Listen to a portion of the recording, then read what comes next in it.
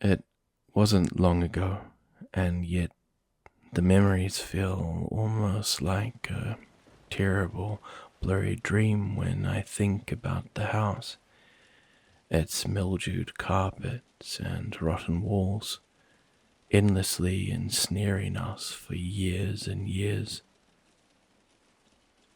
When I lay in bed sometimes, I fear that when I open my eyes, I'll find myself back there, trapped as I once was. I suppose that even though one can free themselves from a jail, the mind still likes to make prisons of its own, holding you captive in those memories that haunt you. Sometimes, though, as grim as those thoughts may be, sharing them makes the load a little lighter, and perhaps you all would be willing to listen to mine.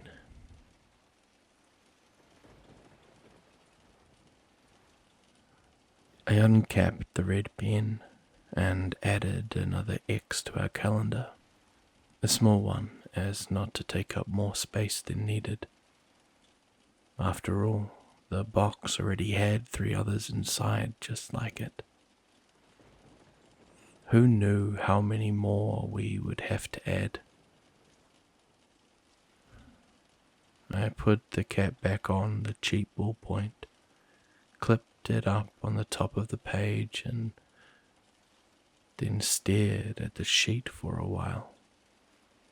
I traced through the previous days with my eyes. Each red mark I saw made my heart sink more and more. It had rock bottom when I reached the end of the X's and I saw tomorrow's date. Happy birthday, Andy. The box read in small letters. My throat tightened and I closed my eyes. Hey, has anyone marked the calendar for today? Jan suddenly called as she exited the bathroom. Yep, just did, I replied, pulling myself back into awful reality. Thank you, Joel. I nodded with a half-hearted smile. How are you feeling today? I'm feeling alright. She's kicking a lot, though. Ah, she, huh? How'd you figure that one out? I had my first dream about her last night, Jan said with a warm smile, placing her hands on her stomach. According to the calendar, she was about 7 months along now. And you know what, Joel? What's that? And that I was outside of this place. I dreamt we were back in our world at a park on a sunny day. And she was so beautiful. She looked just like her father. Maybe it was a sign. Maybe, I said warmly.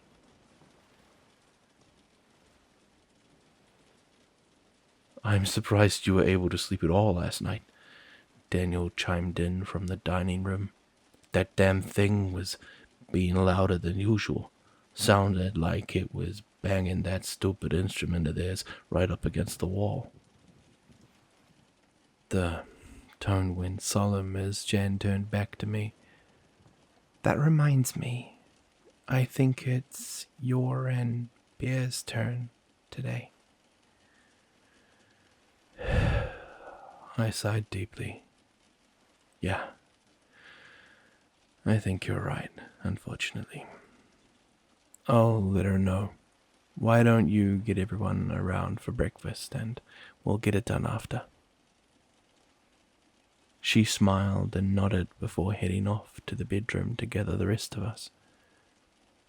I made my way through the house and into the sunroom where Bear and Ethan sat on the floor, locked in their 2-day-long game of Monopoly. It had started as a full 8-player game, but we had gone bankrupt one by one over time until they remained. Ethan hunched over the board in a careful examination, and I could tell the tensions were high. Bear, still winning? I asked as I entered. Yeah, he grunted in annoyance. He flipped over one of the properties and grabbed some money from the bank. But not for long. She's hitting right by my side of the board. He looked at Bear with a smug face. It's game over, sister. Dude, just give up. Didn't you already stake a Kit Kat on this? Exactly why I can't lose. Don't bother, Joe. I already offered him a way out. He's not budging, Bear said with a smirk as she rolled the dice. Aha! Ethan yelled in triumph. That's the property you just mortgaged. Son of a bitch! Well, I hate to interrupt this riveting display of action, but we're doing breakfast here soon. I cut in. Yeah, I heard, Bear said. Small house, remember? Then you probably heard Jane remind me that, yeah, it's our turn to grab the breakfast. She turned to Ethan. I'll give you a green property if you take my turn today. No way. Don't worry, you're just on guard duty, I told her with a reassuring smile. At least you aren't the runner. The two stowed their money and cards beneath the board, and together we headed to the dining room. Jan had already gathered the rest of the house and set out the food on cheap plastic tea party plates. Graham crackers and old juice boxes. Not a bad way to start the day. We all sat on the floor as we slowly munched on the honey-dipped wafers, savouring the taste. This was most likely the last of them. After this, it was back to stale saltines. Talk was small, but the 9 of us seemed to be in good spirits nonetheless, all except for Daniel. He had been especially distant lately. I'm sure everyone noticed, and I didn't want to draw attention to it, so I just let him be. Decided I'd talk to him later. I waited until everyone was finished and the conversations had died down before I stood up and helped Bear up as well. The anxiety was already growing in my chest. Alright, everyone. It's time. Bear and I are gonna make the breakfast run. The room grew heavy and everyone nodded. One by one, they all stood up and filed into the bedroom. Jan gave me a sympathetic look as she passed me, and Benjamin placed an old withered hand on Bear and I's shoulders. Be safe, you two. I nodded, and with a look of confidence, hoping it would set the group at ease. After they had all entered, the bedroom door shut and the lock clicked. I turned to Bear. You ready? I asked. She sighed deeply. Ready as ever. We walked into the kitchen and crossed the end of the room. Together we slowly and carefully slid the heavy wooden pantry away from the wall. Immediately I felt the instinctual feeling of danger in the pit of my stomach as I looked at the door hiding behind it. Bear looked at me and pursed her lips. I smiled and brushed a strand of hair away from her face. "We'll be okay." She nodded and then grabbed the sharpened broomstick that rested in the corner. We were certain that it would do nothing to help, if anything, if it did go wrong, but nobody wanted to admit that. It allowed us to feel like we had some sort of power. When we were both ready, I turned the lock on the back of the doorknob and gently opened the door. The scent of mildew and age hit us as I slipped into the old, empty yellow room. The air was cold and stale, carrying only the sound of my shallow breathing. The window on my right was cracked with dust and moisture stains, painting only a blurry image of the endless hills outside. The orange shag carpet had been matted down with a perfect path from the past years of the same routine. A walkway straight from the door to the middle of the room. Another door hung open on the farthest wall opposite me, revealing only darkness beyond. No matter how many times I had seen that open doorway, the dread never went away. In the corner of the empty space, alone on the floor, sat the basket. The basket was a loose name for it. Really, it was whatever container the thing downstairs could find to fill with junk. Junk that had kept us alive since we arrived in the house. Food was the only consistent thing it put in the container. Everything else was always a gamble. One week we might get something we're happy about. Books, board games, clothes, soap, things like that. Other weeks we might get a bunch of trash. Old circuit boards, doorknobs, children's toys.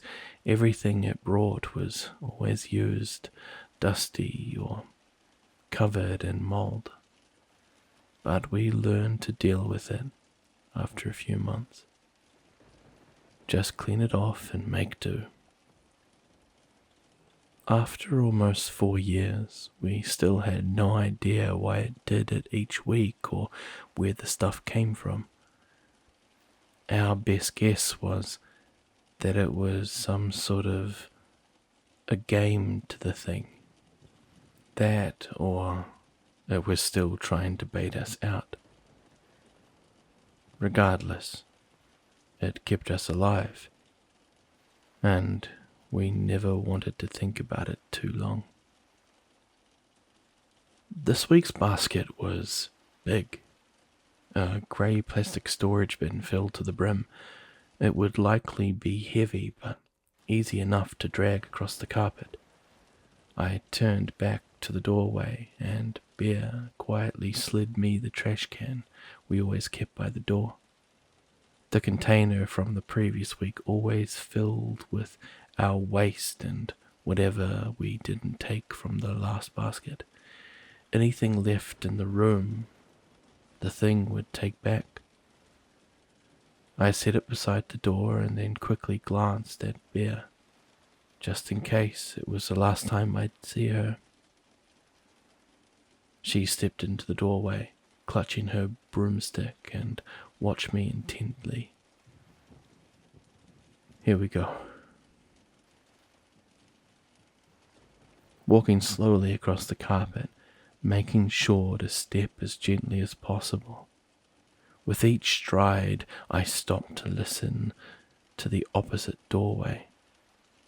So far, I heard nothing but the heartbeat in my chest. I crossed further in, making my way to the bin. The few feet into the room always seemed like miles. Bear watched from the other door while I kept my eyes on the basket and continued my routine. Step. Nothing. Step. Nothing. Step. Nothing. Finally, I reached the basket and glanced inside. Sure enough, this was a good one. Not only was it full, but it was packed with valuable supplies. Boxes of cereal, blankets. I could see 2 rolls of half-used toothpaste, a deck of cards, and a whole lot more. Not wasting any time, I placed my hand on one of the side handles and began to carefully pull the basket back to the safety of the house. Step. Nothing. Step. Nothing. Step. Tink. Tink. Shit. Joel! Bear called, alerting me of the noise I was already well aware of. Forfeiting stealth, I yanked the basket hard and bolted for the doorway. Below me, I could hear a chorus of thuds as the creature beneath scurried to the stairs, banging its instrument the whole way. I heard it round the corner of the steps and collide with the wall as I reached the kitchen. Bear let me inside, then turned to help me pull the basket. From the doorway across the room, I heard it dragging its body across the steps, letting out a high-pitched and inhumane squeal of excitement. Together we yanked the basket inside, but added momentum from Bear caught me off balance and forced me to fall onto my back. She stumbled as well, but quickly leaped up and slammed the door shut, flicking the lock into place.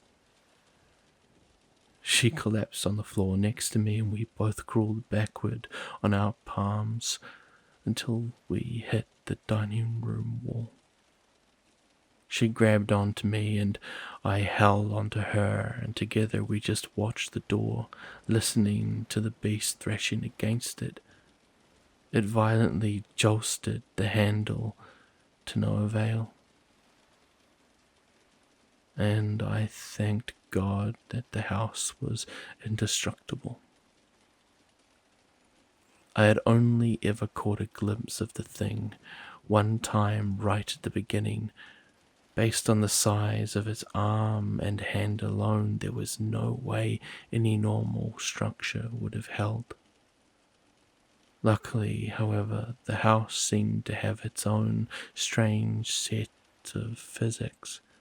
Items and things within it could be destroyed. However, anything that was a part of the house itself wouldn't break. That meant windows, fixtures, walls, and, lucky for us, doors and their locks. We learned this when we tried busting open the door in the back of the bedroom. For an entire day it was locked from the inside, and we had hoped that it might be some sort of exit. No matter what we threw at it, though, the metal grey door didn't get so much as a scratch. This, of course, was good news for us later, as it meant that as long as we kept the kitchen door shut and locked, the thing downstairs couldn't get us. Bear and I sat there for a while before it finally gave up.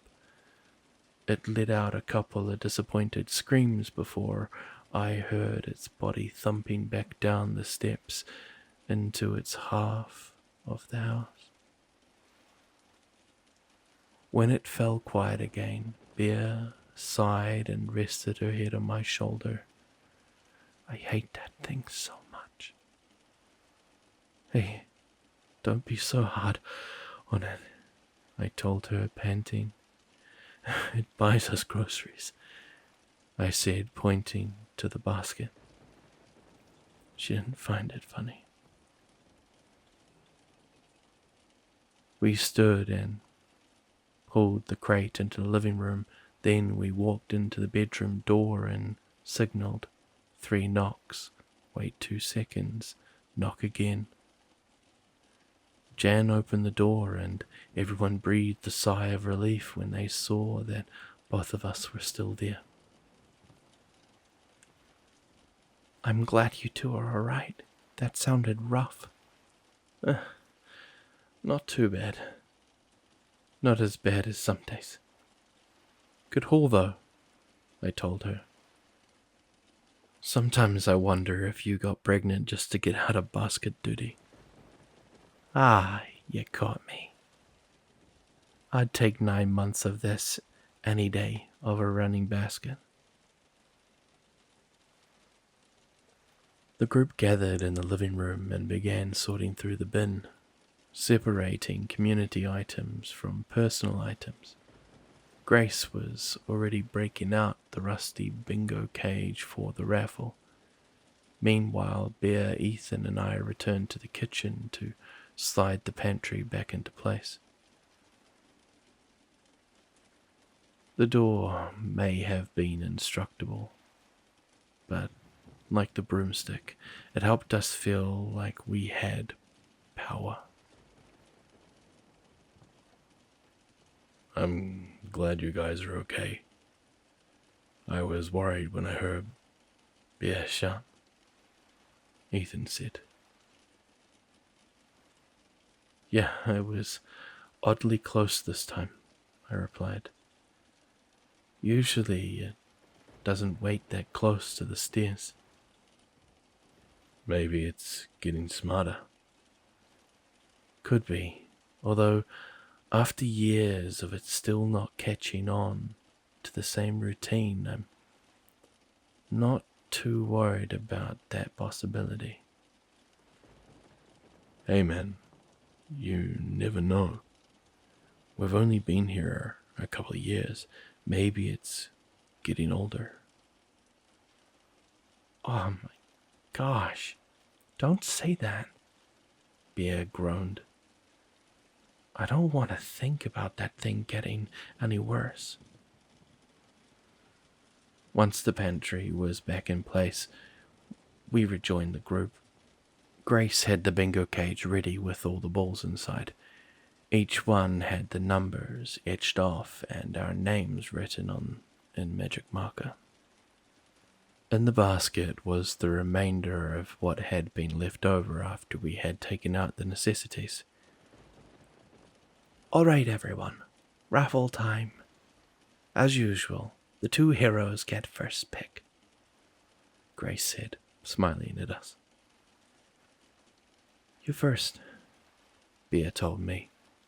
You had to run. You sure? She nodded. I walked over to the bin and shifted through what was left.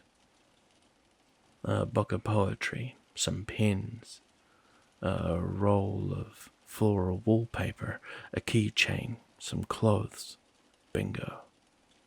A bag of old gummy candies. It was long past its expiration date, but living in the house had taught me that with artificial foods, it's usually just the recommendation that your stomach might disagree with. Bear went next and took the book. After that, Grace spun the cage and drew names, each person taking whatever scraps there were left to add to their collection. When nothing remained, we set the container in the kitchen and returned to our business for the day. I followed Bear and Ethan back into the sunroom where they resumed their game. I'm glad you didn't die, Ethan told her. Can you imagine if I had never gotten a chance to beat you? I can imagine, 'cause you're never gonna beat me. I smiled as I watched them pull their money out and resume. In this scenario where I was trapped in a total of 6 rooms with only 9 people, I was lucky to have friends like them. However, as soon as I had the thought, I felt a pit form in my chest.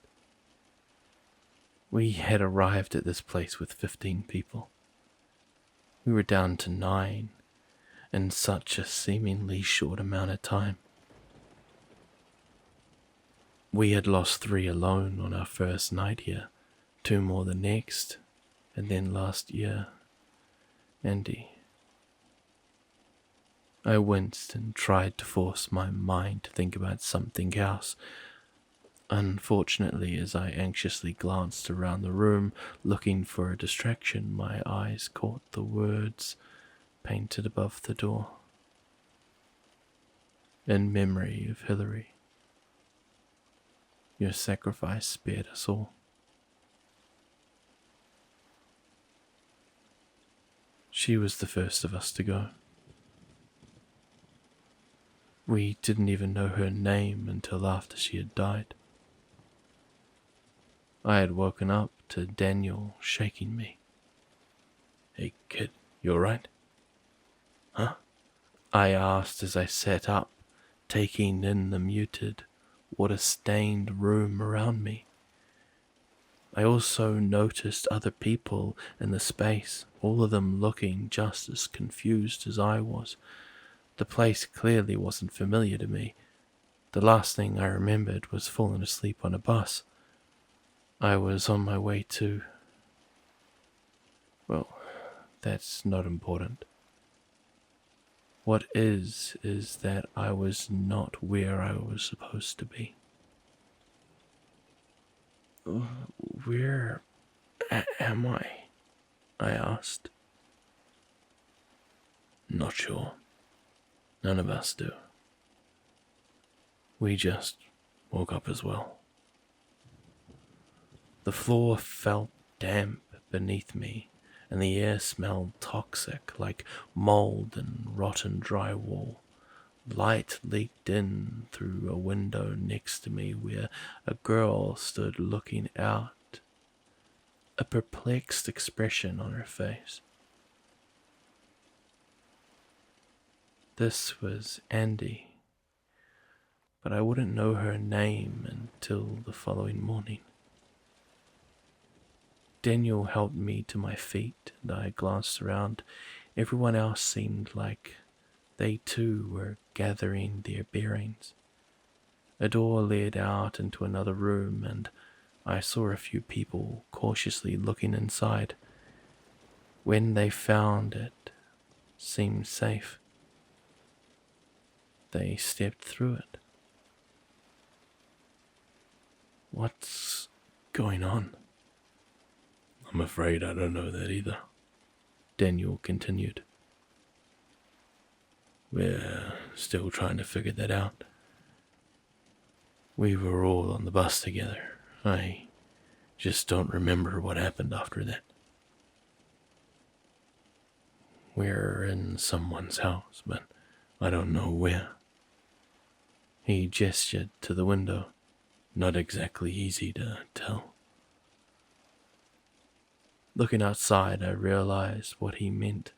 The landscape outside and all the way into the horizon was nothing but steep grassy hills, and they were unnatural looking, perfect round mountains, the way a child might draw them in a picture. The sky was covered in a thick blanket of clouds, blocking the sun and painting the hillside in a gloomy, dim light. Now that I had fully come to and analyzed the immediate situation, I turned back to take in the room. A woman who I had come to know as Jan held her phone to her ear. After a moment, she dropped it to her side, defeated. There's nothing. No signal. Me either, another woman said. What's going on? A man asked angrily. I had places to be. If this is some sort of sick prank, then it's not funny. Yeah, I'm sure someone dragged a bus full of people and took them into an abandoned house as a prank. Oh well, do you have any ideas? Maybe we've been kidnapped. A younger gentleman chimed in. He looked worried, but seemed like he was eager to help. Ethan. One of the men who had left the room entered the doorway. Well, if we have, then our captor isn't a very good one. He left the front door unlocked. A few of us, myself included, made our way out of the bedroom and into the hall. From where we stood, we could see the sunroom where two people peered out the open front door. A doorway led into a bathroom on the wall next to us. And just past that was an entry into what looked like a kitchen. We all dispersed around the area and began to investigate. Some people tried their phones again, others looked out the window. Some began interrogating each other over information. A group formed by the sunroom door, and a few shuffled outside. I heard someone moving into the kitchen and peeked around the corner. Andy and another girl gathered around a door on the far wall. It was white with a texture that matched the panel of the surface around it and had a black doorknob. Andy wrapped her palm around the handle and swung the door open. From where we stood, there was a clear line of sight across an empty yellow room into another doorway that held nothing but darkness. We may not have known how dangerous it was at the time, but I still recall feeling incredibly uneasy at the sight. Oh, that's creepy, The girl with Andy said. Yeah, I'm getting really bad vibes from this place, She muttered back. Is this even a house? The layout makes no sense, and why on earth are there no lights? Maybe it's really old? Could be, but it looks a lot newer, like 70s or 80s. That's true, although shag carpet is definitely out of style. Andy jogged, pointing at the floor of the yellow room. The other girl chuckled softly. It must have been that small interaction that solidified their relationship so early, as Andy and Bear stuck close from that point on. Suddenly I heard the people by the sunroom door start to raise their voices in an argument. I watched as one of the three who had gone outside ran back in. No way. That don't feel right, the man yelled, pointing out the door. Well, what other choice do we have? We can't just wait around here forever. A woman's voice yelled back. We haven't even checked this place. Maybe there's a landline we could use or something. There might be someone here who knows what's happening. What's going on over there? I heard Andy ask behind me, startling me a bit. Oh, I'm not sure. It sounds like they're arguing about something. Together we walked closer as Bear shut the kitchen door behind us. You seriously don't feel that? The man by the door continued to the woman outside. I mean, yeah, it's unsettling, but this whole situation is. I just don't think sticking around here is the best idea. Why not? Someone will notice us missing eventually and come looking. Yeah, and whoever brought us here is also probably in the house still. I'd rather take my chances looking for a road and flagging someone down over staying in that crack den. Fine. Suit yourself. All I'm saying is it's a bad idea. I just feel it. Andy and I reached the sunroom and stood in the doorway. Daniel stood nearby and I tapped him on the shoulder. What's going on? This guy here says that something's not right out there. He doesn't think we should be outside. The man heard Daniel and whipped his head to us. I ain't crazy. Go out there and feel for yourselves. It's not natural. Daniel looked at me and he shrugged.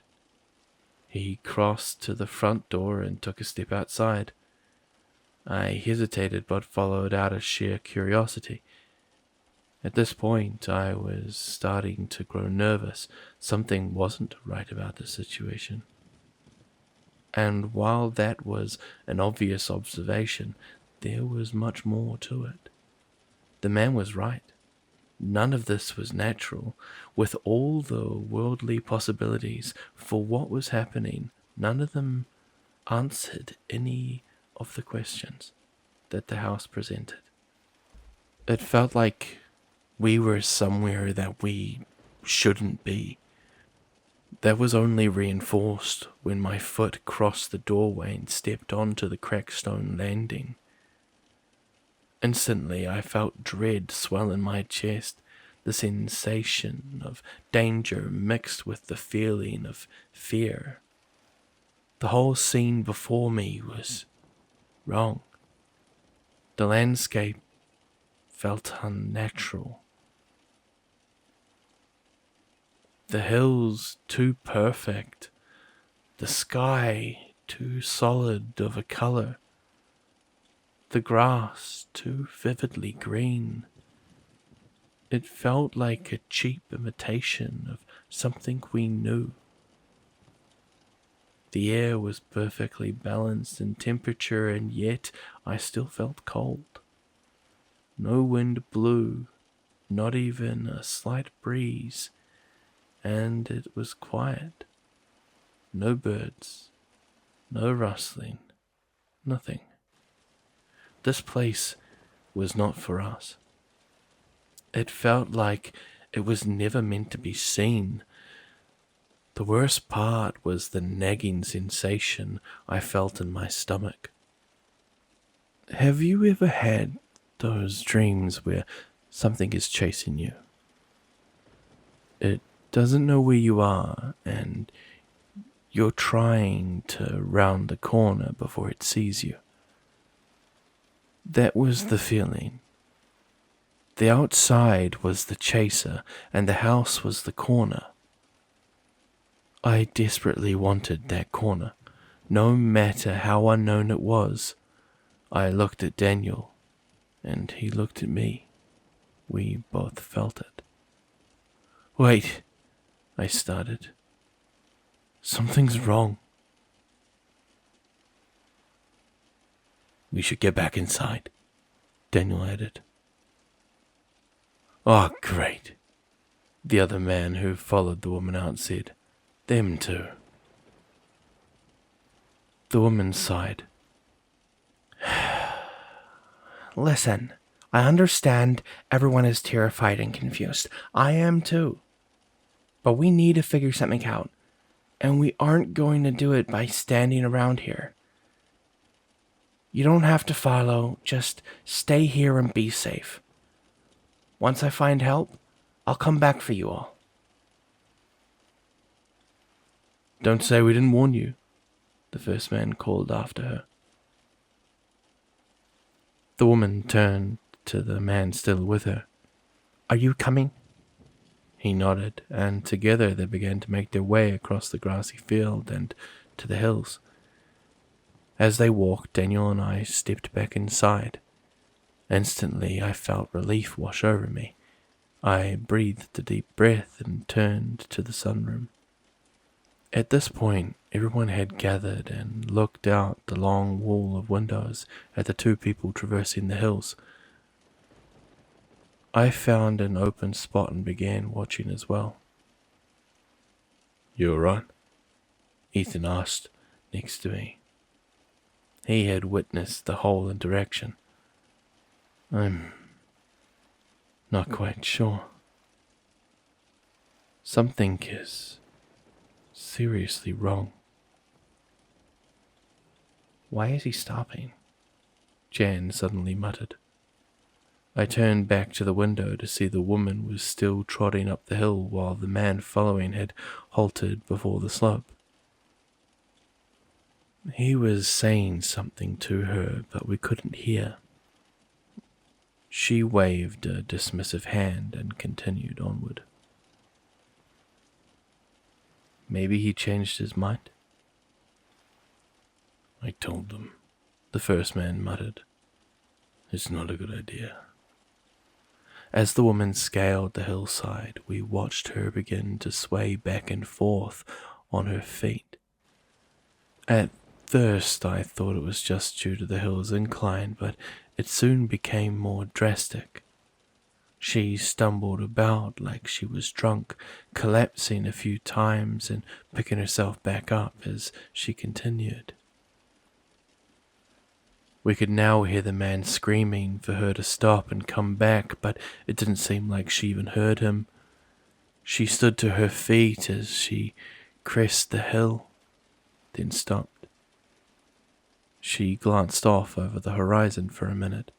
All was silent as we watched, waiting to see what would happen next. The room gasped as we saw her fall straight back and tumbled down the hill. The man ran over to her body as it tumbled to a halt and flipped her over. He shook her a few times, put his ear to her chest, then suddenly leaped back with an expression of pure terror on his face. His mouth agape and eyes wide open, he scrambled to his feet and dashed for the house, tripping over himself as he ran. Jumping up onto the concrete porch, he burst through the door immediately. People were there with questions. "What happened? Is she okay? What's going on?" The man didn't answer. He just walked out of the sunroom and into the dining room with a ghost-white face. He leaned against the wall and slid down into a corner, hugging his knees. A few people followed and surrounded him. "What's going on?" Jan asked. "Is she all right? Why did you leave her?" The man looked up with unblinking eyes. "She's dead." I would like to think we had handled everything rather collectively thus far for the situation we were in, but that sentence was what broke the dam. The room felt heavy. Whimpers and gasps echoed amongst us. The woman who was Grace began to hyperventilate. "What's happening? What's going on?" "She's dead." "What do you mean, dead?" "She was just fine a second ago." "What happened out there?" "I don't know." The man just muttered softly as he stared vacantly at the floor. "What do you mean, you don't know? You were standing 20 feet away from her." "We have to go get her. She could still be all right." "No," he suddenly shouted from the floor. "Nobody goes back out there. We can't just leave her. Maybe she needs CPR." "Did you not just see what happened? You're all crazy if you think that." "That's enough." Daniel yelled above the chorus of voices. The last thing we need to do right now is panic. I think it's obvious by this point that this situation is not normal. Who here has ever seen something like this?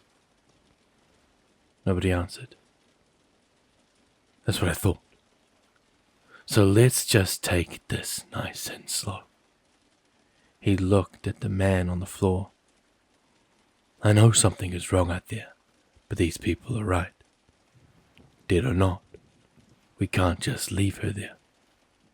No, her body landed at the bottom of the hill. You were safe the whole time you were standing there. I'll go get her body and bring it back in.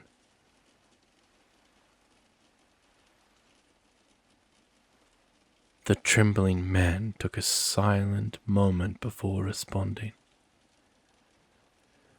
You can get her body, but for everyone's sake, don't bring it inside. Something ain't right about it. What do you mean? You'll see when you go out there. Daniel looked baffled, but didn't push any further. It was clear that the man was in shock. He turned to Ethan and me. Do you boys mind coming to help me? I really did mind. After what I had just felt and witnessed in the last 5 minutes, outside was the last place I wanted to be. But everyone was scared, and I didn't want to cause more fear. We both nodded. People continued to murmur quietly amongst themselves as we headed for the door again. I stepped outside and instantly felt the dreadful feeling overcome me once more.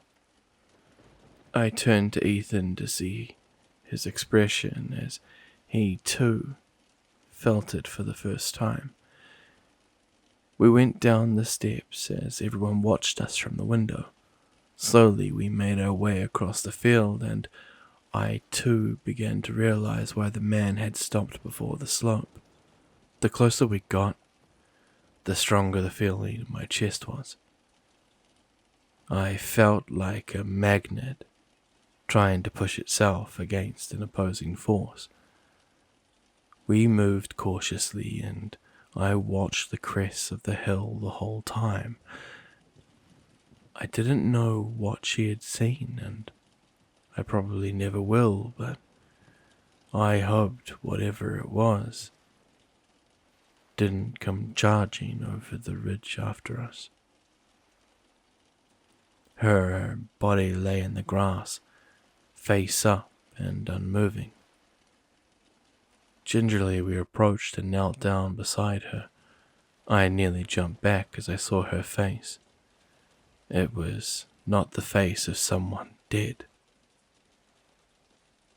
It was locked in an abnormally large smile, as if she was using every muscle in her cheek to twist her lips upward. Her eyes were completely open and bulging out of her head, pink and bloodshot. Blood pooled around the edges and ran down her cheeks. We all stared down in horror. What the hell? Ethan muttered. Daniel hesitantly reached out a hand and touched 2 fingers to her neck. After a moment he nodded. He's right. She is dead. He tried CPR for a few minutes but gave up when it proved fruitless. There was no saving her now. Daniel touched her eyelids and attempted to close them, but they wouldn't. Each time he shut them, they would snap back open to their haunting gaze. I don't think they need to watch this anymore, I said, looking over my shoulder at the house. It was a small building with dirty white slats and a scuffed mossy roof. However, it appeared to go back further than we had seen so far.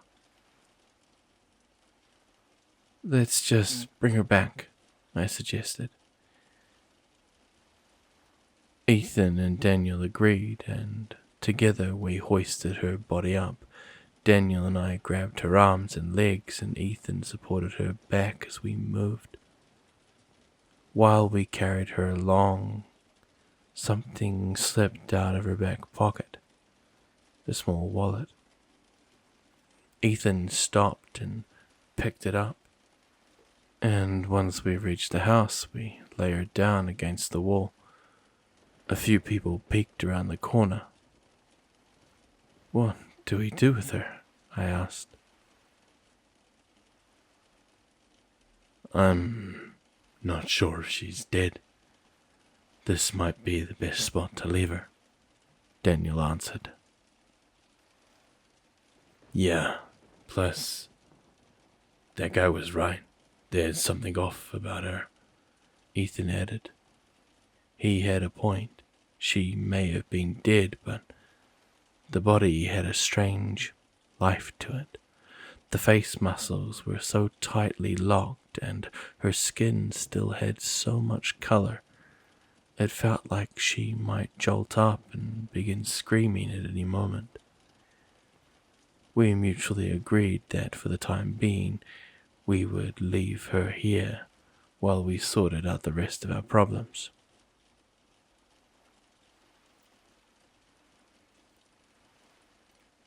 Had we known what would become of the body, we might have done differently. As we headed back up the stairs, Ethan thumbed through her wallet. I looked at him with slight judgment.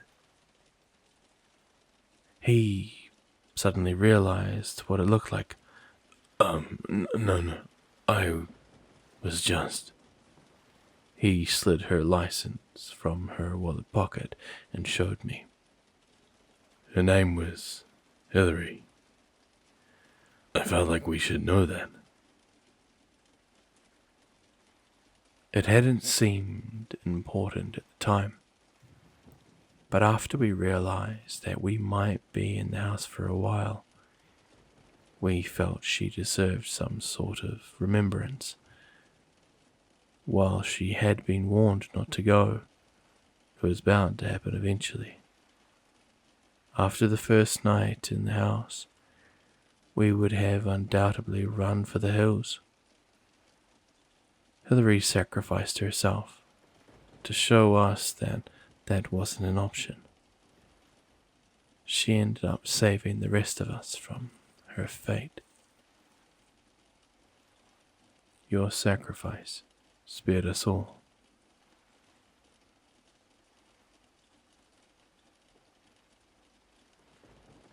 I like to hope that wherever Hillary is now, God rest her soul, she knows that she really did help us in the end.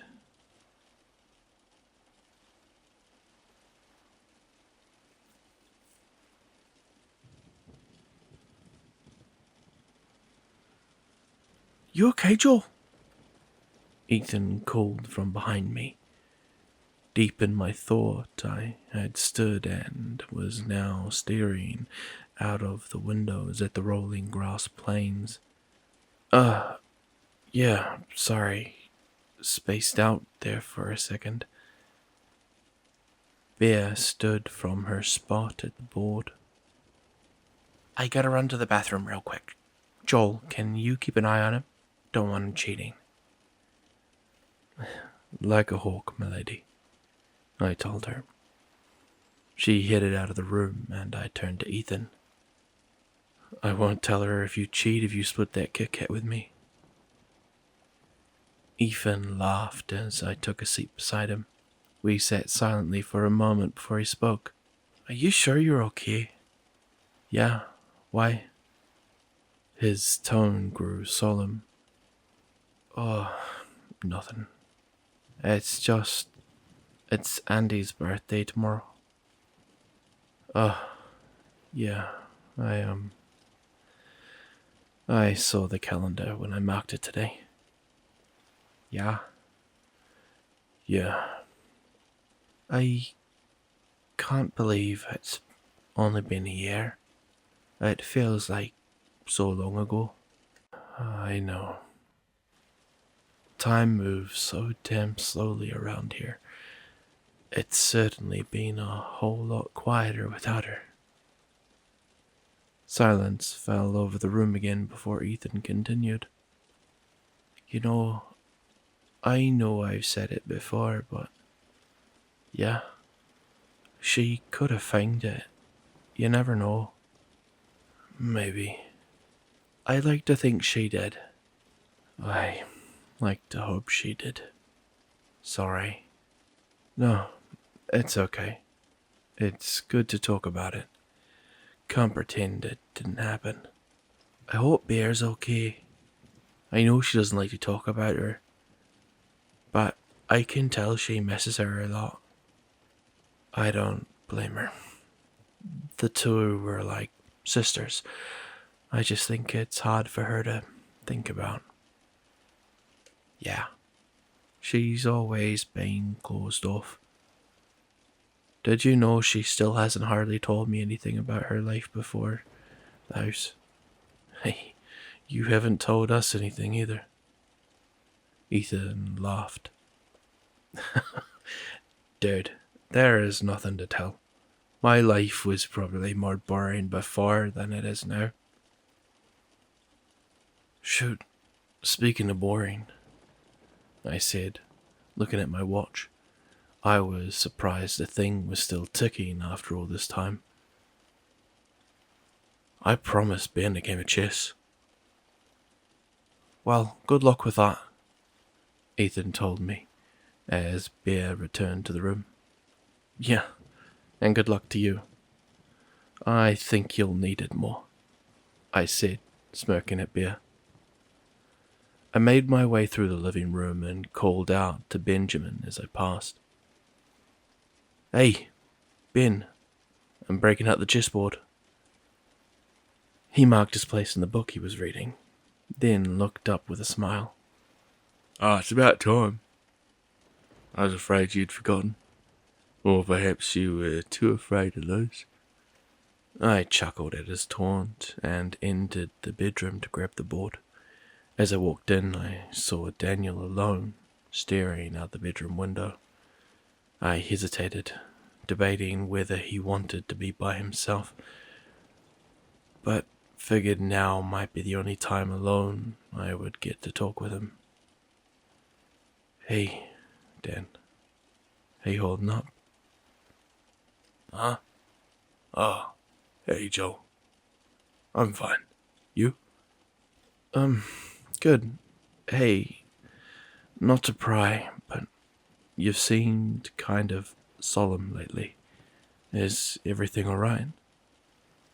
Well, there's not much to be happy about around here. Yeah, I suppose. I just wanted to make sure that you're all good. We care about you is all. Wanted to make sure I wasn't gonna go Larry on you guys, huh? I was abruptly taken aback by his statement. What? No, I was just... Sorry, kid. I was just messing with you. I'm fine. Just getting real sick of this place is all. I sighed a heavy breath. Yeah. Me too. Then you're sure you're okay? Yeah. Sheesh, you're starting to sound like Jen. I smiled. Her motherly instincts are rubbing off on me. I joined him at the window. Weird to think we'll be having a baby around here soon. Can you imagine being born in this place? Daniel suddenly grew dark, and I could feel tension fill the room. No, I can't. No kid should have to live in a place like this. Besides, we've got enough to deal with already. caring for her baby will just throw more on our plates. I suddenly regretted bringing the topic up. Yeah, we'll make it work though. Anyways,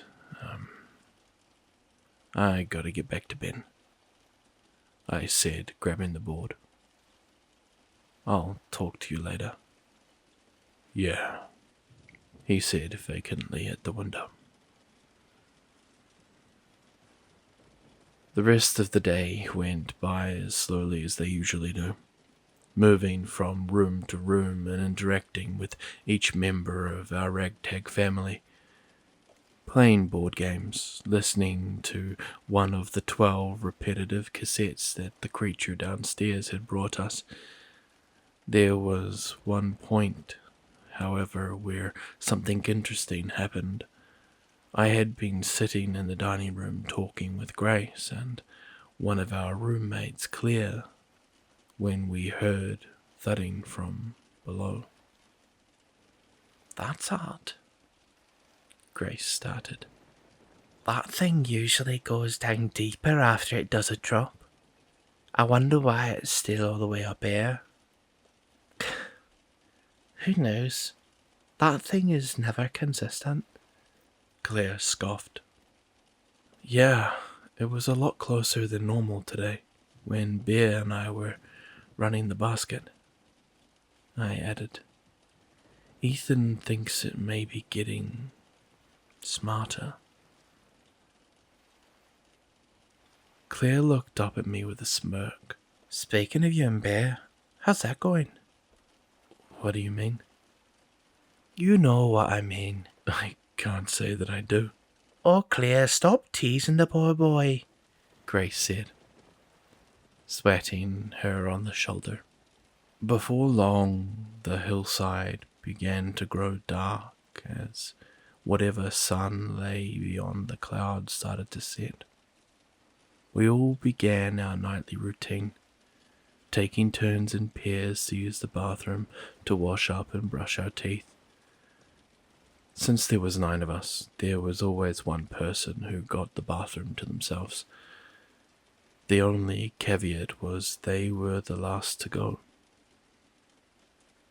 Tonight, that person was me. I watched as the group filled into the bathroom, 2 by 2. I began to grow nervous as the hillside became dimmer and dimmer. The room may have been just around the corner from the bathroom, but I still hated walking even a few feet in the dark. Bear and Jan were the last 2 out of the bathroom, and they passed with a smile. Good night, Joe. See you in there, Bear said with an enchanting look. I slipped into the bathroom and shut the door. I put a small dot of toothpaste on my far too worn-down brush and ran it under the chalky water from the old rusted faucet. The sky beyond the skylight above was now almost black, and I abandoned hope of making it to the room before the bodies started roaming the hills. I sat on the bathtub's edge and got lost in thought for longer than was probably necessary. My mind drifted to what Ethan said earlier. She could have found it. You never know. I began to daydream about the thought. Maybe she had.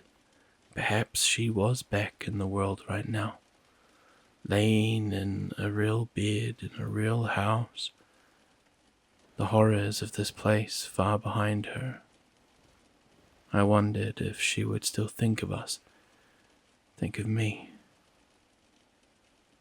Wonder if we were okay, or if she tried to forget, to move on.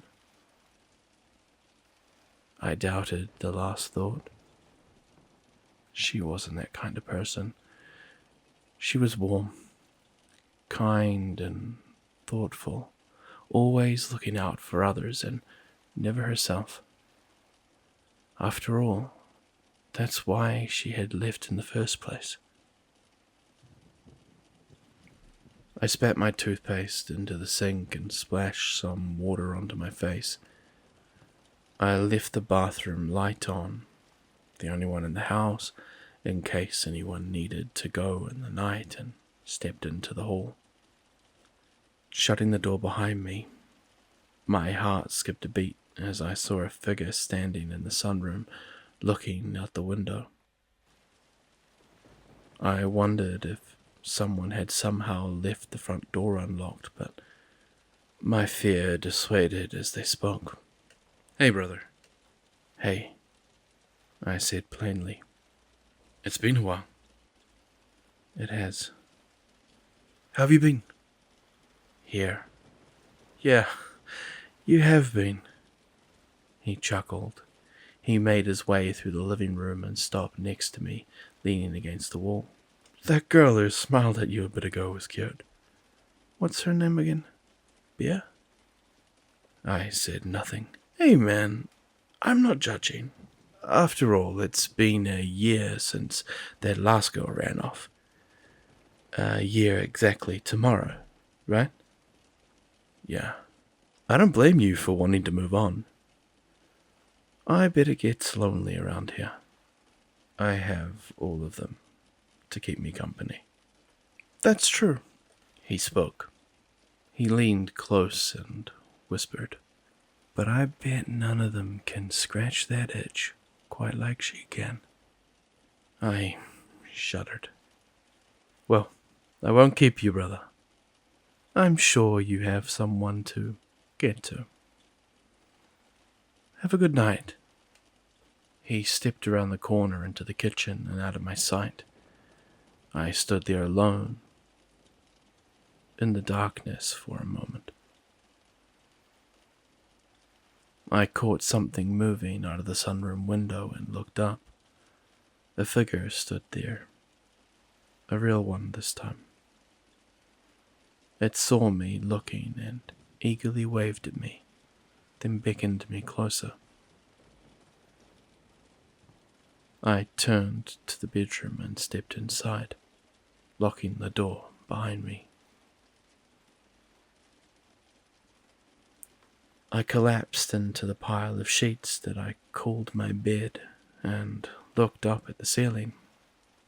There were too many thoughts to sleep. I lay there for a while before I began to hear thudding beneath me, as well as the muffled notes of that stupid instrument. The thing was awake, although I suppose it always was. I could tell the room was nervous. It wasn't usually so active this soon after a drop. Softly next to me, I heard Bea stir from her bed. She scooted slowly across the floor to me and nestled close. I hesitated, his words still echoing in my mind. Still, eventually I wrapped my arm around her and held her softly. She was warm, and her rhythmic breathing slowed my heartbeat down. One by one, I felt my worries melt away. I could tell she was scared. I was too. We all were at the time. Of the house, of the hills, and especially of the thing downstairs. Ever since our first night, that fear never wavered or went away. I envied the people who had been in the front of the house when we first encountered it.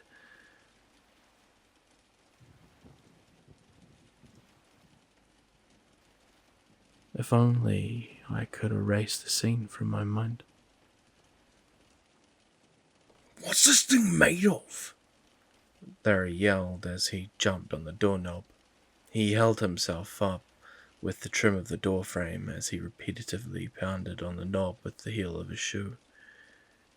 No matter how hard he tried, the door at the back of the bedroom wouldn't open. If it weren't for the situation, I'm sure I would have found the scene pretty funny. Calm down before you hurt yourself, Grace warned.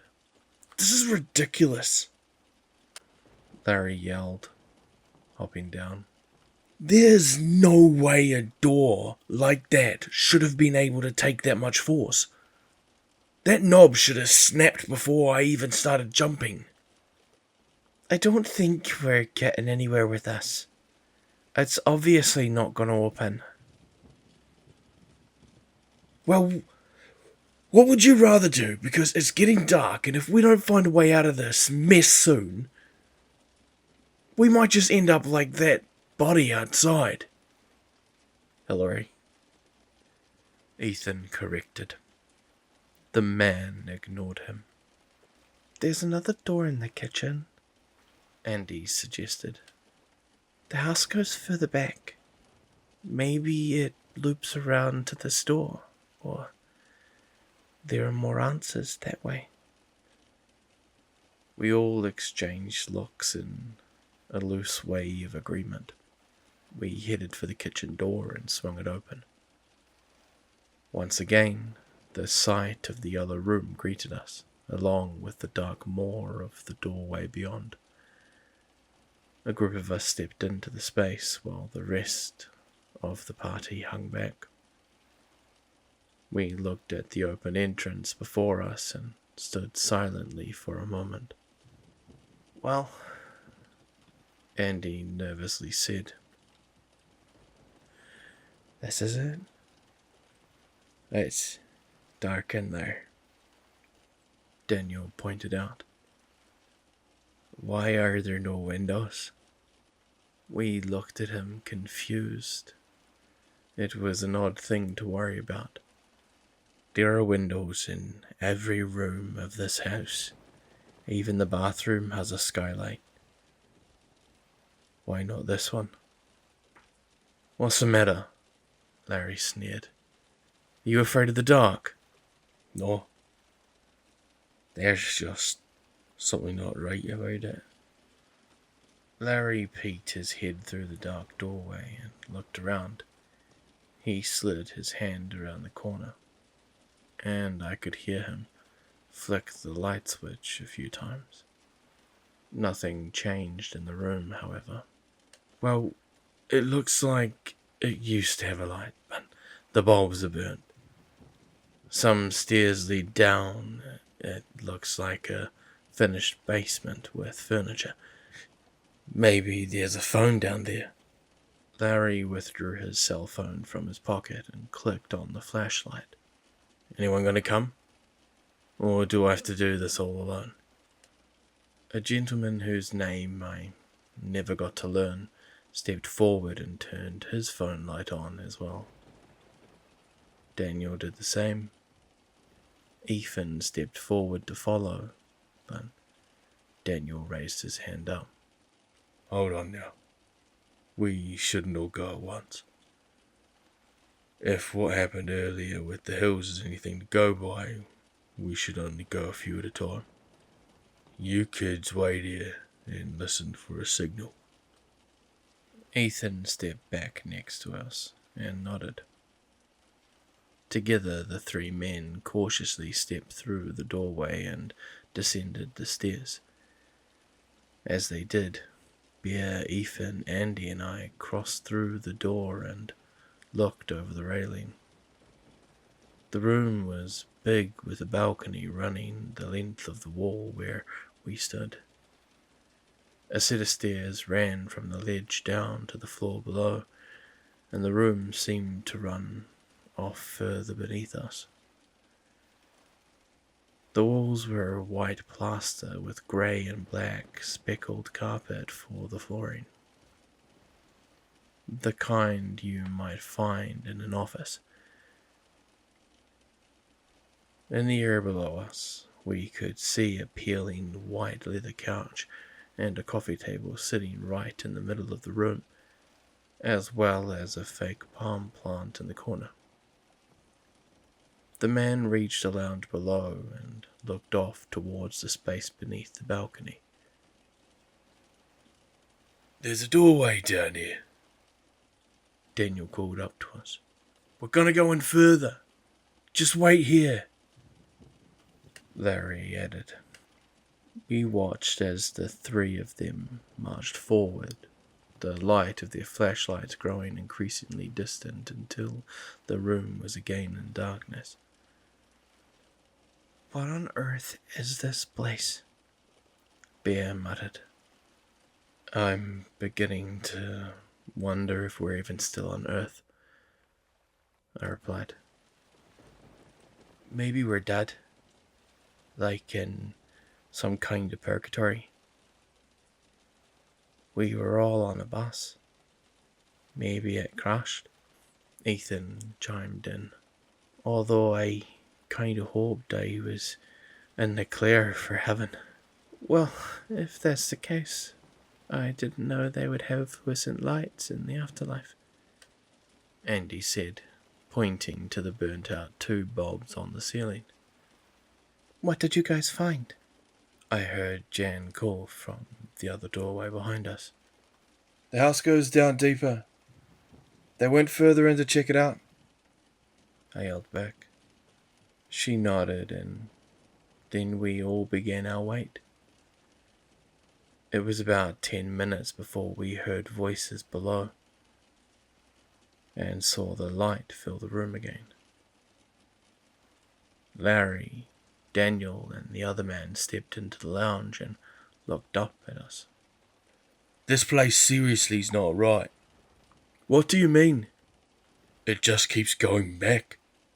And there's so many rooms. It's like a maze. Not a single light in any of them either.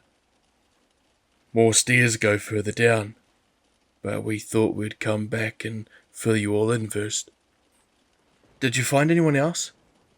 "No." "It gets weirder," the other man added. "All of the rooms are different styles. Some of them look older than others. Then, right on the other side of that one, it looks new again. It's like 5 different architects were all working on a different project in the same building." "Did you want us to help explore?" Ethan asked. "No. Just stay up there. This place down here gives me the creeps. Don't want anyone getting hurt." "Come on!" Larry snapped. "I want to hurry up and get out of here. Let's keep looking.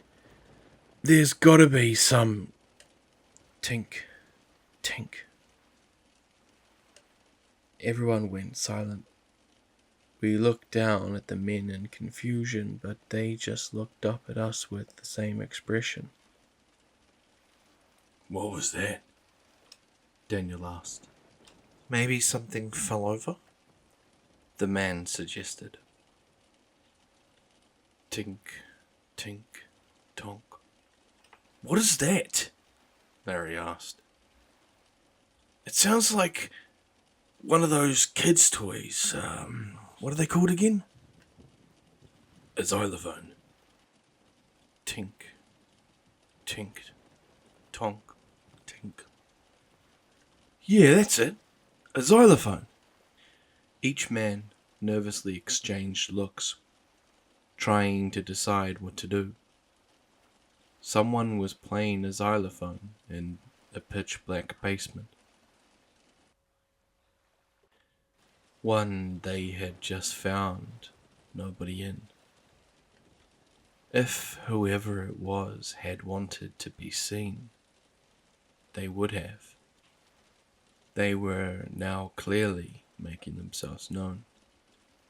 Finally, the man whose name I never learned stepped forward. "Hello?"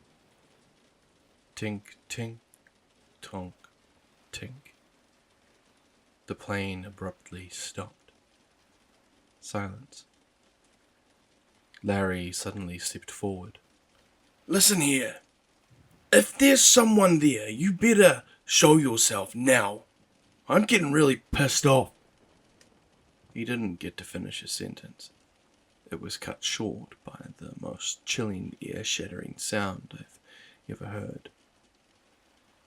A high-pitched squeal came from below, the kind you might hear a baby make when it laughs. It was as sharp as nails on a chalkboard and as loud as a car horn in my ear. By the time my brain had registered what it had just heard, the men below me were already at the base of the steps. Larry ploughed his way through, charging up first, with Daniel and the other man following close behind. I heard something thudding down whatever dark hallway lay beneath and making its way to the room. I stood there, looking down in shock and watching the man sprint up the steps to safety when I felt an arm grab my shoulder. Come on, let's go, Bear yelled. That jarred me from the shock, and I quickly leaped back through the door to safety. We ran through the yellow room and slammed into the crowd that was waiting. Hide! Something's coming, Andy cried. Everyone had already heard the horrible squeals, but that really set them off. They ran for the bedroom screaming. A few dashed into the bathroom and shut the door, locking it behind themselves. I looked back to the yellow room to see the men just reach the doorway. My heart pounded for them as I watched their attempts to escape. Larry ran inside and spun around the door. Hurry, damn it! He screamed with a trembling voice. Daniel flew through the doorway with the other man in tow. I heard the thing screech again as its body soared up the steps. Larry attempted to slam the door, but something suddenly obstructed it. An arm, foreign to any known creature, slid through the crack. It was humanoid, but its skin was tumorous with large growths and lumps across its surface, and bent in a way that didn't make sense. It was double the length and size of any human's arms, but still bony and thin. The fingers on the thing's hand were the same, elongated and skeletal, boasting grimy, yellowed fingernails. While the sight alone was horrific, one thing haunted me the most: its skin. It was several different tones, just on the arm alone, black, white, tan, and pale, all hastily slapped on and wrapped around the thing's limb, stretched over every bump and tumor. My stomach churned at the sight. It shot through like a spear and latched onto the nameless man's torso, its fingers snacking around his body like an anaconda. The man let out a cry, and Daniel turned back.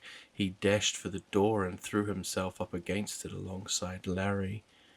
They leaned hard, trying to prevent the being from yanking the man back into the darkness.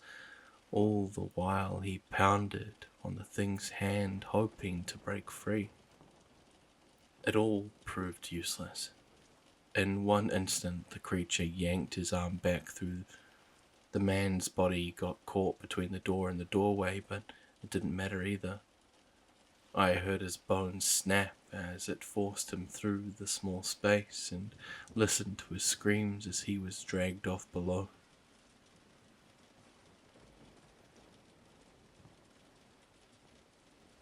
There's a reason I never learned his name. Daniel and Larry ran over to our door and slammed it shut, clicking the lock into place. Larry kneeled over and threw up onto the floor, and Daniel looked at us with abject horror. I turned to see that Andy and I were the only ones who had stayed to witness what had just happened. None of us could say anything. We all just sat in the hallway by the kitchen for a long while, thinking. Finally, Larry broke down into sobs. What? What is this place? We said nothing. Daniel stood and crossed back over to the kitchen. What are you doing? Don't open it again. What do you think I am? A lunatic? He snapped back. He stopped in front of a wooden pantry, tucked off to the side of the kitchen, and began to drag it until it rested in front of the door. It snapped that guy in half, Andy said softly. I don't know if that'll be enough to stop it. Probably not. But it's all we can really do. We would end up losing one more person to the thing in our time here, a man named Matt. After a few weeks of living off only water from the bathroom taps, the need for food became apparent. Daniel and Larry told us they had seen cupboards and shelves downstairs with cans and boxes of food on them. We had two options. Have people risk going down there for food, avoiding the creature along the way, or sit in the house until we starved. After that, we were afraid that we might have to go don a party on each other. Larry refused to venture back down into the basement. While he had been an absolute jerk since our arrival, I understood why. Luckily, Daniel volunteered, and Matt agreed to go with him. It's all hopeless anyway, he had said. We die either way. However, when they opened the door to the other room, they were surprised to find a basket full of items waiting for them. Unfortunately, they took the time to sort through them then and there. According to Daniel, they had shut the door to the stairs before they had started looking. That's how we learned it could open doors. It heard them before long and came charging fully into the room. Matt had been closest to the door and was unfortunately grabbed by the thing and dragged into the basement. Daniel told us he didn't even scream, or look scared at all for that matter. He looked like he knew his fate was inevitable. However, Matt was another person who gave his life to teach us the rules of the house. The thing leaves us baskets. We take the baskets quickly. We don't wait around. We had his name painted on the kitchen wall like Hillary's. I had asked Daniel several times throughout the years what the thing looked like. He was the only one who had ever fully seen it. He would never tell me though. He would shake his head and softly say, "Just be glad you don't fully know what brings our food to us." "Are you okay?" Bear whispered softly in my ear. "Your heart's beating really fast." I hadn't realized how caught up in the memory I had gotten. I said nothing but began to gently run my fingers through her hair. She gave me a reaffirming squeeze and then relaxed into sleep. I lay there for a bit longer, listening to the thing below. We had all gotten used to its racket over the years. Most of the time, you could sleep through it. Sometimes, I like to listen to it. Try to figure out what it was doing down there. Why it was here. why it wanted us so bad. I listened closely in the darkness, listening to its footsteps and hearing its faint notes echo through the halls. Tink, tick, tock.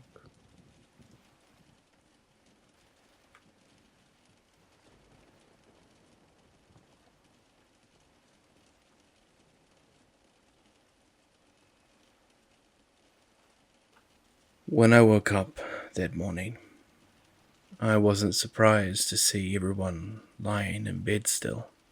They were still there for the same reason that I was.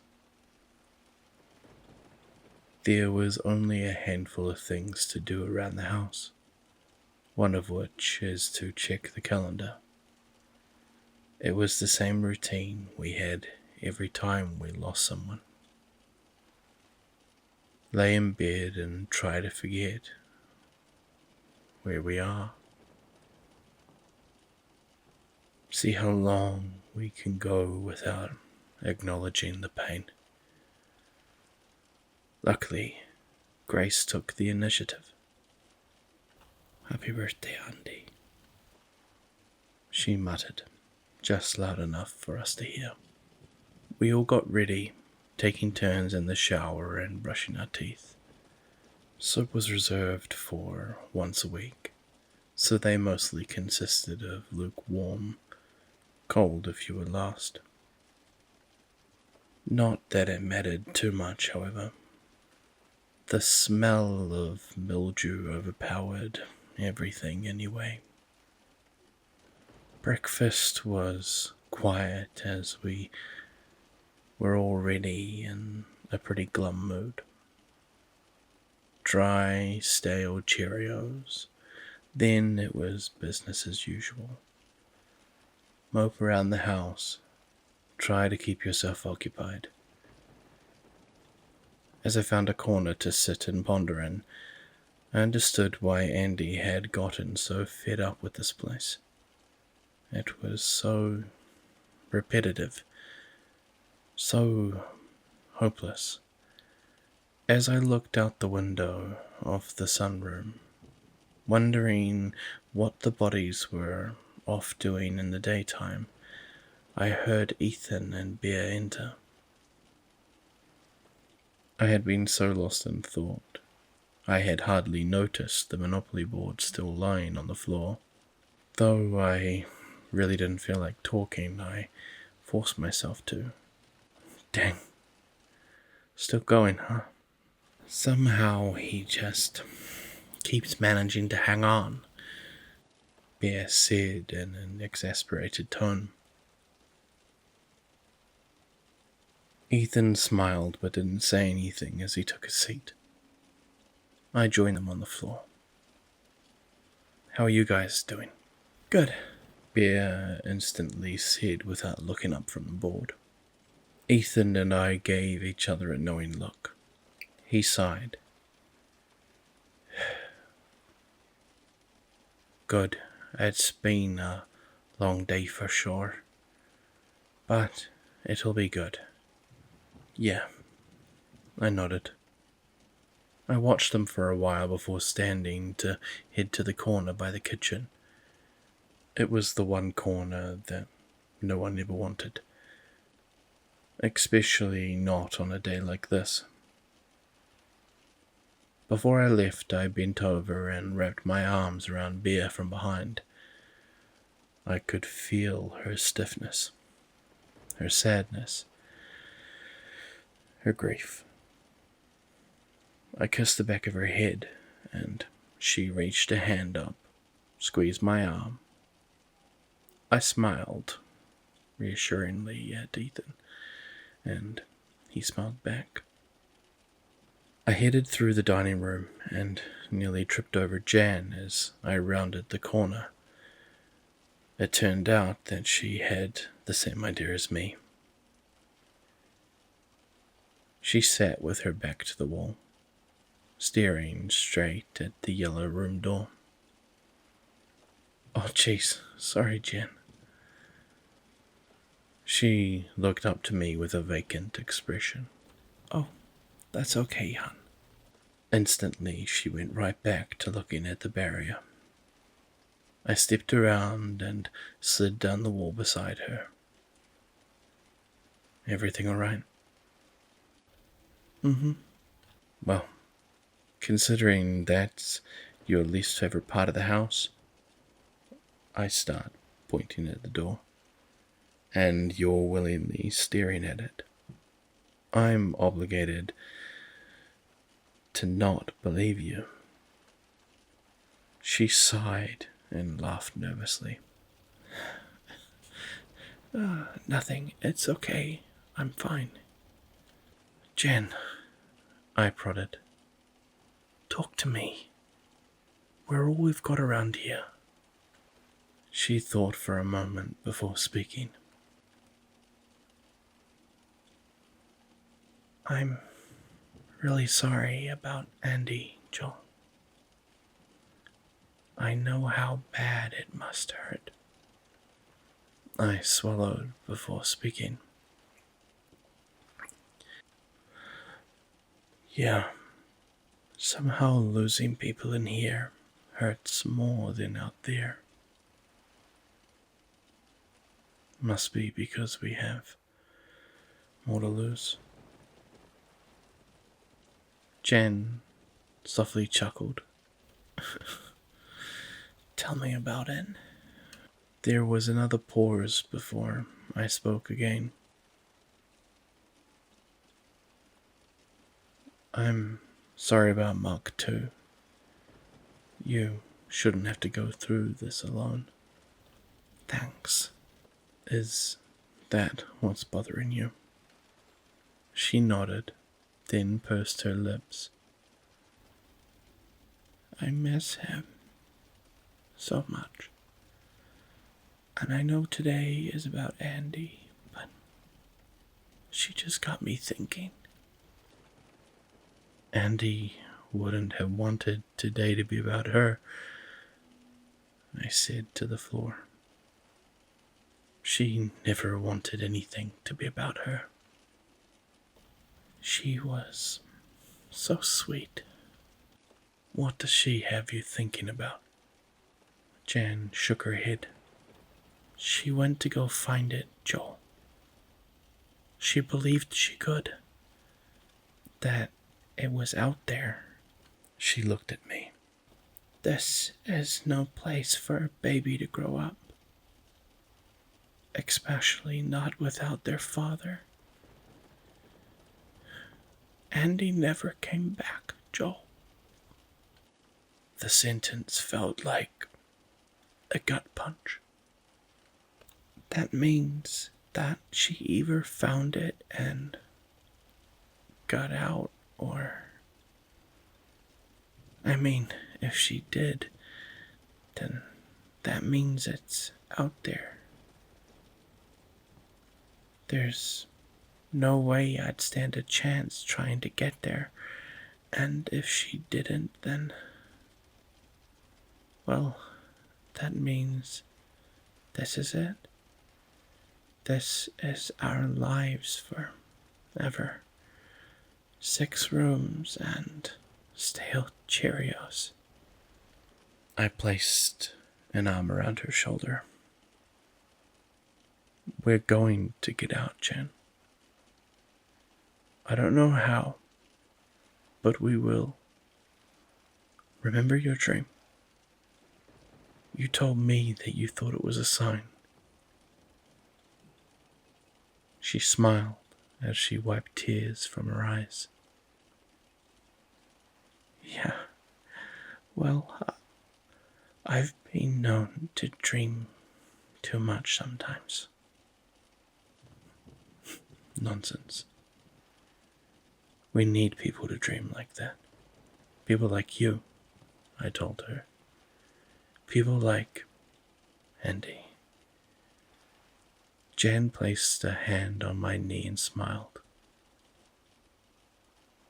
We're going to get everyone out of here, and your kid will have a perfectly normal life. I hope so, she said wistfully. I looked at the floor for a while longer in silence. Speaking of the children topic,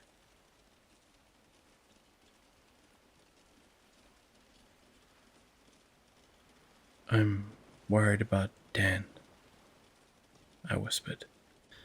Why do you say that? I mean, you've seen how quiet he's been lately. She nodded solemnly. Yesterday, I saw him looking out the window. He brought up Larry. Jan visibly winced. How? Yeah. I could see her bite her cheek. Depression. I'm pretty sure he's depressed. Is that something new? I think we all kind of are. She giggled, but I wasn't joking. I think it's gotten pretty severe after what happened with Larry. Plus, at the beginning, I think he's seen the most since we got here. That's true. We just need to really be there for him, I think. Remind him that we need him. I nodded. Absolutely. Jen smiled. Thanks for talking with me, Joel. I needed that. Thank you too. I definitely...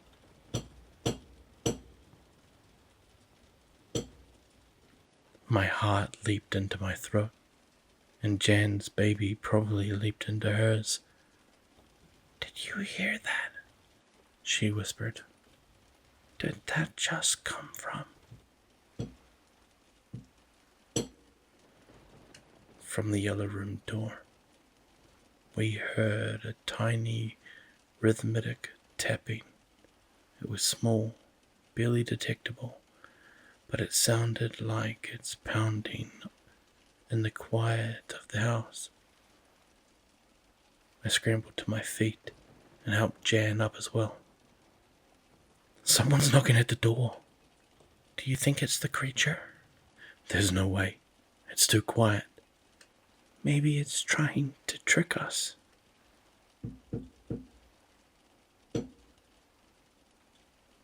Something about that rhythm sounded familiar.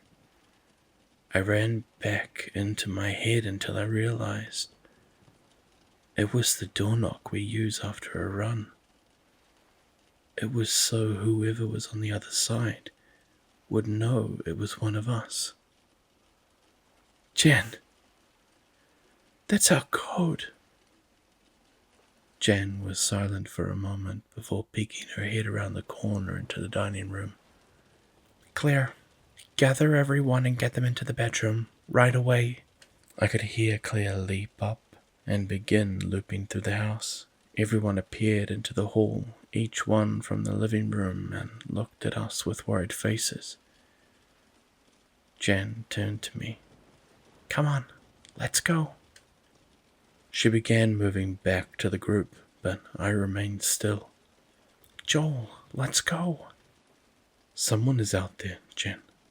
No, there's not. Everyone's already right here. It has to be that thing.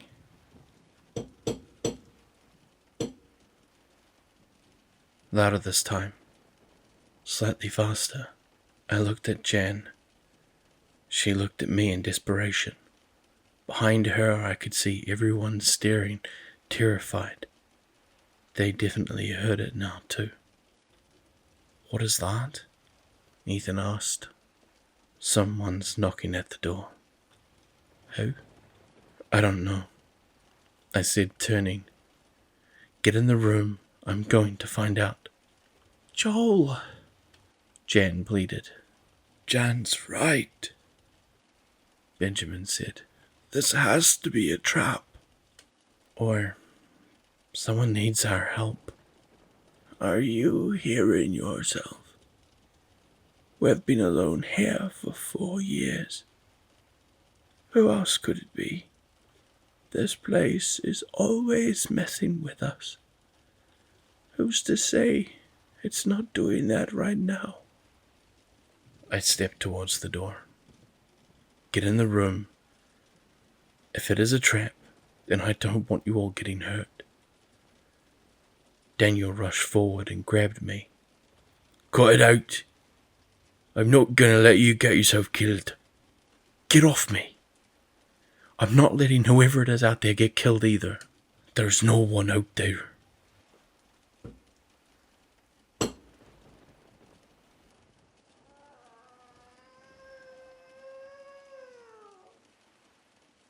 The taps were suddenly interrupted by the squeals of the creature, squeals that were right below us. Daniel and I looked at each other for a brief moment, acknowledging the same thing. If it was down there, then something else was at the door. Open the door. A voice pleaded from the other side, giving up on the soft taps. My heart suddenly stopped as the tone echoed in my ears. I immediately knew who it was. Get in the room! I screamed at the group before rushing forward. To my surprise, I found Dan right there beside me.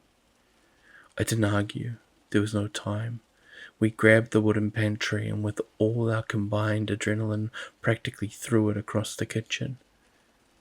I could hear the creature below thundering towards the stairs while banging violently on its instrument. Only an inch away through the door, I could hear the screams and pleas for help. I clicked off the lock and thrust the door open. After that, time moved in slow motion.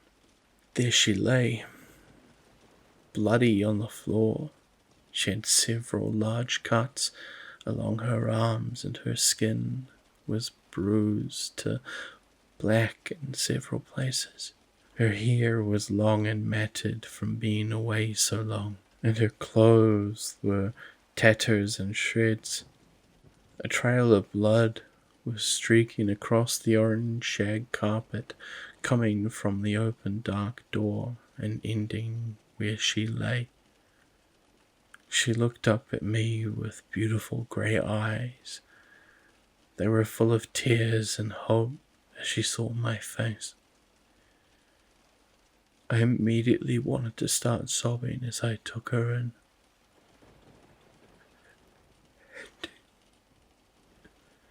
I barely gasped out. That was all the time I had. The thing was at the stairs, and we had 5 seconds at most. 5. Daniel screamed blurry words into my ears, snapping me back to reality. I heard the creature bound up the entire flight of steps in 2 Goliath strides, squealing the whole way. Andy reached up to me, and I bent down and grabbed her warm, shaking hand. 4. Its flesh-patched hand slapped around the edge of the doorframe. Immediately, images of the nameless man being dragged through the door flashed in my head. Adrenaline coursed through every channel of my body as I began to lift Andy. Daniel grabbed a hold of her other arm and helped. 3. Daniel was right to never tell me what the creature looked like.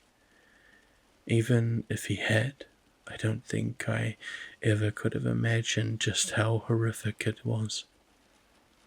Its whole body was like its arms, elongated, skeletal, and covered in tumorous bumps. The vile quilt of skin was a suit it wore all over every inch of its figure, even its head. Its bald skull was composed of more small patches that led straight up to its face. Oh God, its face. It wasn't even its own. At least not the skin on it. The eye sockets on its sadistic mask have been stretched open far too wide to fit its massive head. Within two enormous white eyes bulged out, looking at us with pure excitement. It had no iris, only two large black pupils. The mouth was just as horrific, stretched too wide like the eyes, revealing a set of elongated, clenched, disturbingly human teeth. It pulled itself through the door and squealed with delight. It eagerly reached up just below its neck, where a long rectangular bump protruded from someone's skin, and began to tap on it. Tink, tink, tonk, blink. The xylophone that it was always banging on was under its vile flesh. 2. We had Andy to her feet and were only a foot away from the door. She staggered on her lacerated legs, struggling forward. She could hardly move. I wondered for a split second how long had she pushed her body just to make it back to us before collapsing. I quickly stepped behind her, letting Daniel take most of her weight, and lifted her legs, shoving forward with my shoulders and sending them both through the door. 1. I heard its hands and legs behind me as I scurried across the floor. I whipped my head to see that I was too late. The thing towered over me, lifting a long arm to snatch me up. As it did, it gave me one last horrific sight to hold on to. It opened its clenched teeth, and in place of its squeal, it let out a high-pitched, chilling and excited. It could talk. 0. I braced myself. So many thoughts flooded into my frantic brain. How bad would this hurt? Would I scream? What was it going to do with me? How fast would I die? What part of its body would it wear my skin on? I suppose none of it mattered anymore. The last thought I had was of home, back in the countryside, her and I sitting in the woods, her smile, her warmth. Suddenly I heard the thing scream. Not its usual gleeful screech, a pained and angry cry. I opened my eyes that had found themselves closed to see Ethan at my side, the sharpened broomstick in hand jammed into the creature's neck. It grabbed at the rod with its claw, trying to pull it out, and yelled in a gargled sound. I turned to Ethan, who looked shocked that he had actually just done what he did. I'm sure my face was just as surprised. However, I pulled myself back to the moment the creature from downstairs was already recovering. I grabbed Ethan by the shirt and yanked him through the door. Once we were through, I slammed it shut and fiddled with the lock. Finally, I got it, and collapsed on the floor next to a frazzled Ethan. Behind us, it pounded on the door, whimpering and screaming the whole time. I shakingly turned to my friend. Ethan, you just... I would have been... Thank you. He gasped and was shaking like a madman. I'm sure his adrenaline was through the roof. Yeah, man, no problem, he said, looking dead ahead. Andy! I suddenly heard Bear mutter from the hallway. A few people let out gasps as they saw Daniel holding the bloodied girl. My heart stopped again as my brain fully processed the entire last minute. Oh my gosh. Andy.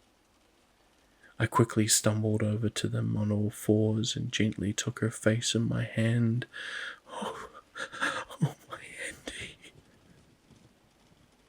She smiled as she looked up at me and lifted her hand to rest on mine on her cheek. Joe, how did you? Where were you? My brain couldn't form complete sentences. The room was spinning. I couldn't believe what I was seeing. She spoke first. I missed you. Tears immediately began to spill from my eyes. I missed you too. I bent over and pressed my forehead to hers as I sobbed. Those, Daniel shouted. Blankets, grab anything to stop the bleeding. His sentence reminded me that she was hurt. Oh my gosh, you're bleeding. Hang on, Annie, we'll stop it. As I surveyed the damage, I realized how truly bad it was. She had more cuts than I had initially realized, deep, long cuts. She had already lost so much blood since we had just brought her in. I could only imagine how much she lost on her way to the door. Andy shook her head. Don't worry about me. Joe, listen. Shh. I stammered, brushing the sides of her face and stroking her hair. Stop talking. You just need to take it easy. We'll get you better. Several people rushed over with all the cloth they could find. Daniel and I gently lifted her and lay her on top of them. Then the others set to work, wrapping the cuts as tight as possible. Bear and Ethan dropped next to us and looked down at her in pure grief. Bear took one of her free hands. Andy. She weakly smiled. Hey, Bear. Hey, Ethan. Ethan wiped his eyes and smiled at her. What took you so long? He nervously choked. Andy laughed and began to choke a bit. We held her as she regained her breath, then smugly said, You have no idea. Andy. I told her. You need to stop talking. No, Joe. You need to listen to me. I swallowed my sobs. What's wrong? I watched her swallow as well. It's somewhere beneath us. I looked down at her with a puzzled expression. What? That thing? I said, pointing to the door. We know, honey. It's always been down there. Now don't talk. No. Joel. She squeezed my hand tightly. I found it. Everyone stopped moving at once. What do you mean you found it?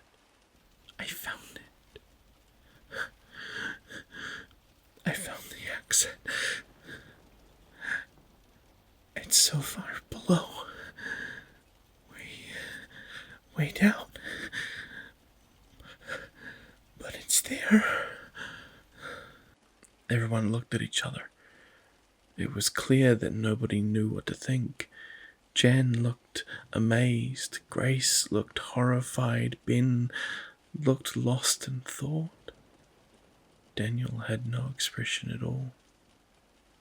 He simply kept tending to her cuts.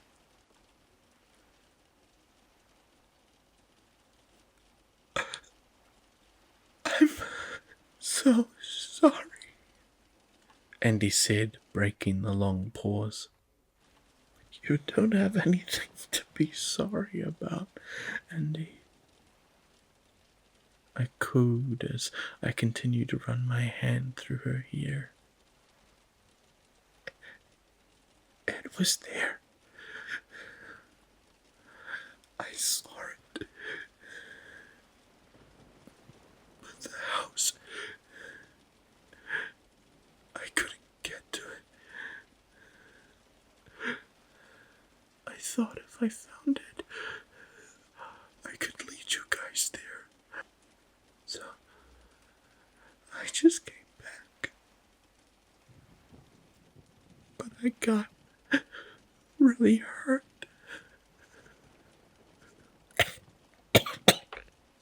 She broke out into another fit of coughs. Blood spewed from her mouth. I looked at Daniel in desperation. He didn't make eye contact, but I knew he saw me looking. He gently shook his head. I began to break down.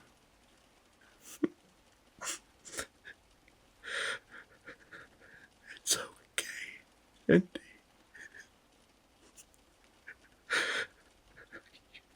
You did so well. I was walking for so long, so deep. Her eyes began to close. Hey! No. Andy, stay away. Don't close your eyes. She held them open as she struggled to breathe.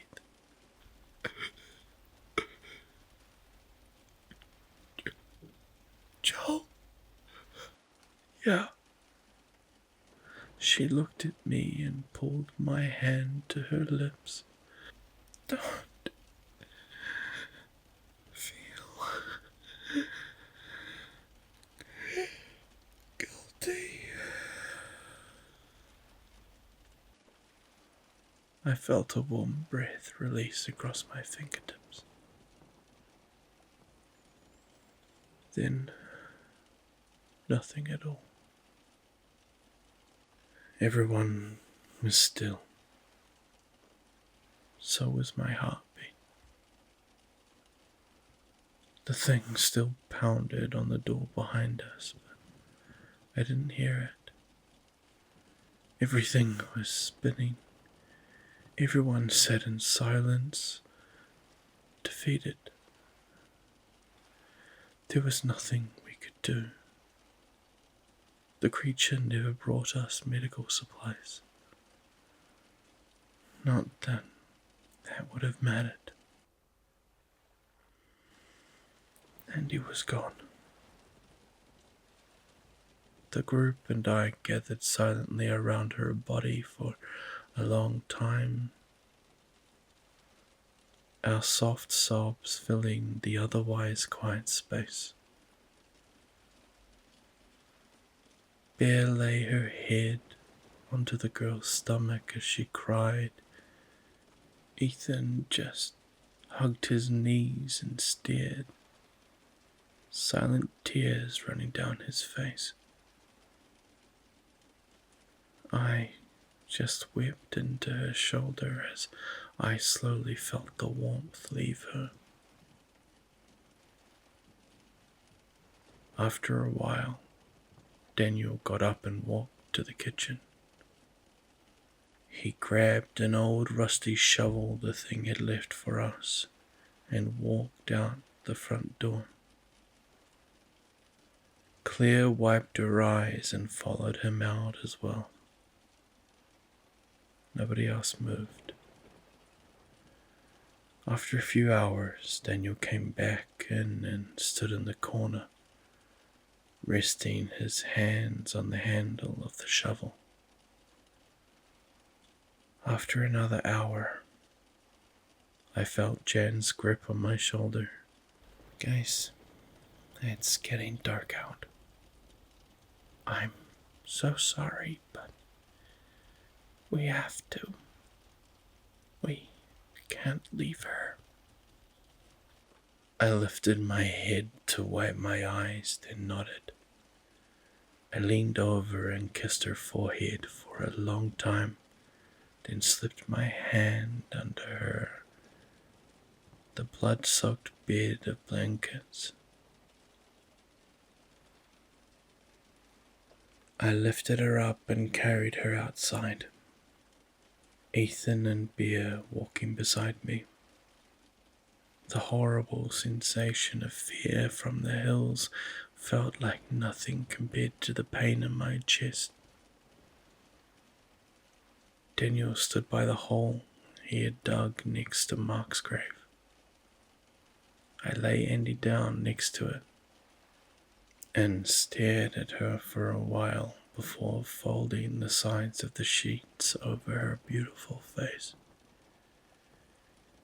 Everyone else gathered around outside, except for Frank, who just stood in the doorway. He hadn't come out since the first day when he had gone for the hills with Hillary. Does anyone want to say something? Jan sniffled. Nobody stirred until Claire spoke first. You were such a sweet girl. You didn't deserve this. You can finally rest, sweetheart, Grace added. You're in a better place now. Goodbye, Andy. Was as far as Jan got before breaking into sobs again. Ben put an arm around her. It was quiet again for a while before Ethan took his turn. He stepped forward to say something, but nothing came out. Instead, he took a deep breath and looked up as tears fell from his eyes.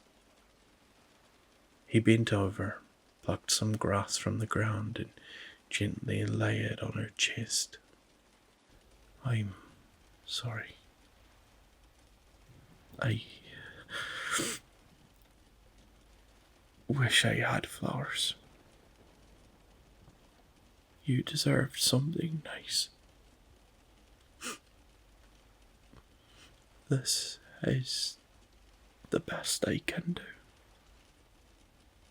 Bear broke out into sobs and couldn't say anything.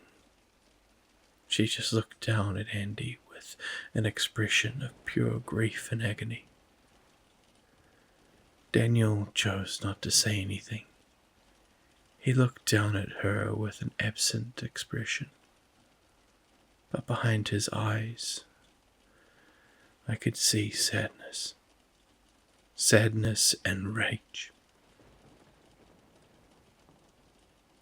Frank was a man of very few words. I knew he didn't have anything. That just left me. Amidst the sound of crying, I thought, trying to compose myself to speak.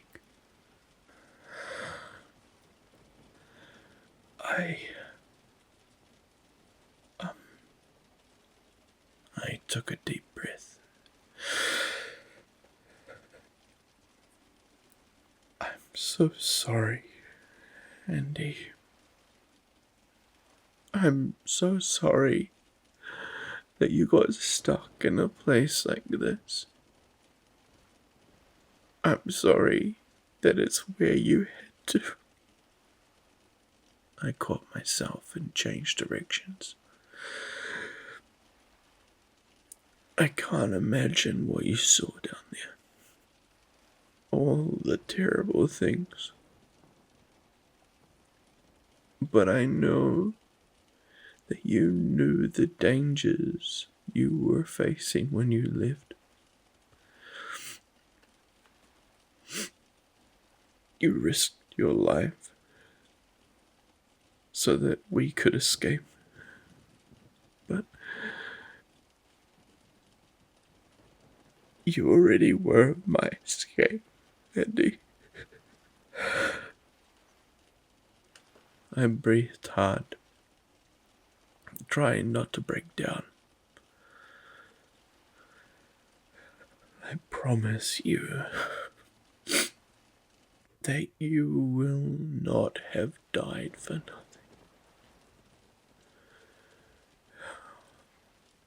We will get out of here, honey. We will. I promise. At that, I stepped forward and looked at Daniel. He nodded, and together we lowered her body into the hole. We buried her as the light outside grew dim. One by one, people trickled back inside, but I stayed. So did Ethan and Bear. We stood around the fresh pile of dirt until we saw the bodies come skipping up over the hills. Then we went back inside. The next day, everyone lay in bed for a long, long time. Even after they got up, I stayed. Bear lay there next to me on the floor. Jan came in and asked us if we wanted something to eat. I told her I was okay. You should eat something, I told Bear. She just shook her head as she lay silently. The next day went the same. I stayed in bed with Bear all day, just thinking long and hard about Andy, the memories I had with her, the times she had kept me sane. Then I began thinking about what she said. That somewhere beneath us, way, way down. As I lay there, Bear suddenly spoke softly next to me. I'm sorry. Sorry about what? About Andy. I took a deep breath. I'm sorry too. Are you going to be okay? Yeah. Eventually. It just hurts. Are you? Yeah, I think so. We lay quiet again for a while before I asked, would you ever hate me? Bear rolled over and looked at me with a perplexed expression. What? What do you mean? Like, if I did something dumb, would you hate me? Her confusion changed to concern as she scooted closer to me. She reached out a hand and began to stroke my hair. You're worrying me, Joel.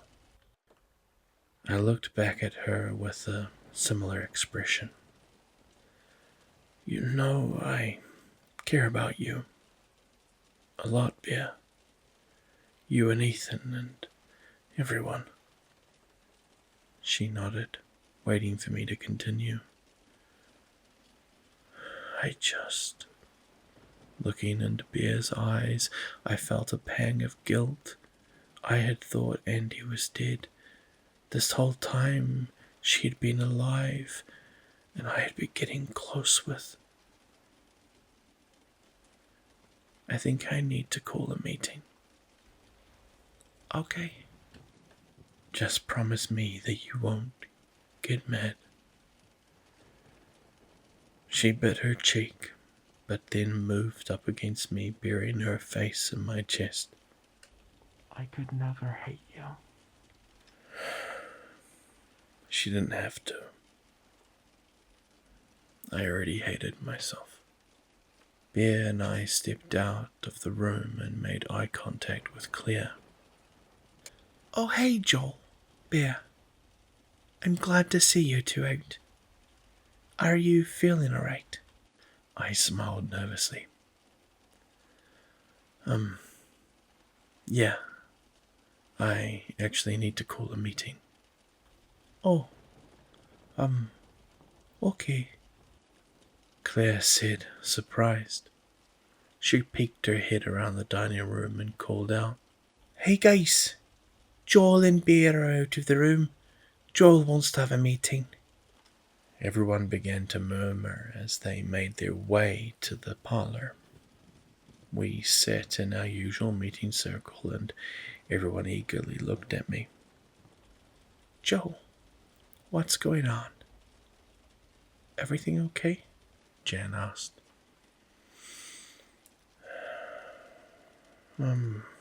Kind of. I just need to tell you all something.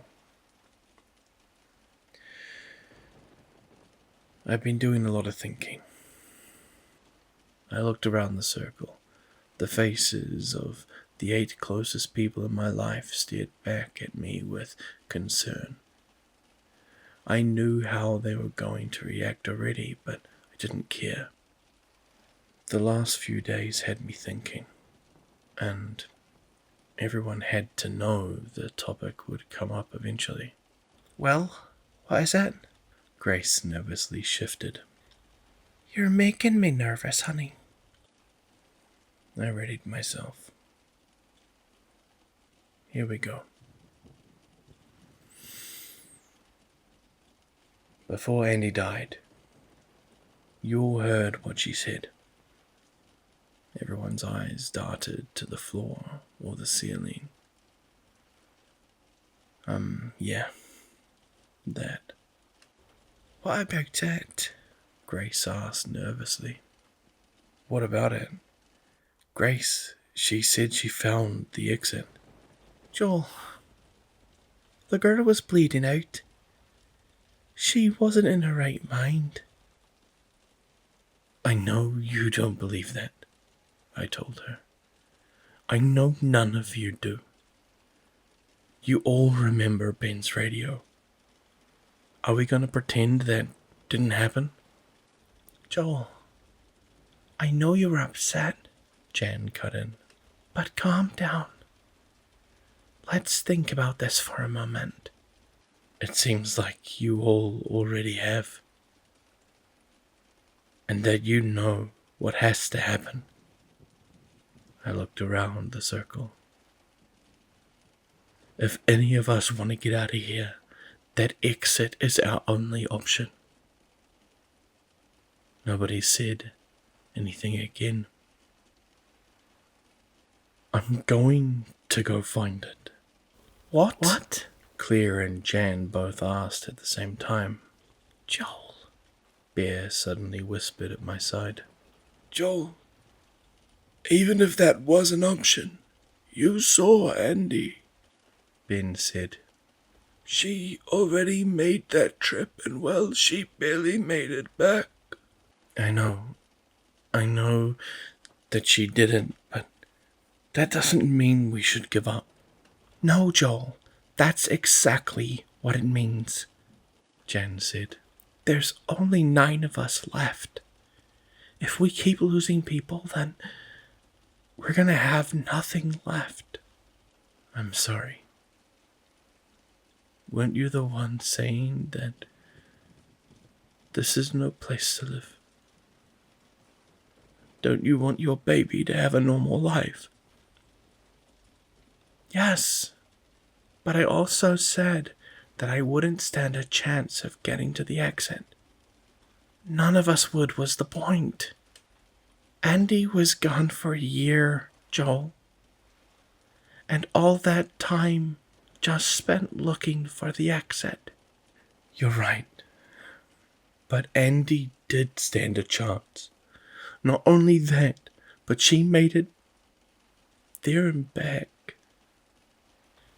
We don't even know for sure if she found it. Claire jumped in. How do we know if she did? Because she said she did.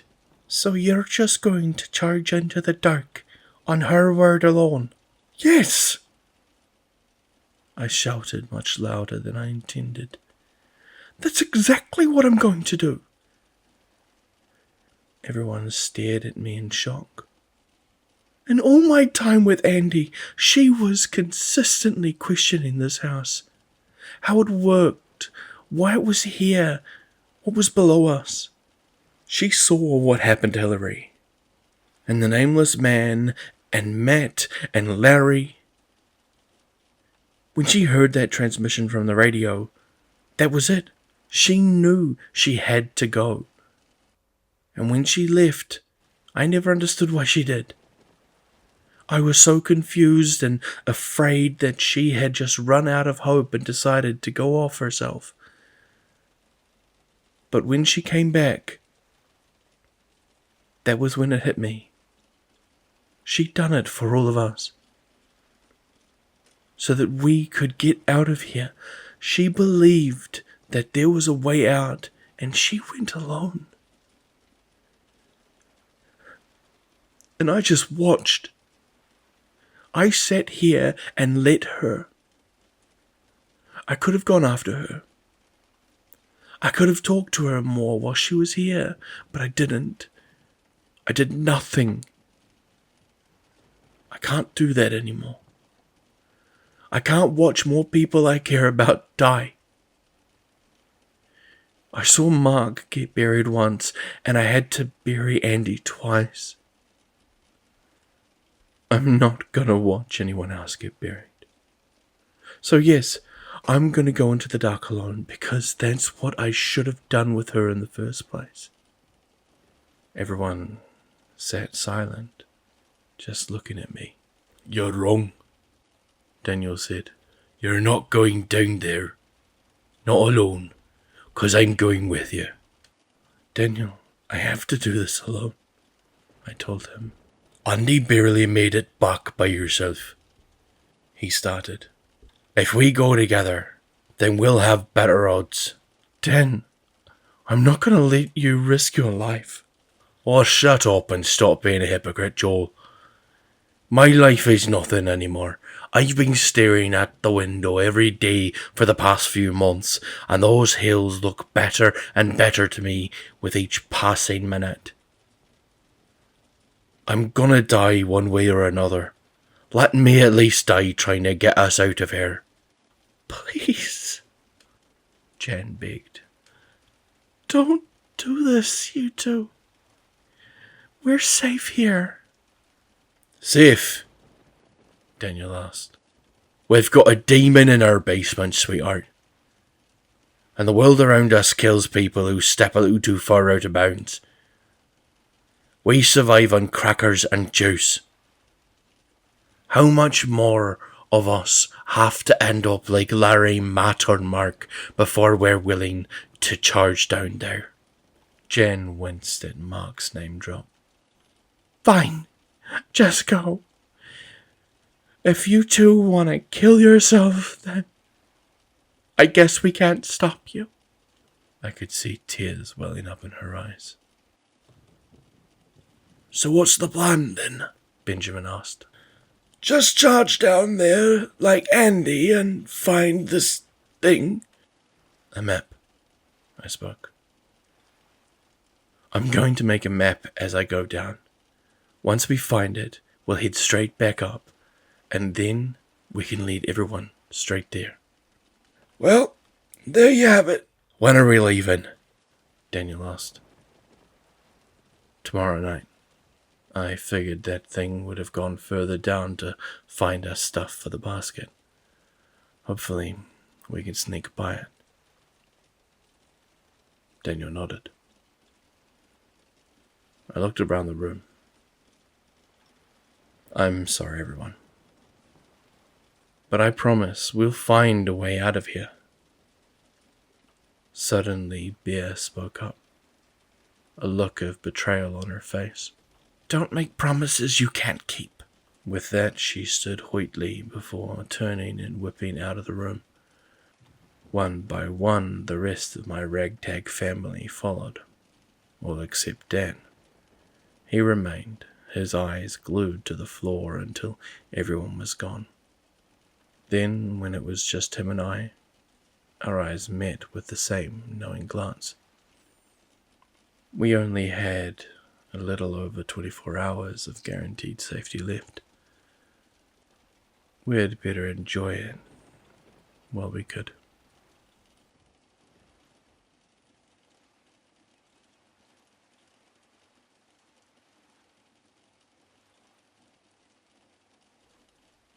The next day, Daniel and I got ready. We packed our dressers, backpacks that the thing had given us, with a few sets of clothes, 2 notebooks with a lot of pens for the map, a bottle of water each, a box of saltines, and a wind-up flashlight.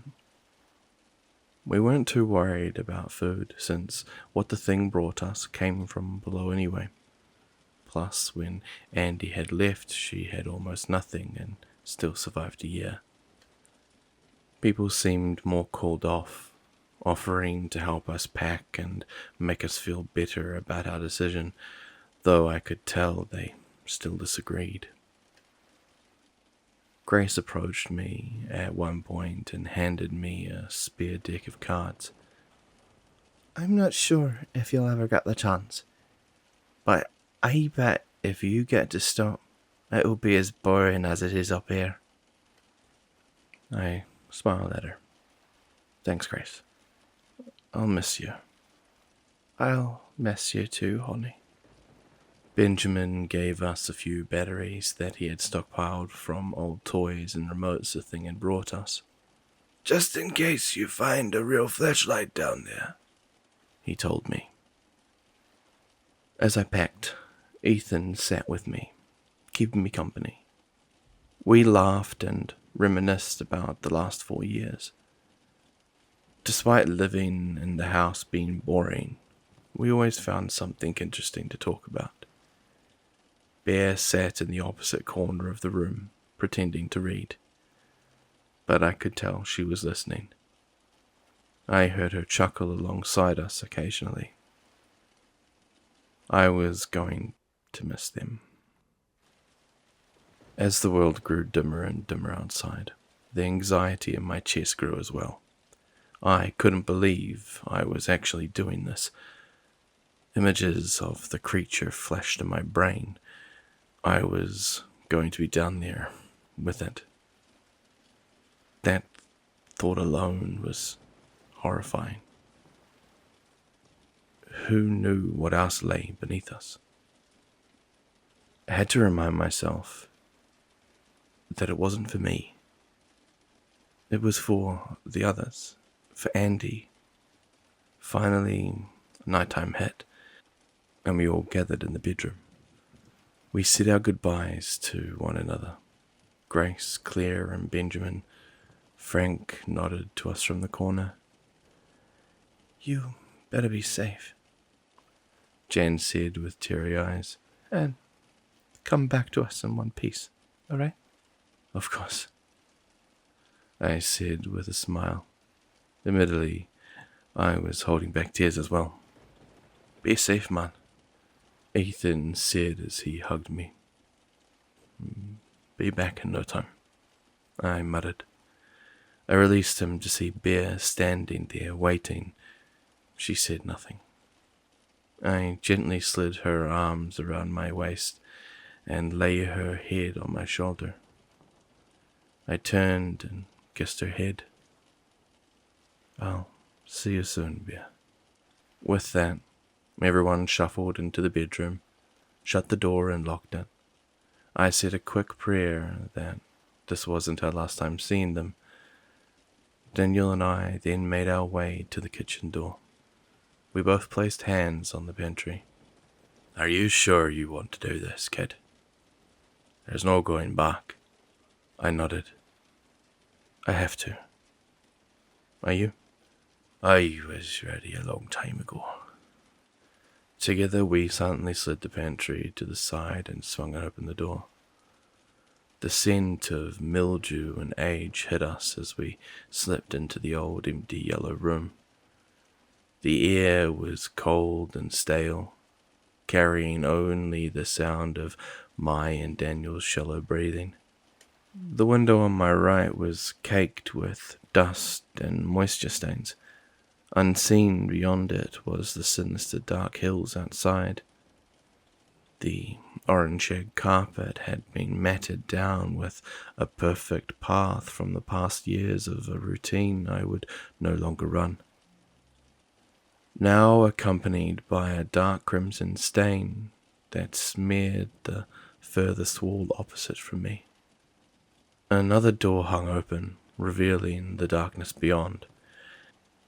No matter how many times I had to see that open doorway, the dread never went away.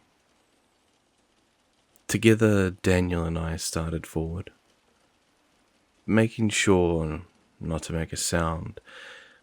We reached the doorway and clicked on the wind-up flashlight. We stepped onto the balcony in the room beyond and shone the light into the lounge below, making sure the thing wasn't there, waiting for us. When we felt the coast was clear, we turned to one another, made brief eye contact, then crept down the stairs into the darkness beneath us.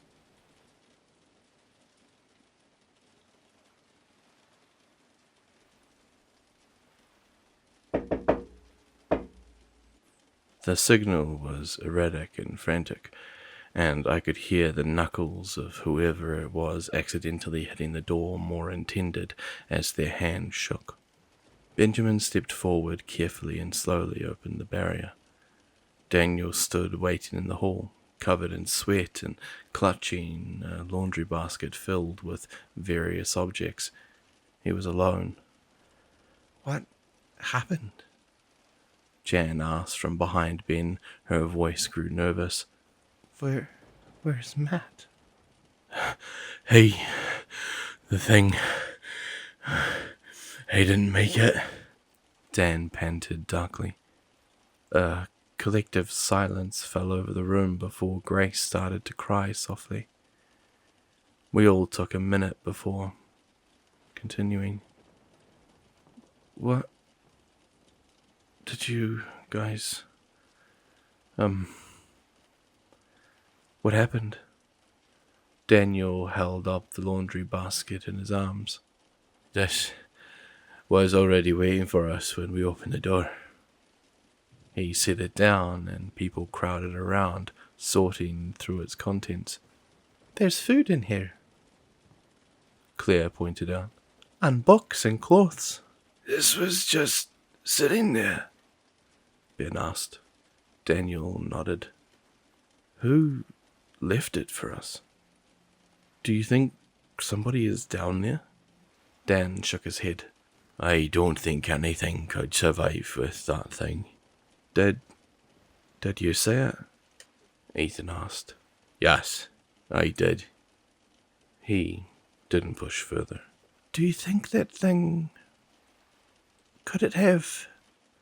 Bear asked, gesturing to the basket. A chill ran down my spine at the thought.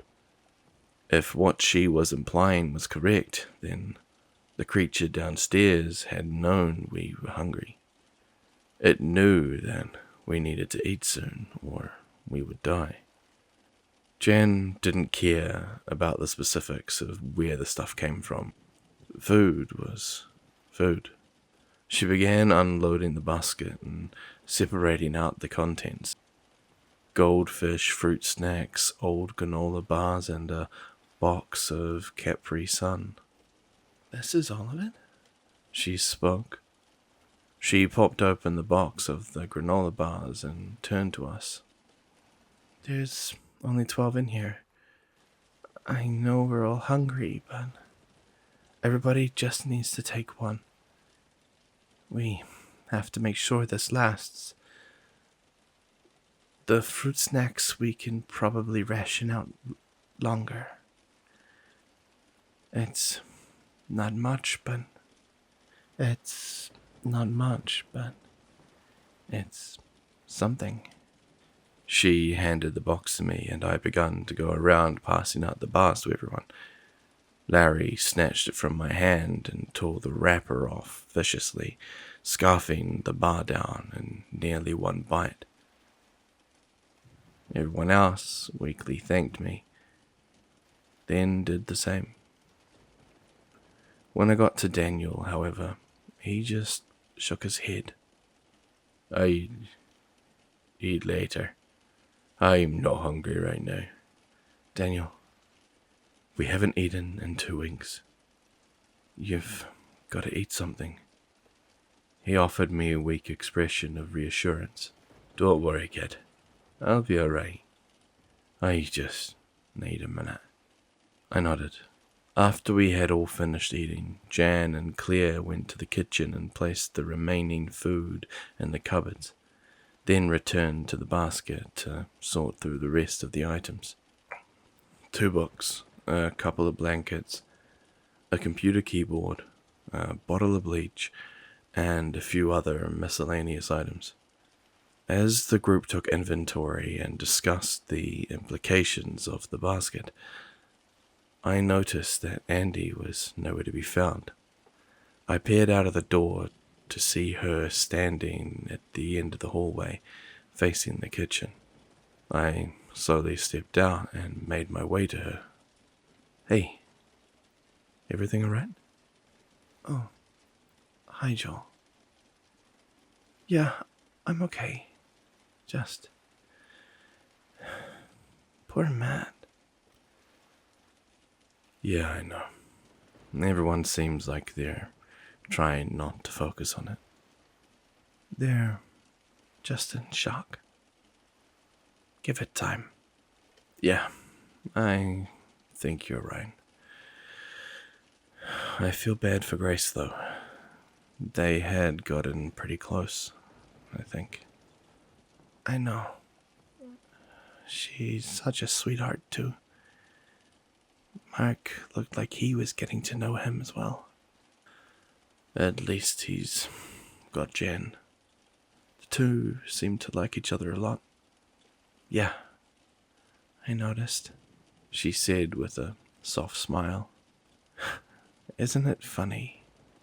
If we had bumped into each other outside of this place, we wouldn't have thought anything of it, like ships passing in the night. But now that we're in this situation, I feel almost bad having lived like that. You're all such great people, and it's a shame we had to meet under the circumstances. It is pretty strange. I'm glad of all the people to get stranded with in this place. I got trapped with people who are so kind. This could have been a whole nother story with a different cast. I think Larry gives us a bit of a glimpse into reality, Andy quietly joked. I laughed. He's just scared. I'm not sure anyone on Earth has ever been in a situation like this. Who knows how to deal with it? You seem to be handling yourself well. You do too. She chuckled. Maybe on the outside, but on the inside, I'm freaking out. I laughed. I was too. You could have fooled me. You're so confident and calm all of the time. It's honestly impressive. Just get to know me a bit more. You'll start to see the holes in that statement. Well, depending on how long we're here for, I'm sure I'll have time to. Yeah. Unfortunately, I think you're right. After a beat of silence, she looked at me. I'm glad you're here, Joel. Well, I'm not glad you're here, but I'm thankful.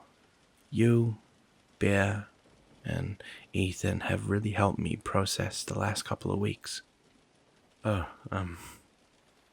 thank you, I said nervously. I hadn't expected that.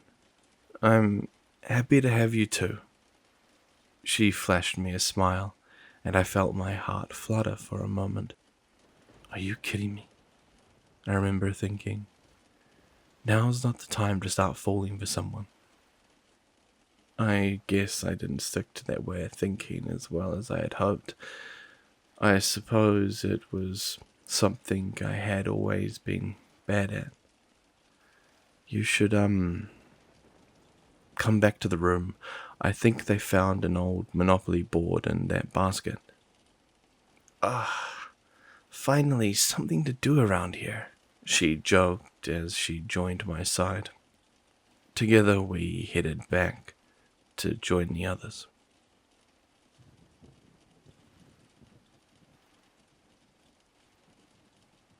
The thing thrashed angrily against the door. Luckily, beneath the house was just as indestructible as above. I sat at an old decaying table in the dark room, sketching out the path we had taken so far to get here. I had almost forgotten how nice having furniture was.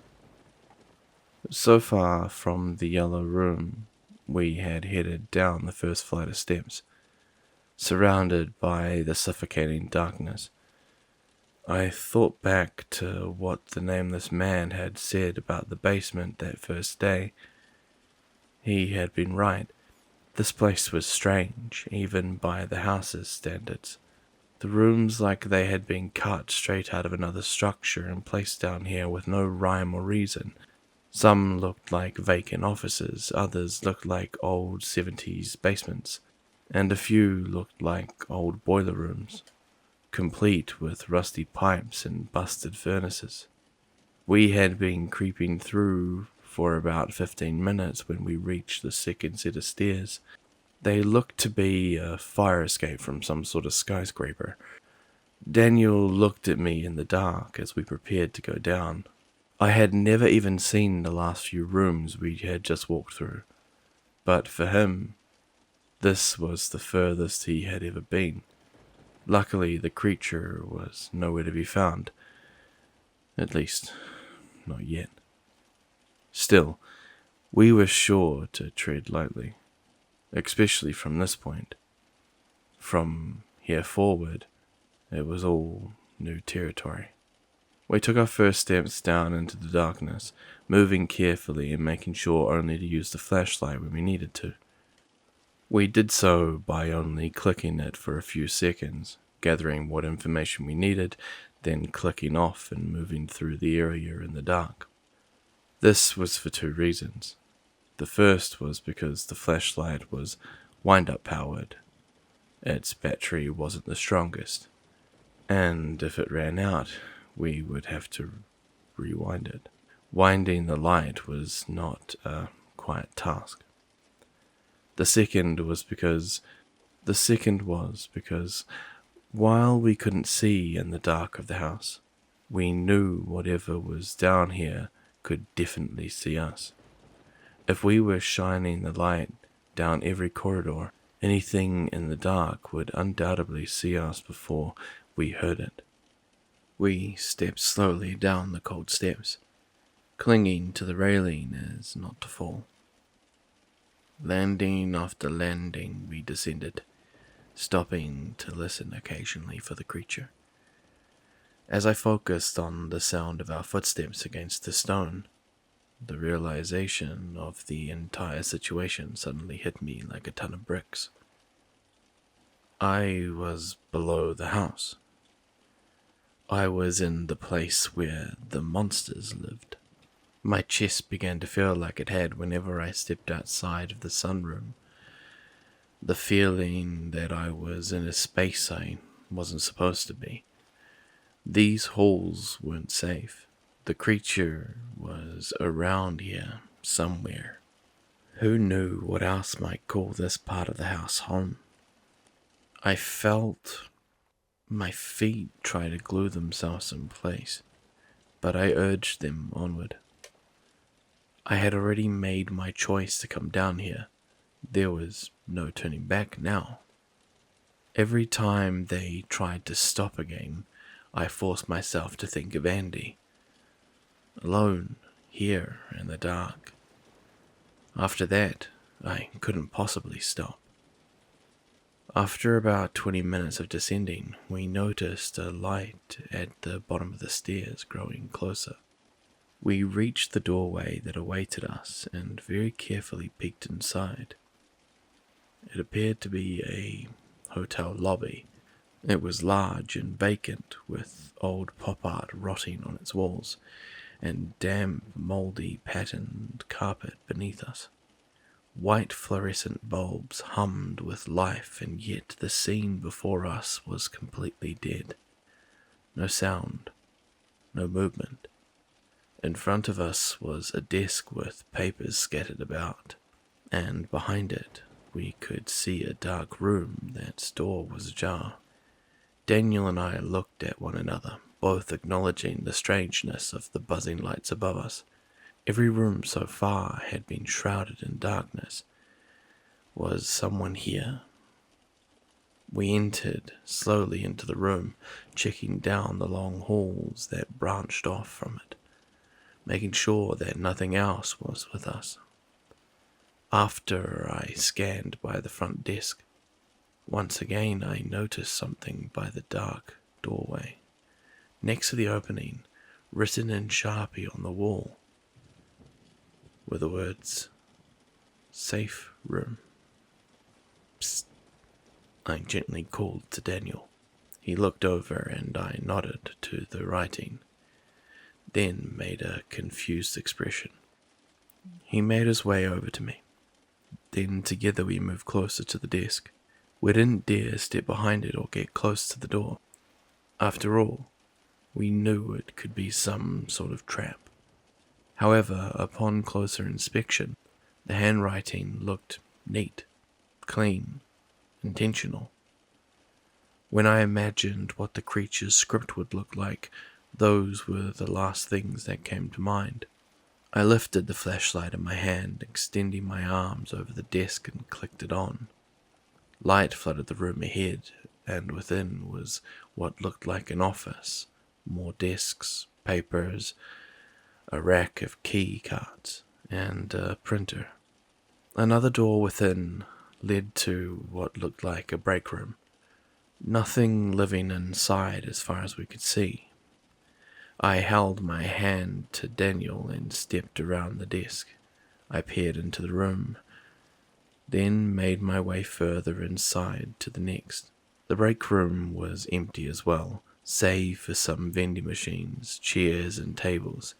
As I headed back out of the space, I saw the door locked from the inside, and it suddenly clicked. Safe room. As I stepped out of the doorway to signal Daniel, I felt my footstep on something that gave slight resistance before going slack. I looked down in an instant and traced the source. A phone cord that had been buried by discarded papers running up to a phone on the desk. My heart sunk as I watched the black plastic phone get yanked off the surface and clatter the ground with a loud snap. The sound echoed through the halls. Daniel and I looked at each other and waited. Silence. Nothing but the ringing in our ears and the sound of our heartbeats. Dan shot me a look of daggers, and I mouthed the word, "Sorry." Just then I caught something to my left, movement down one of the corridors. I snapped my head in the direction, and my heart nearly leapt from my throat. The creature's head was looking around the corner, its horrific eyes peering at me from behind its sinister mask. Before I even had time to warn Daniel, the thing squealed like a banshee and began to charge down the hall, banging on the xylophone beneath its skin. I knew the thing was fast, but I had never seen it actually run before.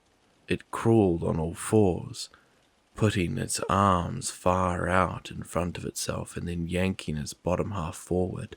Somehow, even moving like this, it moved at an alarming rate. Come on! I yelled, gesturing to the room. Daniel wasted no time by walking. He leaped straight over the desk and dashed inside. I whipped around and slammed the door shut, jamming the lock into place. Not even a second later, I heard the thing collide with the door.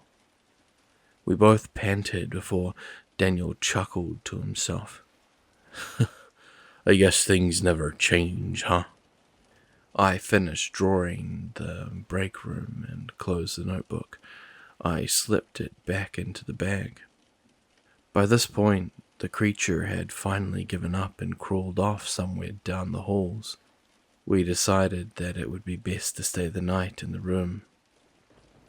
Andy must have marked this place on her way through, I said. I wonder if she's done that with more rooms. She probably did. She was always looking out for us. Probably did it in case she... Dan hesitated. In case she didn't make it back. That way, we would all have a chance if we ever followed. Yeah, I replied. A tiny smile creeped over my face. That sounds like her. When we woke up next, we carefully peered out the door and listened very carefully for about 5 minutes. When we confirmed that the thing downstairs wasn't in the area, we slipped out and continued onward. Admittedly, it wasn't too hard to find our way. On the floor, Andy had left a trail of blood from wherever she had been injured, all the way back up to the house. Daniel followed the crimson path and led, but I couldn't bear to look down at it. Every time I did, all I could imagine was her, injured and scared, staggering her way back up to the room. I couldn't even believe she had made it up the last 2 flights of stairs with how bad she had been bleeding. I kicked myself hard the further and further we got along the trail. I should have been with her, I thought. We continued this method until Dan stopped in his tracks right in front of a doorway. I stopped as well and looked at him. He turned to me and then pointed down to the blood trail. I hesitated but forced myself to look, and when I did, I was confused by what I saw. Right where the 2 rooms connected, cut off at the carpet seam, the blood stopped. There wasn't a trace beyond the doorway. It was as if someone had seen the stain and replaced the carpet. Dan looked at me, and I looked at him, and then he shrugged and continued. Onward, we couldn't do much, and trying to understand it would just leave us standing there. From here on out, we were flying blind. We could discuss later. The second basement was much larger than the first. The rooms had kept their constant pattern of randomness. However, a few were lit with fluorescent lights on this floor. We had been walking for about an hour before we found another staircase down, although we no longer had a guide. So we made some wrong turns along the way. I had to occasionally sketch the map while we walked, to not forget our path before I could record again. We prepared at the top of the steps, then made our way through the same way we had with the last. However, when we clicked the flashlight on at the bottom, we saw more writing beside the doorway, this time in green spray paint. Fear struck me as I read the phrase. Danger ahead. Daniel and I didn't move. I could tell that neither of us wanted to push forward. We had lived in the house for 4 years and thought we had learned all of the ins and outs of its rules. It was truly setting in how little we actually knew. I looked at Daniel and held out my hand. He looked at it, looked at me, then shook it. It was a silent acknowledgement. We both accepted whatever lay ahead. Together, we stepped through the door. The hallways we walked through were dark. They looked like they used to belong to an old school, with rusty lockers flanking either side of us and water dripping from the old ceiling panels. Doors to the classrooms were open to our left and right, and more corridors and halls went off in several directions. We decided to continue down the main corridor for now. It was the safest bet. As we approached its end, it turned off to the right, where a dim light was emanating. We thought it must have just been another lit room until we heard a slight noise echoed down the bend. Alongside the faint sound of music playing was an odd sound, and it took my brain a second to register it. It was wet and squishy, with seemingly no rhythm and lasting only a few seconds at a time. Daniel and I were immediately set on alert. We knew any sound at all was not good. We crept into the edge of the corridor and peeked around the corner, using the side of the lockers for cover. It may not have been the wisest decision. Still, admittedly, I think it was morbid curiosity that got the better of us. We didn't know what else could be below the house, and we wanted to know what we were up against. The room at the end of the hall looked like a dance studio. It was large and open, and the wall that we could see was covered in cracked and dirty mirrors. Mirrors that reflected the horror within the room. We could see figures moving about, 3 of them.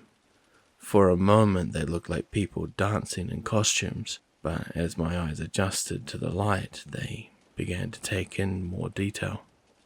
The people were not wearing costumes. They were ballerinas, their hair tied up in tattered buns, wearing swan masks. Their arms had been twisted and mutated, jutting in several directions like a bird's wings. A sprawl of rotten feathers even sprouted and fanned outward from underneath the limbs. At the end of the wings, a single long black curved claw hooked outward, glinting in the ghostly blue light that the room provided. Their legs were long and slender and looked human. However, in place of feet, the limbs stretched into another black talon that spiked straight down into the ground, forcing the women to balance carefully. Their skin was pale, yet seemed to sparkle beneath the glow, and despite their mutilated features, their frames looked human and normal as they moved.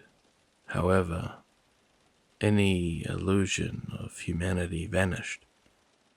The swans jerked around violently, yet still moved about with the grace of a dancer. They thrashed horribly out of sync with the music that was filling the hall. The tune was faded and distorted like a broken record.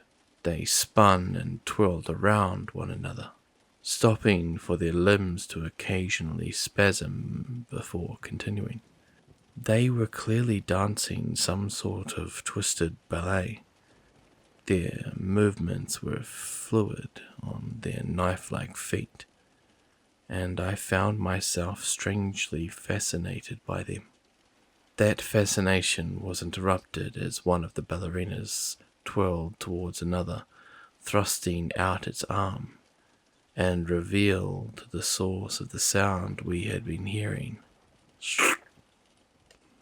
The black claw of the woman slid effortlessly into another ballerina's torso, piercing her silver leotard.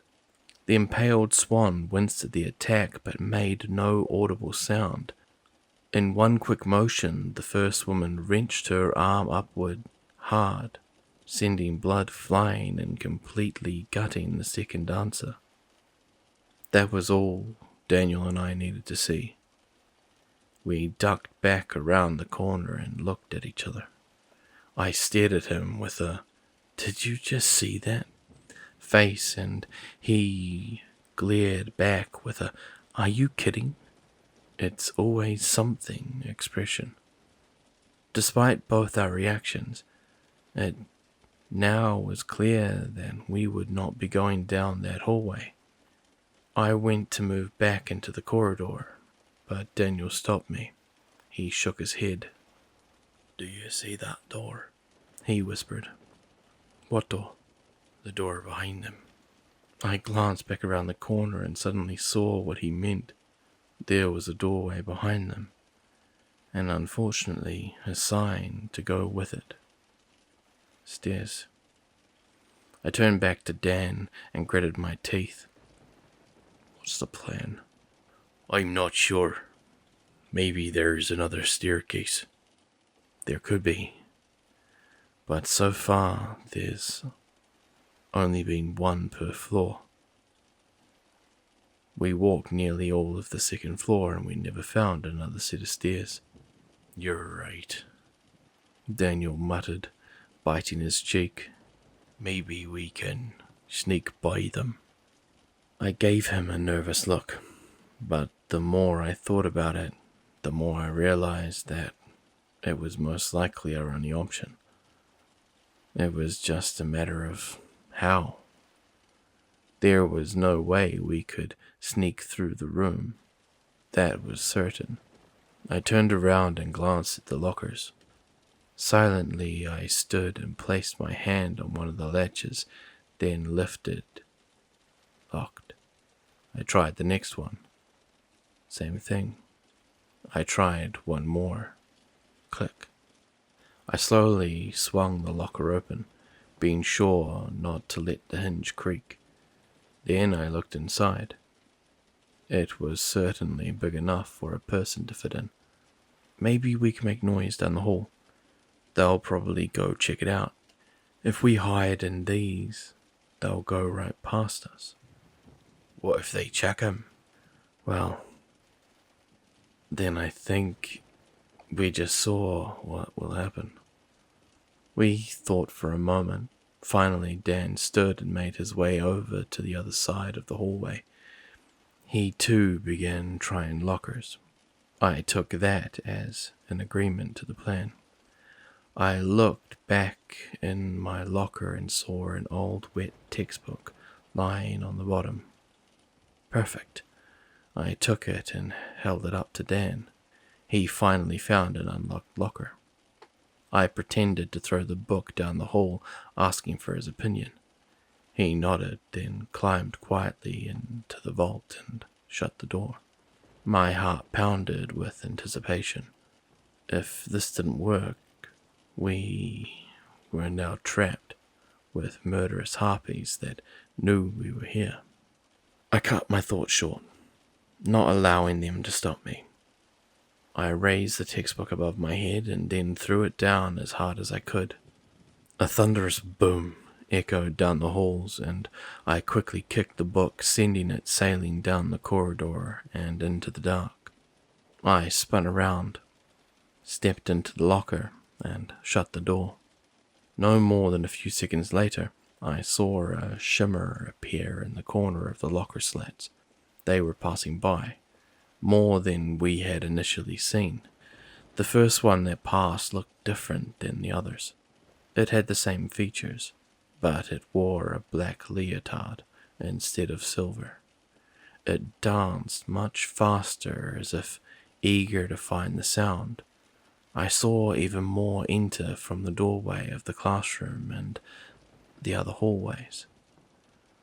I was glad we hadn't chose to hide there. Their movements were haunting in the silence, and I held my breath so they wouldn't hear me. Their feet touched the ground without making a sound, and I couldn't hear them breathing at all. As they passed by, I watched one ballerina bump into another. Immediately, several other swans turned to the woman and began attacking her, slicing through her skin like a hot knife through butter.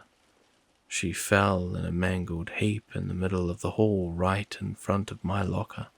I watched as the rest continued on their horrific dance, some stabbing into the collapsed dancer with their needle toes. I knew they were monsters, but I still, for some reason, felt sorry for the fallen ones. I peered down the hallway the best I could through the vent in the locker. I watched as the back of the line stopped for a moment, and then the girls began to fan out. In groups they danced and leaped through the halls, heading down the other corridors of the floor. They were looking for us. I waited until I no longer saw anything, then chanced to open my locker. I peeped through the crack into the door and looked down the hall. No sign of them.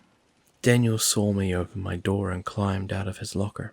We crouched low and hastily began heading for the dance studio. As we did, I looked down at the lacerated ballerinas on the ground.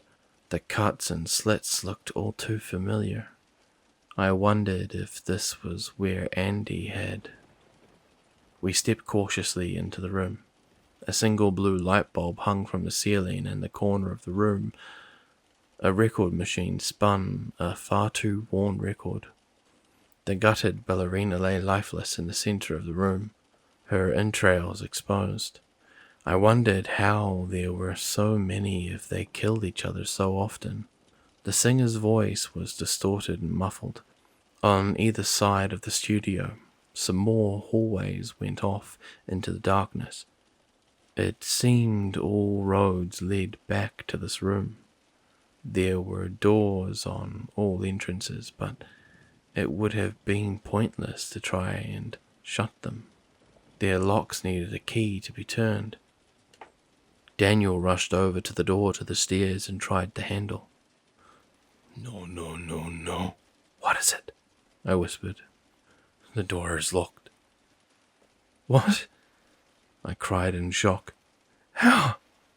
I don't know. It just is.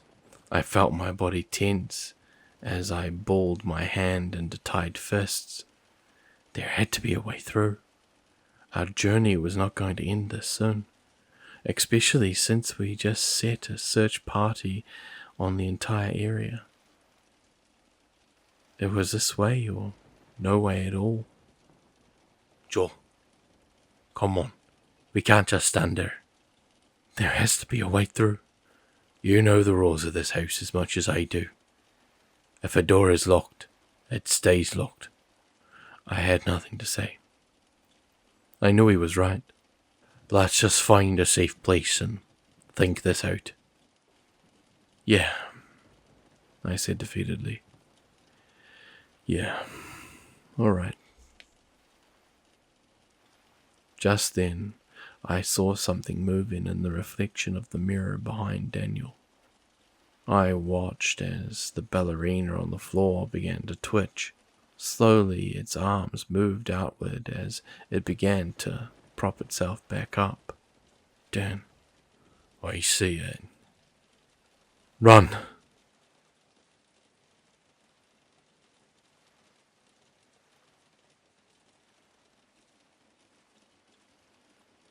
We turned to the hallway to our left and took off running. I glanced over my shoulder just in time to see the ballerina finish scooping her guts back into her stomach. In horror, I watched the long slit in her skin instantly seal back up. She cocked her head and looked at us before beginning her writhing dance. She was scarily fast. As she skipped, she stretched her massive wings to the sides of the hallway, her claws touching the lockers, and she allowed them to drag alongside her, sending showers of sparks flying. We saw the hall about to split up ahead and dash left. I fumbled for the flashlight in my pocket, the light from the studio no longer visible, and clicked it on.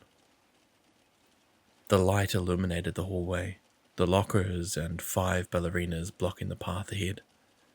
Each of them stared eagerly at us through the holes in their masks. The total light revealed something about them that I hadn't noticed, however. Their masks weren't masks. Their mouths were agape, sprouting long black beaks from their throats, and a messy plume of feathers grew around their eyes. It looked painful and bloody. Daniel and I looked around for any sort of escape. We were surrounded. There was only one door beside us that was shut. We ran to it and tried the handle, and I prayed that it was unlocked.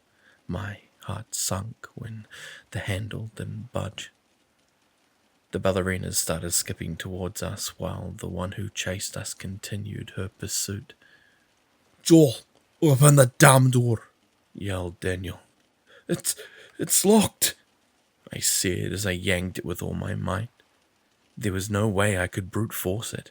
If the creature couldn't do it, then there was no way I'd be able to. The dancers were close now, only 20 feet away. I couldn't believe in my last moments I was thinking of that thing. Tink, tonk, tink, tink. I could even hear its noise in my head. At least, that's what I thought until I heard its ear-shattering scream behind me. Wait, I didn't imagine it. It was coming from... As I desperately yanked the handle, I felt the knob turn in my hand, and the door swung outward towards me. I felt something slam into my chest, and I tumbled to the ground as whatever came out fell with me. I prepared to fight my way out from the demon on top of me, but then I noticed the demon's beautiful, terrified eyes. Bear? Ethan slammed into Daniel as he rushed out of the door. He wasted no time in grabbing the man and shoving him to the side of the doorway. Ethan stepped in front of him and stretched his arms out, preventing Daniel from moving. Bear and I took his cue, and holding each other rolled to our side and sat up against the wall. The ballerinas were on top of us now, but it didn't matter. The skin-wearing creature came barreling through the doorway, right past us, and bowled a massive group of them over. The ones that remained turned their eyes to the beast. "Let's go," Ethan yelled as he ran back through the door. Daniel followed as Bear and I scrambled to our feet. I was the last one through, and as I turned around to shut the door, I saw the creature downstairs lifting the dancers and viciously smashing them into the ground. They slashed back with their claws, cutting the fork skin loose and making it shriek in anger. I didn't need to see any more. I slammed the door and clicked the lock. The 4 of us gasped there in the darkness as my ever-slow brain caught up. I stood and turned to Bear and Ethan. What the hell are you guys doing here?" The two looked at each other as if trying to telepathically decide what to say. Ethan tried to take a shot at the question first, but all that came out was a nervous, "Hey man, funny running into you like this." I was not amused. "So much for staying if I asked you to, huh?" "Hey, to be fair, you never directly told me not to come. You didn't ask Bear at all." It was definitely implied. We weren't about to let you two come down here alone and get yourselves killed. Bear chimed in. That's exactly why the two of us came down here alone, so that no one else would get killed, I said, pointing to Daniel. Damn it, kids. What were you two thinking? What if you hadn't run into us? You would have been lost down here alone. He scowled. We left right after you two. We figured we would run into you pretty quick. I guess we were going at different paces, Ethan admitted. We're going back, I said. I'm not going to let you guys risk your lives down here with me. You don't get to make that choice. Bear snapped. We didn't get to make that for you when you decided to come down here. You think I was happy to just let you go? That's not the point, Bear. I came down here in the first place so I could get you all out. If you die, then all of this was for nothing. There are still 5 people waiting up there for us to find the exit and come back. You're going to need all the help you can get to find it. No, I'm not. The only reason Dan came was that he threatened to kill himself otherwise. Hey, Daniel shouted. Would you stop being so stubborn? No, because if I let you come and you die, I won't be able to live with myself. Well, if I let you go alone and you die, then I won't be able to live with myself. Do you see the problem? Joel, Ethan suddenly spoke up. I know seeing Andy stirred up a lot of emotions, but we aren't her. What happened to her wasn't your fault. This isn't just about Andy. Then what's it about? It's about all the... I caught myself. Behind Ethan, I could see him standing there, staring at me with judgmental eyes. Nothing. Just forget it. Daniel looked back down the hallway. Listen, we can discuss this when we find someplace safe. But we need to get out of this hell. There are probably a lot more of those girls around here. Joel was right about one thing, though. We're going back. What? Why? Ethan asked. The door to the stairs is locked. There's no way down. We can go back up and try to come back here another time. Maybe something will have opened it by then. That's not necessarily true. The way down part, Bear said. This floor isn't like the other ones. It's all just this skull. Okay. That means there may be a key around here somewhere. If we find it, we can get the door open. That's actually not a bad idea. I'm sure there's got to be something. Maybe a master key. We all looked at one another, then began moving down the hall. It was funny how we had all become so close over the years we hardly needed words to communicate. Before we got too far down the door, I took a moment to rewind the flashlight. In a single file line, we quietly tiptoed up the halls, my heart pounding with every step. I had no idea where the ballerinas were. They were so silent, it wasn't like I would be able to hear them if they were in front of us. Each step was a gamble, and each flashlight flicker was like winding a jack-in-the-box. We turned down the hallway and spotted a glow coming from the window a ways down. As we moved closer, the sight became familiar.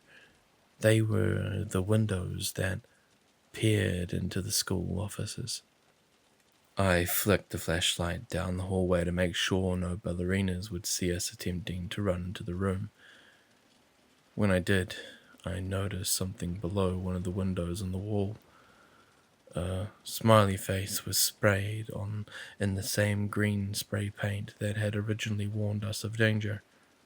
I approached the officers after finding no threat down the halls and peered in the window. They looked like they had been covered with paper that had been mostly torn off. Beyond there was only one light illuminating the central part of the office, with several dark rooms attached. There didn't appear to be anything inside, however. I gestured for everyone to join me, and together we all slipped inside of the room. I gently shut the door and noticed a lock on the handle, then turned it into place. There was another door across the office that Ethan did the same to. We quickly swept the area and found all the smaller rooms empty, then reconvened by the front desk. I think this place is safe. All right, Behan nodded. let's look for keys. We fanned out and began looking. Ethan and Daniel went to the back rooms and began sorting through their drawers while Bea and I took the front desk. Neither of us spoke the whole time, and I could feel her actively avoiding eye contact. I didn't blame her. I knew that I was being hypocritical about the situation, but it didn't matter to me.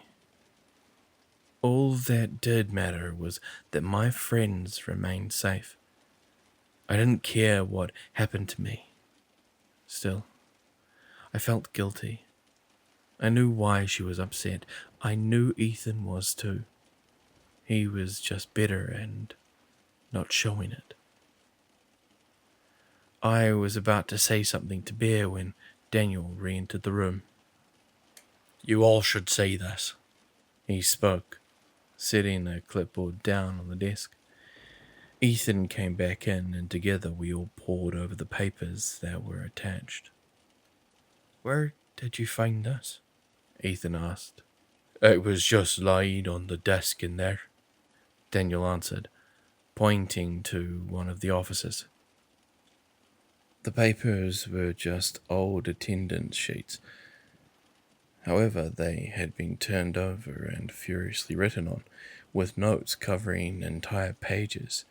They said things like, phrase, "safe room is no longer safe to mark rooms with." The creatures are more intelligent here and know what that means. The old safe room in the janitor's office behind the gym was compromised when they were guarding the door from outside. Moved to the safe room shortly after. New symbol to mark safe rooms. Arrived at new safe room. Lost Tina and Wesley along the way.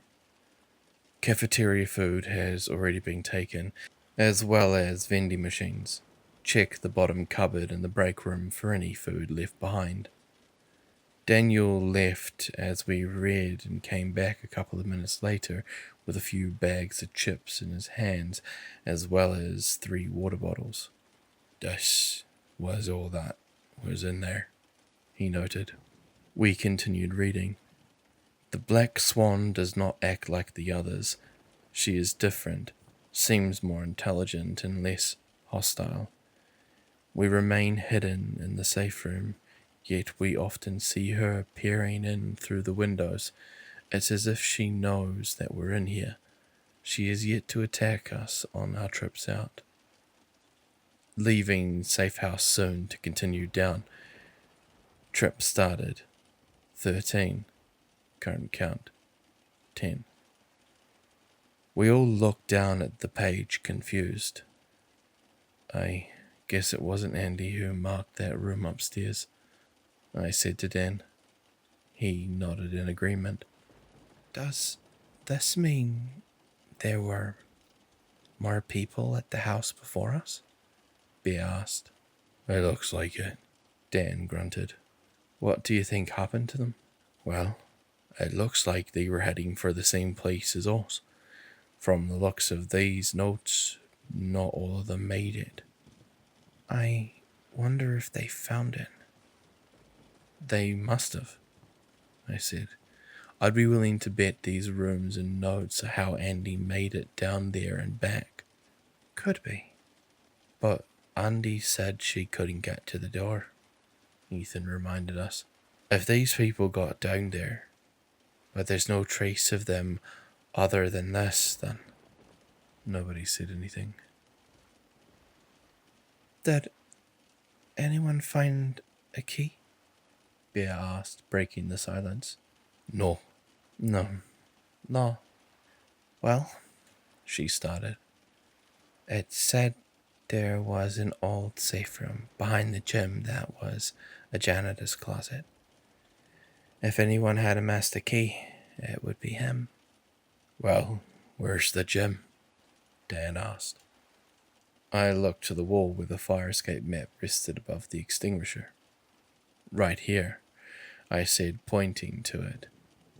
It was only 2 hallways down from the office. That was assuming this floor wasn't scrambled like the rest of them, however. All right, then we have our heading. We turned back to the window, and my heart leaped from my chest. Through the holes in the paper, I could see several swans standing, simply staring at us. I watched as one twirled behind the front door and the handle began to jiggle. Luckily, we had taken the time to lock them. One of the ballerinas put her claw to the window and dragged it down. The glass didn't scratch or break, but it certainly made an ear-splitting screech. I noticed the dancer in the black leotard standing behind the rest, gazing at us. It was then that I realized why the windows had been covered. Damn it, Ethan muttered. What do we do? How are they still alive? I thought that thing killed them, Bea said. There are a lot of them, and unfortunately, they don't stay dead, I replied. One ballerina's arm twitched and bumped another one. All at once they converged on her, showing Ethan and Bea the sight I had already gotten to see. Maybe they killed the creature, Dan said. Bea sighed. One can only hope. Wait a minute. If that thing's following us, do you think it's still feeding everyone upstairs? I asked. We all shifted nervously before Ethan spoke. Well, Andy had to deal with it too, I'm sure, and it still fed us for a year. I'm sure they'll be fine. That statement offered a bit of comfort. However, if what Dan suggested was true and the thing was dead, there would be no one to take care of the people upstairs. Well, what are we going to do now? He continued as the swans stepped away from the window and began to use the hallway as their new dance floor. It doesn't seem like we're getting out here as long as they know we're held up. It's just one thing after the next, Dan groaned. Are you kidding me? Ethan joked. My life hasn't been this interesting in nearly 4 years. We waited for a while, discussing ideas and hoping the dancers would eventually become occupied with something else, allowing us to escape. Unfortunately, we weren't so lucky. Minutes turned to hours, hours turned to days. The whole time, the ballerinas just danced in front of the window as if mocking us. They knew we were trapped. In the meantime, they kept themselves entertained by continuously slashing one another to pieces and restitching themselves a few minutes later. I was thankful we hadn't relied only on finding food and had brought the extra box of saltines. We were sure to ration them, eating only a few every other day for the 5 days we were there. The sink in the break room worked, supplying us with the same chalky water we were used to, and we took shifts guarding the main office in case anything somehow managed to break their way in. On the fourth day, tension started to rise. We weren't sure if we were going to make it out. Bear still seemed like she was avoiding me. However, it no longer seemed like anger. It felt more like us not knowing what to say to one another. Ethan just told me to give it time and that she would come around. Frankly, I was afraid I was going to run out of it. On the fifth night, Daniel woke me up to take my watch. I stepped out of the break room and into the main office, where I sat down on a computer chair behind the desk. We had re-prepared the windows in an attempt to deter the dancers, but I could still slightly see their shadows dancing across the parchment. They weren't giving in. "Hey, brother," he said from underneath the desk. I didn't bother to look down, but I could see his figure huddled in the shadow. "Long week, huh?" "It's gonna be if we're stuck here any longer." I wouldn't worry about that too much. That girl of yours took a year to find the exit. I'm sure she spent a lot of time just waiting." I said nothing. "Hey, speaking of her, why haven't you told the others the real reason you're upset they came?" "Because they don't need to know." "Why not?" "You already told them it wasn't about Andy." "It is about Andy." "Not all of it. If I remember correctly, a big part of it was the reason you were on that bus in the first place." "What do you want from me?" I snapped. "Why do you just show up to torment me?" "Well, brother, take it easy. I just like to come to see how my best friend is doing." He laughed slightly to himself. "Well, friend is a loose term. I don't know if a friend would have done what you did, but you'll always be a friend in my eyes, just like Ethan sees you." "What's that supposed to mean?" "Oh, nothing. Some people are just too loyal, I suppose." He snickered at my lack of a response.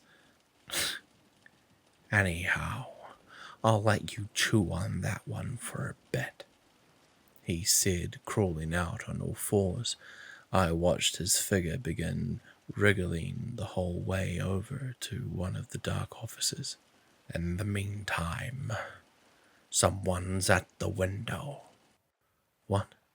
"Someone's tapping on the window. You should probably check it out." I suddenly heard a sharp clinking against the glass. I usually would have ignored it, but for some reason I found my heart pounding as if I were being drawn to the window. I stood and gently peeled back the corner of the sheets, jumping a bit as I came face to face with one of the swans. I quickly eased up, though, at what I saw next. It was the one in the black leotard. Her tortured eyes stared right at me, and as soon as she saw me looking, she stepped back from the window. Stepped back. She was no longer dancing. She glanced around and opened her arms, gesturing to the floor. All of her sisters lay motionless and torn to shreds. She was all that remained. Then she did something unexpected.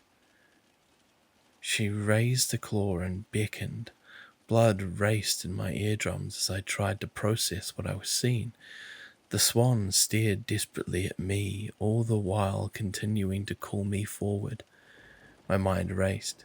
then suddenly latched onto something. The thing the notes had said. The black swan is not like the others. She has yet to attack us. I looked at the door handle and quickly made a decision. I knew if what I was thinking was true, I wouldn't have much time to test the theory. I quietly turned the lock and swung open the door.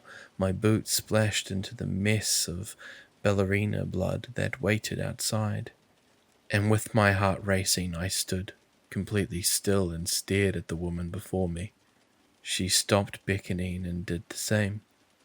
Slowly my fear began to diminish as the swan did nothing but stare, and she didn't dance. I felt a strange sense of empathy wash over me. The thing before me may have looked as monstrous as the others, but she looked scared, human almost. Something inside me felt like it. You're not gonna hurt us, are you? She shook her head. It was small, but it was all I needed. I burst back into the office and went straight into the break room. Everyone wake up now. We've got to go. Huh? Daniel said, sitting up. What's going on? Worry, there's no time for questions. Let's go. The three of them listened and quickly scooped up whatever belongings they had and shoved them into their bags. I led them out into the hall where they saw the ballerina. Joel, look out, Bear yelled. No, it's okay. She's not like them. How do you know? Look, we don't have long before these ones get back up, and we don't have any other option. I'll take my chances. Her, Daniel, and Ethan all hesitated. I looked right into their eyes. Just trust me on this. She pursed her lips before offering a small, okay. The ballerina suddenly dashed off down the hallway, and we knew exactly where she was heading. She knew what we were looking for. We followed, running behind her in the darkness. I looked over my shoulders before rounding the corner to the hall, just to be sure. I thought I saw an arm of one twitch, but hoped we had some more time before they noticed we were gone. We followed the black swan through the halls, and sure enough, she turned down a corridor just past a set of gymnasium doors. She stopped halfway down the tunnel and gestured to the doorway with the words "safe room" spray painted on the side. I went to run inside, but was immediately hit with a brick wall of stench. I fumbled around for my flashlight and clicked it on, shining in the room. It was undoubtedly the janitor's closet. The irony was, it was a mess. Dry blood sprayed across every surface, and limbs and chunks of rotten flesh lay in decay throughout the room. The remains of two completely lacerated torsos were all that remained of the two victims their limbs once belonged to. The stench of the rotten, wet corpses was overwhelming. The rest of the room was fairly large, with lots of shelves and space for tools and equipment. Items were strewn about and covered in dust. Water tricked from a pipe and immediately formed a puddle that swirled down a drain in the floor. Across the way above the desk in the corner, a pegboard hung on the wall. A set of keys dangled from one of the hooks.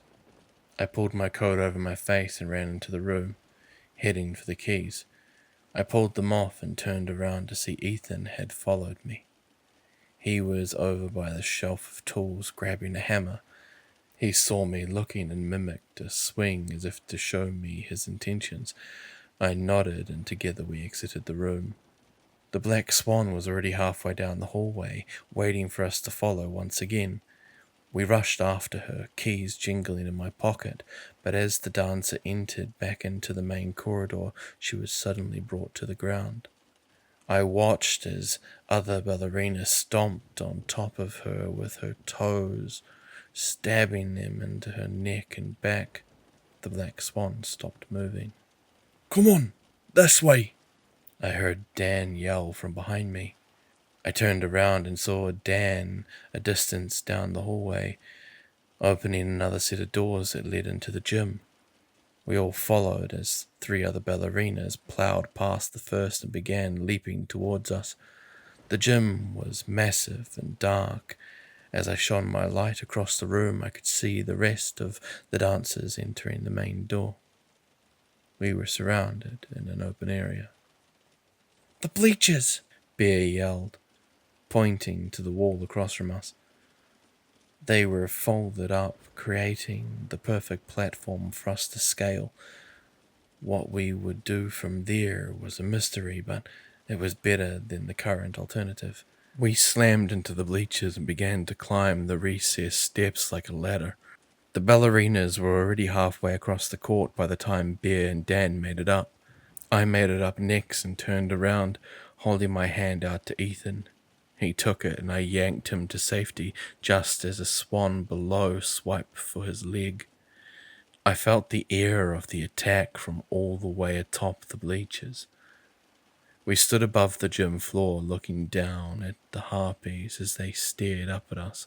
One of them began to scale the side of the platform, but as soon as its head peeked over the landing, Daniel kicked it hard with the butt of his boot. Another tried the same, but this time Ethan slammed the hammer he had just grabbed hard into the thing's head.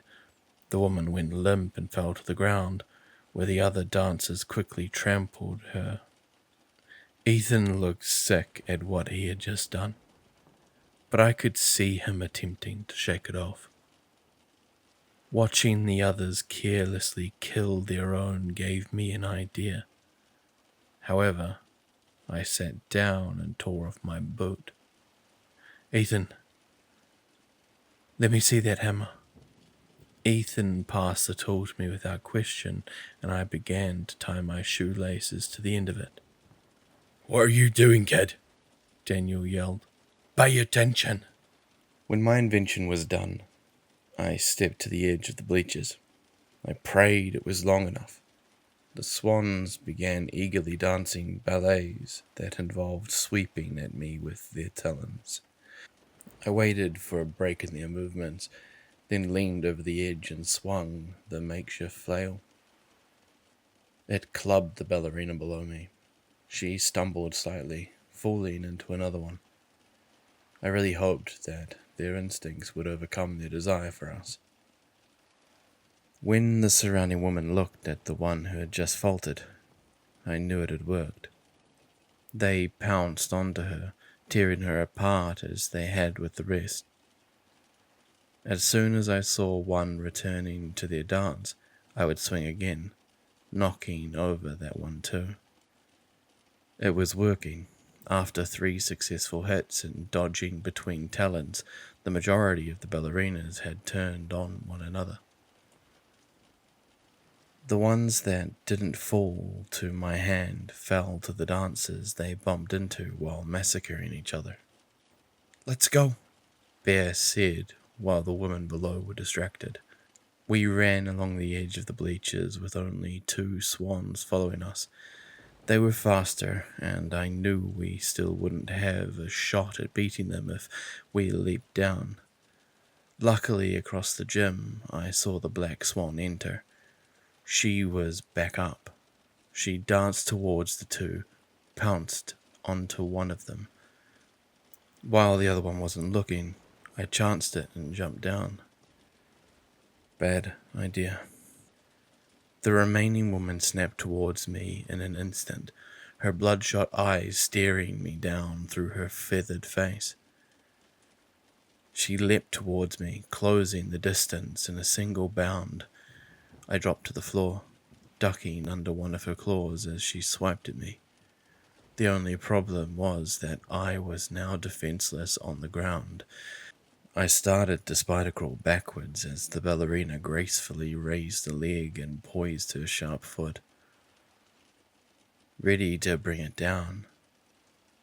After so many brushes with death in the past few days, I thought that I might have gotten used to the feeling. I hadn't. Just then, Bear called out, Hey! The swan turned just in time for her to leap onto the dancer's back, knocking her off her pegged foot and onto the floor. The thing thrashed violently, trying to swipe at Bear, who clung tightly to her back. Her talons couldn't quite reach, thank God. Ethan seized the moment and leaped down as well. He dashed to me and yanked the hammer from my hands as I got back up. Once he had it, he twirled around and with my boot still attached, jumped onto the harpy's chest, bashing it into her face. She instantly stopped moving. Bear scurried out from under the creature and we all looked at one another. Ethan winced through his teeth as he held his arm. In the frantic swiping, the swan had caught his forearm. A thick gash leaked crimson, and from the look of it, I was thankful it had only hit his arm and not something vital. Bear luckily looked unscathed. The black swan finished off her victim, then turned to us. She pointed to the door, and we didn't need to be told twice. We ran for the halls, the few swans that remained, realizing and following after. As we ran, I saw Ethan trying to stop his arm from leaking. Hang on, man. We're almost there, I told him. We made a few turns, then ran down a hallway that led to a familiar place, the main corridor. We bolted past the lockers and into the dance studio. I quickly shut the double doors to the main entrance and pulled the keys from my pocket. There were so many. I began thumbling through them, trying desperately to find the right one. Through the windows on the doors, I could see the dancers rounding into the corridor. Key after key, I jammed them into the lock as they closed the gap. The thought crossed my mind that we weren't even sure this would work. Joel! Daniel cried as I slotted in another. I could see out of my peripheral that they were only 5 feet away now. Click. The locks turned sharply as I jumped back from the door, preparing for the worst. The dancers pelted the surface like thick balls of hail and angrily clawed at the glass. I panted on the floor as I stared, my hands trembling. The dancers raced down the hallway, and I hopped to my feet, running to lock the 2 remaining doors. Not even a minute later, I saw them appear in those windows as well. We all just stared at one another in amazement, the black swans included. We couldn't believe we had made it. Without a word, I walked to the stairway door and clicked the key inside. It turned effortlessly. Ethan and Bear entered the dark chute, and Daniel began tending to Ethan's wound. I turned back to the ballerina. Thank you. She just stared at me. Her eyes weren't bloodshot like the rest of the dancers. They were gentle green eyes, full of pain and sadness. I could see them welling with tears. You're not one of them, are you? I asked. She gently shook her head. I wanted to know what that meant, but I knew she couldn't answer. Come with us. She shook her head again. She went to step through the staircase door, and I watched as the floor around her other foot seemed to rise up around it, locking her in place. Why does that? I questioned, looking up at her. She simply stared at me with unknowing eyes. I looked to the other ballerinas outside. They won't be able to hurt you as long as the doors are locked. You'll be safe here. She nodded. Here, I said, crossing the main door. I removed the keys and placed them into the lock, but didn't turn it.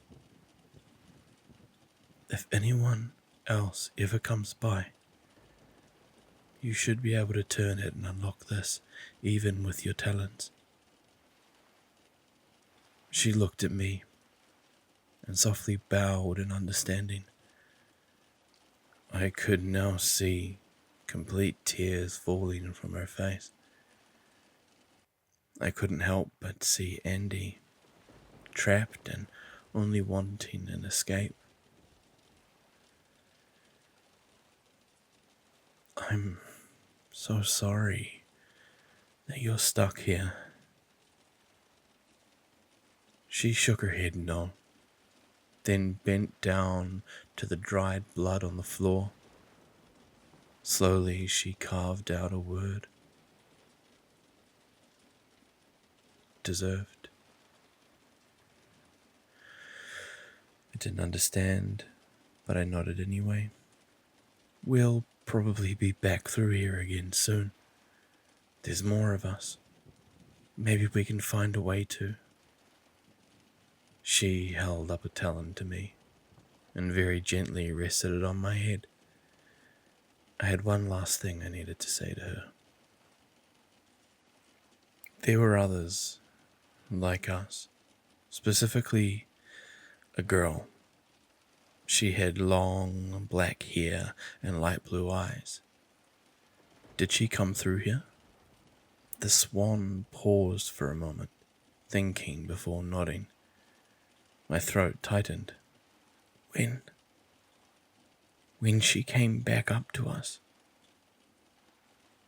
she was all cut up. Did they do that? I asked, pointing to the ballerinas beyond the glass. The woman's eyes suddenly looked confused and concerned. She returned to the dry blood and wrote something again, longer this time. Never came back. A deep feeling of dread formed in my stomach. Did she mean Andy? Joel, Daniel called out. We should go, he said, holding up the bloody cloth he was holding to Ethan's arm. Oh shit, Ethan. I rushed over to the stairs and the swan followed.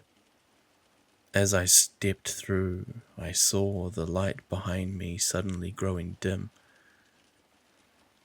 I turned back to see the woman gently closing it behind us. I met her eyes one last time before the door shut, and then we were all four left alone in the darkness.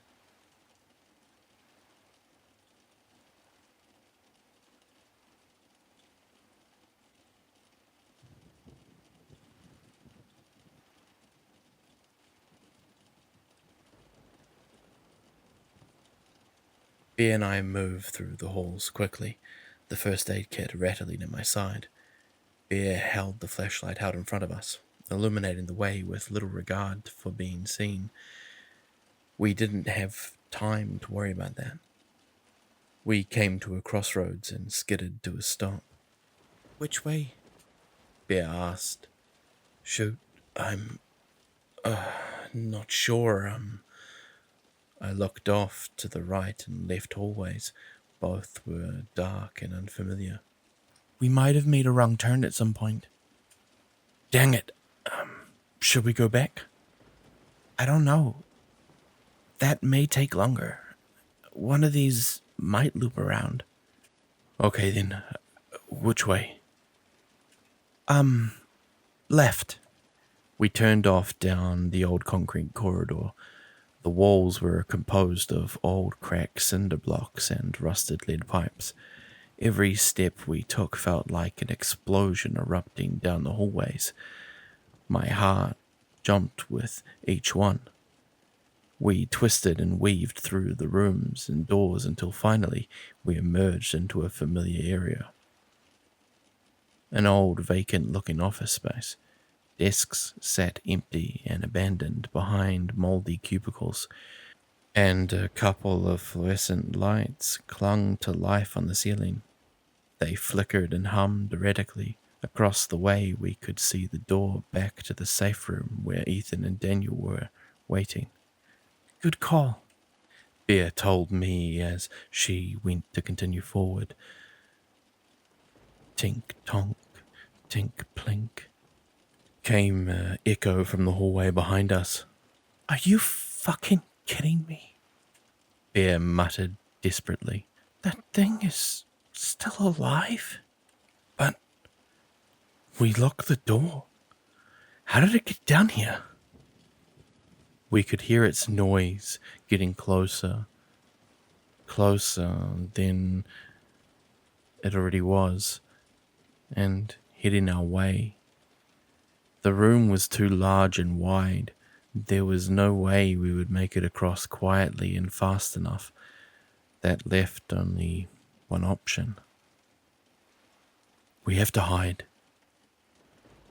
Bea nodded. We exchanged a nervous glance and then both split away from each other. She stepped into a cubicle close to us, and as I passed by, I could see her sticking herself under one of the desks and out of sight. It would have to enter the cubicle to see her. I stepped up a bit further and entered another workstation, doing the same as the creature from downstairs approached. I could hear it humming to itself, a horrible, inhuman song that had no correlation to the notes it tapped on the xylophone. Blood rushed through my ears, adding ambience to the noise, and a familiar feeling of adrenaline pumped through my body. I heard its heavy hands dragging across the carpet, and suddenly it stopped, just at the entrance of the room. The only sound was that of buzzing lights and excited breathing from the creature. It continued to shuffle, moving through the area, although it wasn't heading for any of the other doors. It was making circles. I could hear it entering the cubicles and pulling open drawers on the desk, rummaging inside, then gently shutting it. My heart began to pound. It was going to check all of them. I slid the first aid kit against the wall, then slowly crawled out from under the desk and crossed the edge of the workspace. As cautiously as I could, I peered around the corner. I could see its bald, skin-patched head just barely peeking above the top of a cubicle, the one right next to Bea. I could tell it was currently hunched over inspecting a drawer.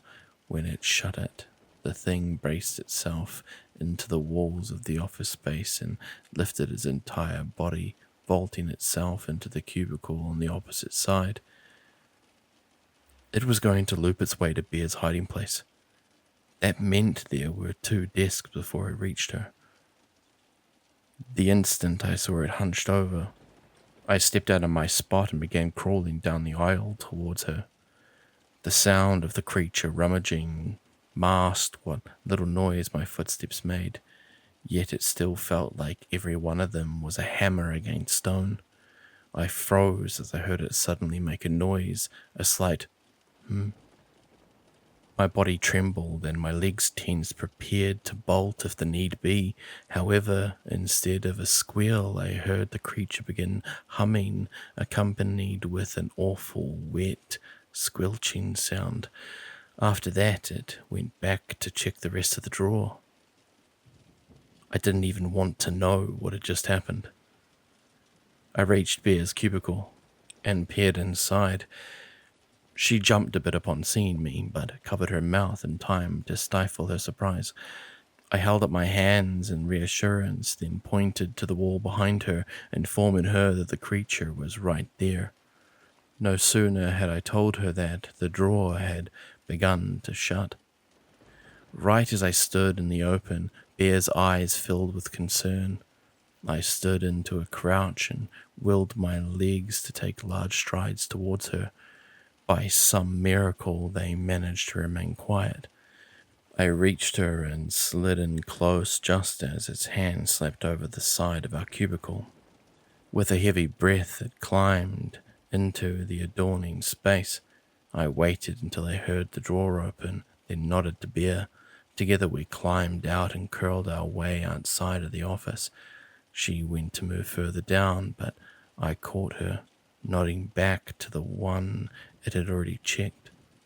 She didn't argue, and together we slipped a cubicle down and slid under the desk together. A moment later, we heard it climb into her space. We sat close to one another, her clinging to me as I clung to her. Despite the extreme danger, I felt safe next to her. The monster continued from space to space, checking the drawers all the while. Eventually, it finished one side and passed to the other half of the room. That's when Bear reminded me of something important. She leaned close, cupping her hands and lips nearly touching my ear, then whispered, "Where's the first aid kit?" I leaned back. "I had to leave it to come to get you." Too loud. She looked nervously at me. "What if it finds it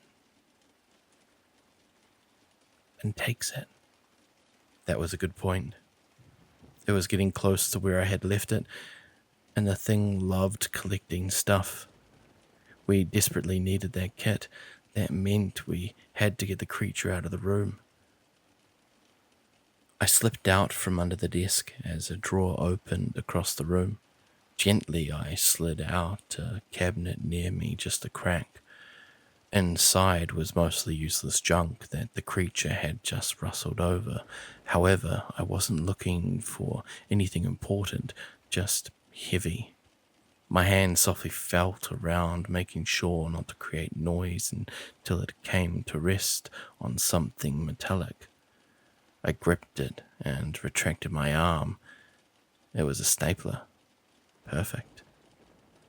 The thing shut the drawer from its cubicle, and I ducked down just as it hurtled to the next.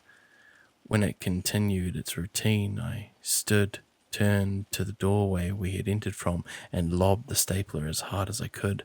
It disappeared into the dark maw, then crashed against the concrete walls with a loud clang. The thing instantly squealed as I ducked back down, then I heard it tumble and clatter over the cubicle walls like a bull. It pounded its instrument and screamed off into the dark as Bear and I jumped up, grabbed the first aid kit and continued forward. "Hang in there, Ethan. We're coming," I muttered.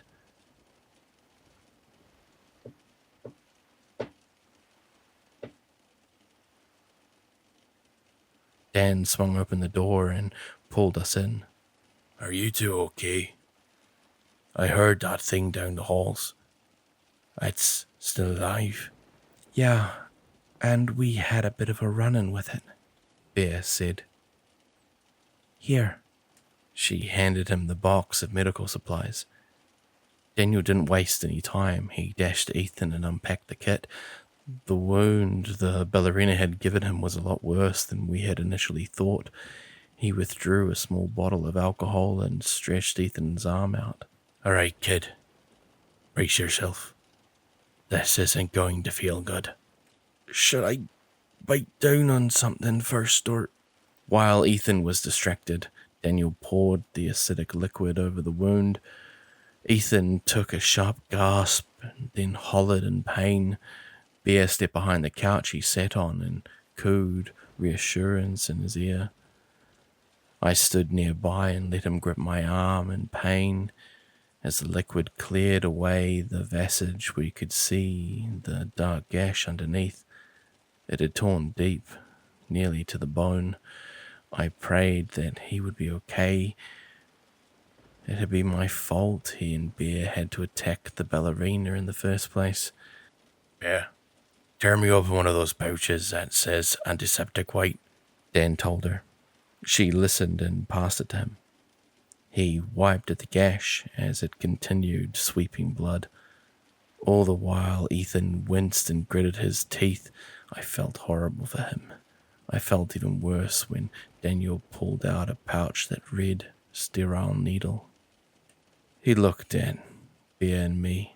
I need you two to hold him steady. There's no easy way to do this. I swallowed and nodded.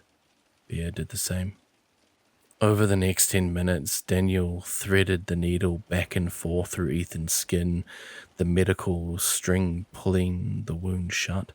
Ethan strained and struggled in pain, but eventually his body could no longer take it, and he passed out. That made it easier for Daniel. He wrapped the wound, leaned back against the floor, and deeply sighed when he was finished.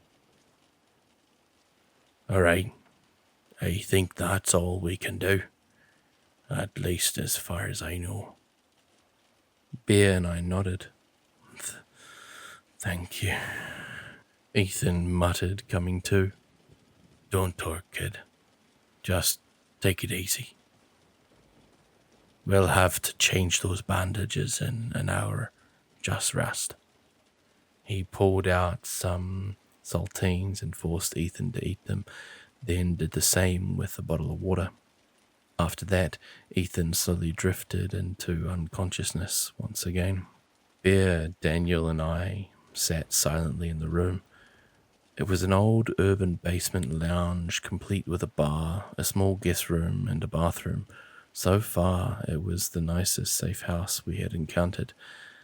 There was some minor furniture around, such as Ethan's couch and a guest room bed.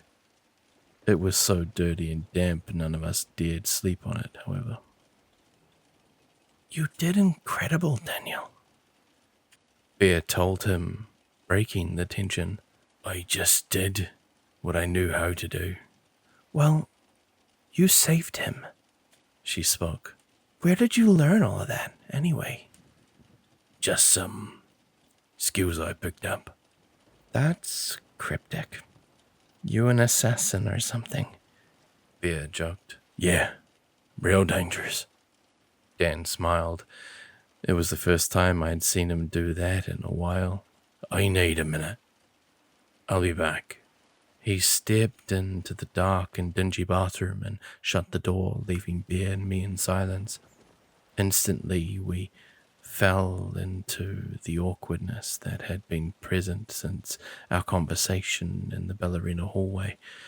I still had no idea what to say to her.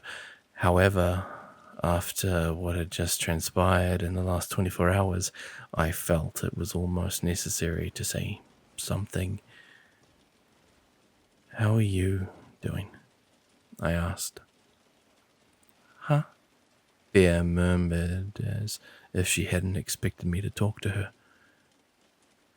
Are you okay? Been a while since we've really talked. Oh, I'm good. Thanks for your help back there in that office. I had no idea what was going on behind me. You don't need to thank me. I know you would have done the same. You really did back at the gym. Thank you for that. What do you mean?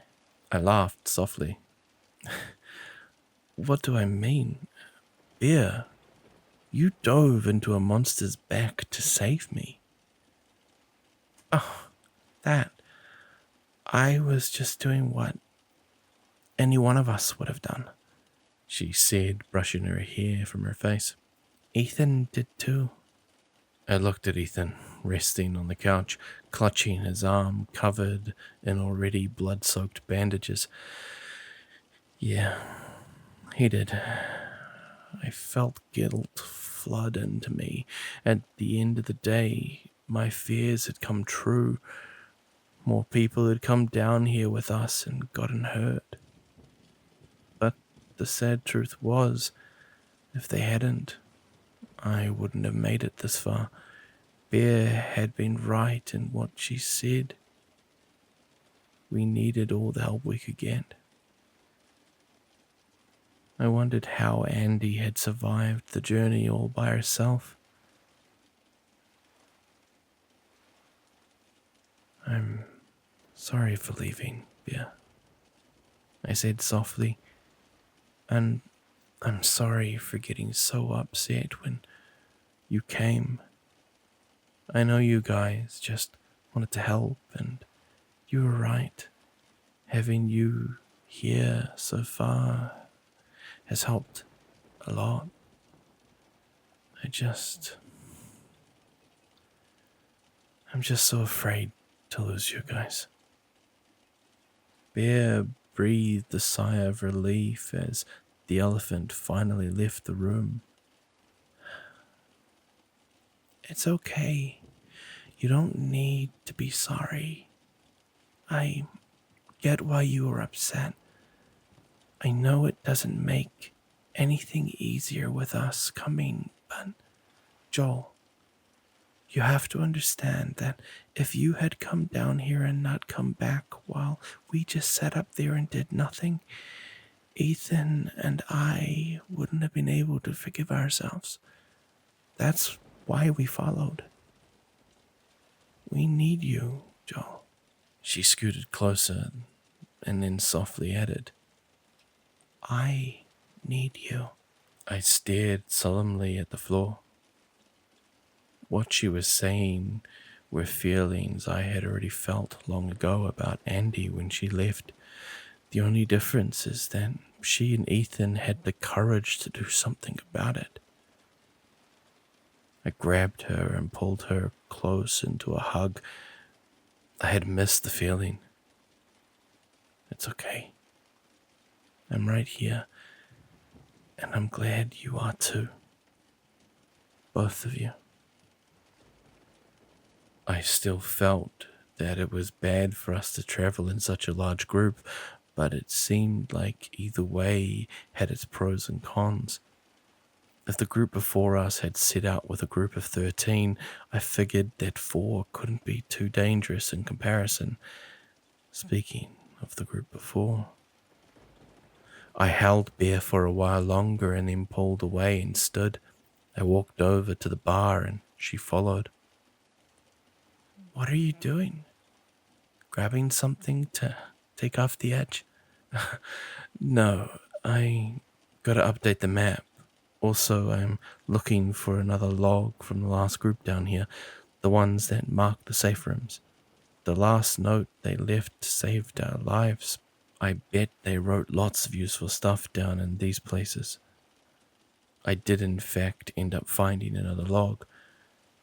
This one was sitting in a drawer in the guest bedroom side table, written in an old damp notebook. There were really only updates about the fate of the former party. They reached this location with the same 10 they had left the office with. However, there was one note that caught my eye amidst the update. It appears that the curator is sensitive to light. This must be due to its life in the dark halls. It's okay being in lit rooms, but Trent claimed he managed to stun the creature by shining his flashlight in its eyes on the run for food earlier. According to him, it was only enough to barely escape, but it should still be noted as a last resort. The curator. Were they talking about the thing downstairs? I withdrew our own wind-up flashlight and clicked it on, turning it to myself. The old, faded bulbs were barely enough to make me blink, let alone squint. Still, if it came down to it. When Ethan woke up, Daniel informed him that we had to change his bandages. As he did so, we all discussed. So, what's the plan now? Ethan asked. Well, you lost a lot of blood, so for the time being, nothing. We're gonna hold out here, Daniel replied, wrapping the cloth tightly. What? No, I'm fine. Let's just keep going. Look, I appreciate your grit, Ethan. But if we keep moving with you hurt like this, it's not going to be good. Our hearts are pumping fast, and so is our blood, the latter of which you're in short supply of. If you pass out while we're out here, it's going to cause a lot of problems, not to mention the chance of infection. Daniel, I'm fine. I don't want to be the reason we aren't moving. You're not, Ethan, Bea told him. I'm sure we're all prepared for stuff like this to happen. Plus, it's clear that the past groups took it slow as well. There's no harm in taking time to get through this. Rushing is how we get hurt. Ethan sighed, then winced as Daniel pulled his bandages tightly. All right, fine. Are you guys sure? Yeah, man, I told him. All right, drink this, Dan said, handing him a bottle he had filled from the sink at the bar. Ethan drank without question, downing the whole thing in nearly 3 gulps. As he did, Daniel turned to us. If we're going to be here a bit, we're going to have to make runs for food. Yeah, I already thought of that. It might be easier than upstairs, Bear said, trying to ease the tension. Up there, we knew it would only be in one place. Down here, there's so much space, it's a lot easier to hide. Yeah, yet somehow it keeps finding us, I groaned. Speaking of which, why is that thing still here? Daniel chimed in. Last we saw, it was surrounded by those raptor girls. I mean, look what they did to Ethan in one swipe. The damn beast should be dead. Ethan wiped the water from his mouth. Yeah. Well, I also stabbed it in its throat with a spear, and it barely flinched. Something tells me it's not as easy to take down as we hope. Bear pursed her lips in thought. Wait, Joel, you locked the doors around the stairs. Do you think it's locked down here with us? I thought for a moment. It was a valid point, yet something didn't make sense about the creature. I pondered all of its qualities and then came to a conclusion. I don't think so. Think about it. That thing brought us food every week for the past 4 years. To do that, it would have had to go down really far to find new rooms after it looted the top ones. It's taken us over a week to even get this far, and even excluding having to hide, that's about 2 days of total travel. What are you saying? Daniel questioned. I'm saying that I think the curator has ways of traveling through this place that we don't know about. The curator? Ethan asked. That's what the last group called the thing from downstairs. Dan snickered. That's a dumb name for it. The curator never showed up again for a week. Daniel and Bear went out on a food run during that time and came back unscathed. That was a relief. With them, they brought 6 cans of corn, which was honestly a great find. They also found a Decavuna, which was an even better one. We had already played the cards Grace gave us to death and were ready for something new. It was difficult for Ethan to hold them right, as his injured arm couldn't close the hand attached. Instead, he told me which card to play, and I played it for him. One night, Bear lay down beside me and rested her head on my chest. It was such a familiar comfort, though we were so far from home. I kicked myself for even calling it home. It was true. The 6 round room structure really had become a home in a sense, at least compared to down here.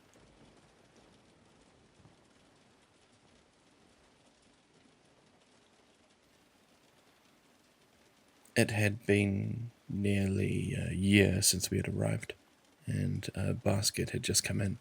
Claire and Jan knocked on the bedroom door, and we opened it. Their faces were beaming. We got a perfect one today. They were right. The thing downstairs had really found the good stuff. A whole unopened box of Twinkies, toothpaste, a lunchbox full of old cassettes, a couple of new games, and many other things. Any electronics in there? Benjamin asked, eagerly peeking his way through the crowd. Hold your horses, Ben. Grace scolded as she sorted through the box. She eventually pulled out an old alarm clock that had been tossed in the bottom. Benjamin inspected it carefully before declaring, Yes. and walking off into the corner of the room to his belongings, ignoring the rest of the basket. Bear, Ethan, Andy, and I were all curious and followed. What do you need that old thing for, Ben? I asked him. He turned around with a big grin. I've been collecting a whole lot of parts each run. Haven't you noticed? Well, yes, I suppose, but you still haven't told us why. I'm gonna try to build a radio. We looked at him, perplexed by the statement. A radio? Bear asked. You can do that? Oh, sure. I used to be a comms operator in the military, specializing in repairs. Did a lot more than... with a lot less than I have now. You think it will let us communicate with outside? Andy asked eagerly. Oh, no. Sorry, my dear. Nothing that complex. I just wanted to do it to keep myself occupied. After all, boredom seems to be the slow and silent killer around here. But maybe, at the very least, there will be something interesting we can pick up in this place. That's pretty cool, Ben, Ethan told him.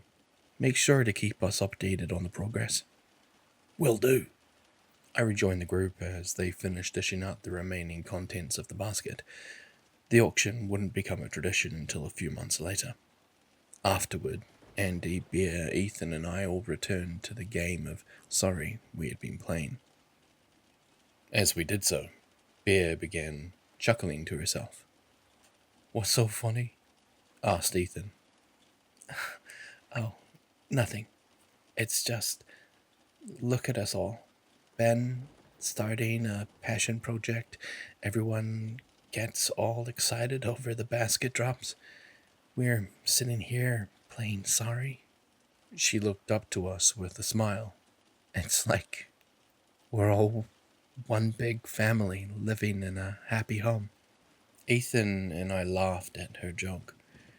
Andy did as well, but it was more somber and died a lot faster. I noticed. It's not funny. Larry suddenly snapped from the living room. He currently lay on the ground, just staring at the ceiling. It's pathetic. We're all just trapped here like mice in a box, waiting for whoever set the trap to come back and throw us all away. Jeez, man, Ethan said. We know it's pretty hopeless, but dwelling on it doesn't help. Maybe if we did, we would actually put our efforts towards doing something about it rather than sitting around doing jack shit. That's enough, Larry. Daniel cut him off as he entered the room.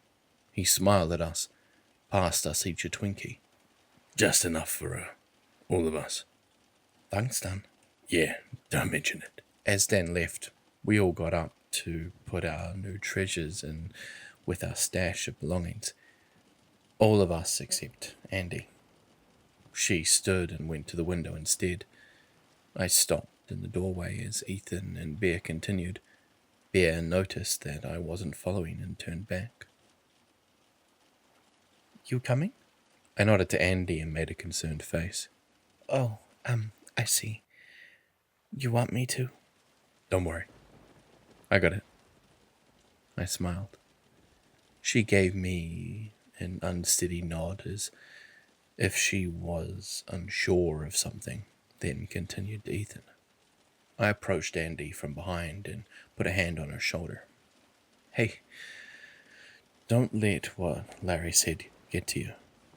There's nothing wrong with how we're handling this. We're doing all we can to survive, and that's what matters. Andy gave me a half-hearted smile that dropped as soon as she looked back to the window. Do you think we're ever going to get out of here? The question took me back. Of course, it was something I thought of every day. We all did. But this was the first time anyone dared to bring it up. We all agreed, unspoken, that we were going to get out someday. How was just what we had given up on. Andy, of course we will. There's no way this is it. This isn't the end for us. Okay, yeah. So, what if Larry is right? What do you mean, Andy? What if we aren't doing enough? What if instead of waiting for something to happen, we're supposed to be looking? Looking for what? I don't know. Never mind. Forget it. Andy, talk to me. Looking for what? A way out? Yeah, a way out. I stared at her, waiting for her to continue, unsure of how to respond. We're all so afraid of this place that we barely scraped the surface and then gave up on trying. But what if there's more here? What if we need to be working harder? I looked at her with deep concern, then placed my hands on her shoulders and turned to her face. Hey, I'm just as eager to get out of here as you are, I promise. But, Andy, we can't lose anyone else. If we rush into the unknown, that'll end up happening. Now, the second we learn something that might point to a way out, I will be right there with you. But for the time being, I think we need to wait until we know what to do. Otherwise, we'll just be running blindly through the dark. Her eyes gazed into mine with pure emotion. Fear, anxiety, passion, confusion. Trust me, I told her. She looked at me, and for a moment I thought she was just more upset. Then she surprised me by wrapping her arms around me and pulling me in close. My heartbeat grew faster and louder, even louder than when I had to run for the basket. I held her as she leaned into me. She felt warm and safe, so familiar. Andy had never come back up. The ballerinas had told me. What did that mean? Your heart always beats fast when I lay next to you, Bear muttered in the dark. Do I make you nervous? I can lay alone if you... No, stay, I whispered back as I gripped her tightly, pressure building in my chest as I lingered between memory and reality. Between Andy and Bear, my heart ultimately dropped as memory won out. The second we learn something that might point to a way out, I'll be right there with you.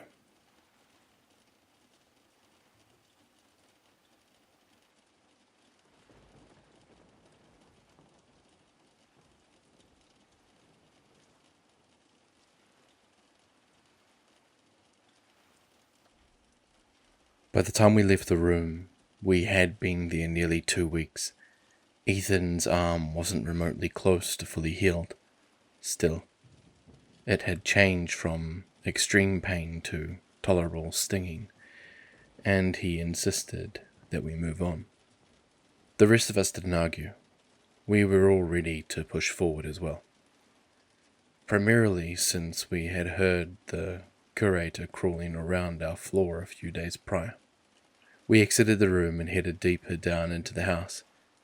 Or perhaps the basement. It was harder to tell the longer we travelled what to refer to the place as. It was too strange and disorganized to be a compound, yet too in decay to be referred to as a bunker.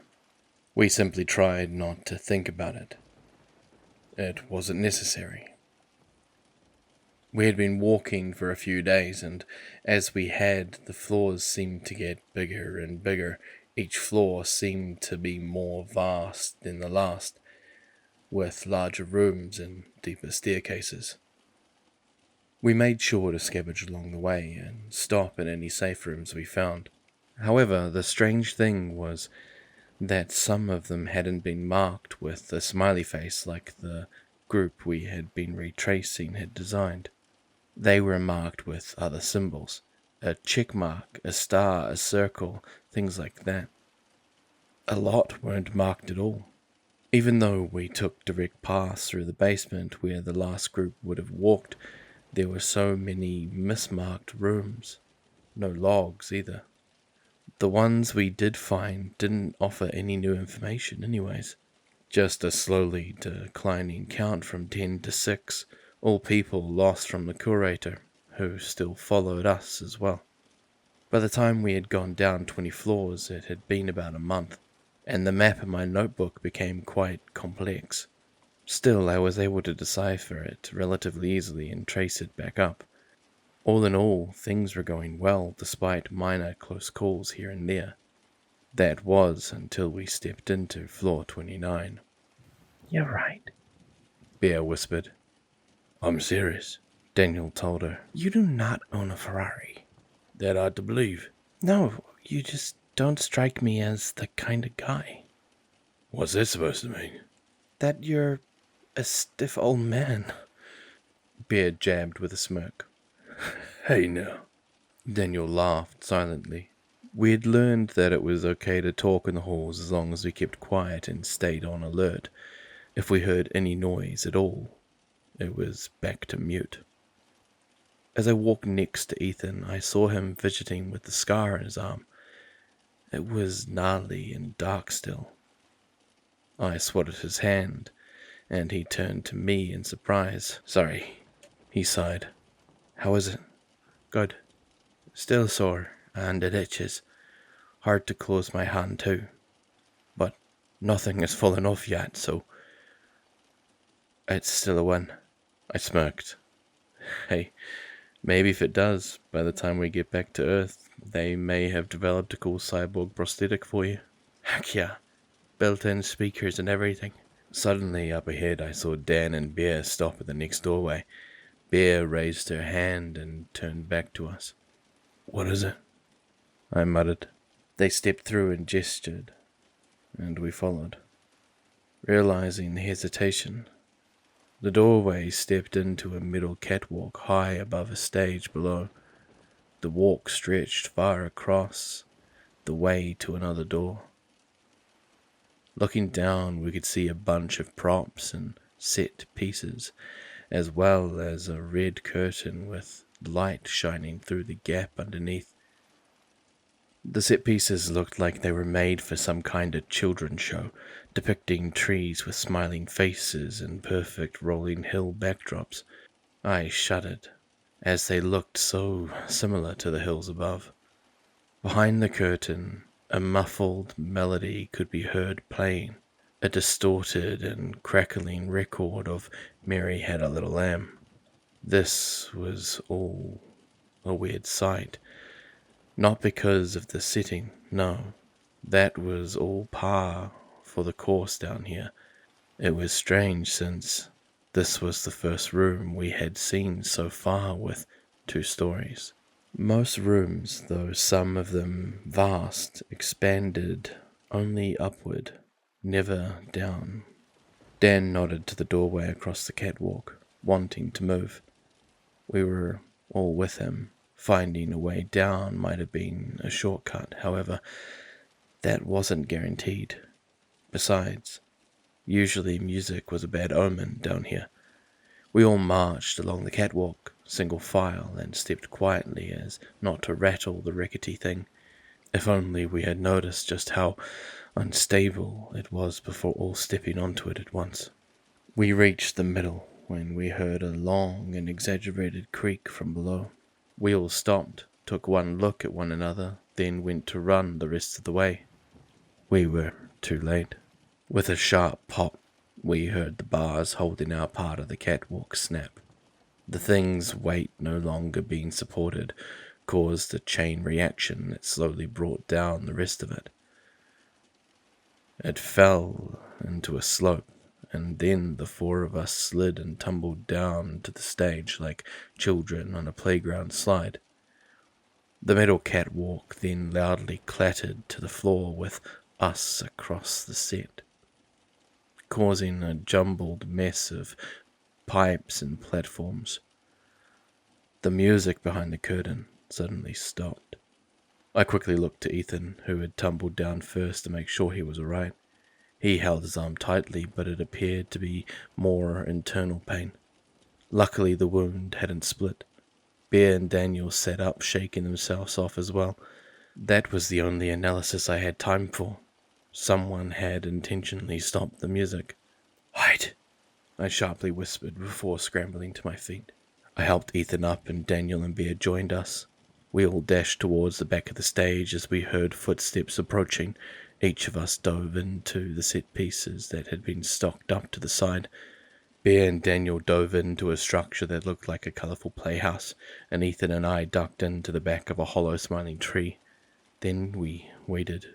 I heard the footsteps grow louder, then noticed another set alongside them, and another. Dozens of steps approached, as well as the sound of tiny little patters across the floor. My heart immediately started playing its familiar song.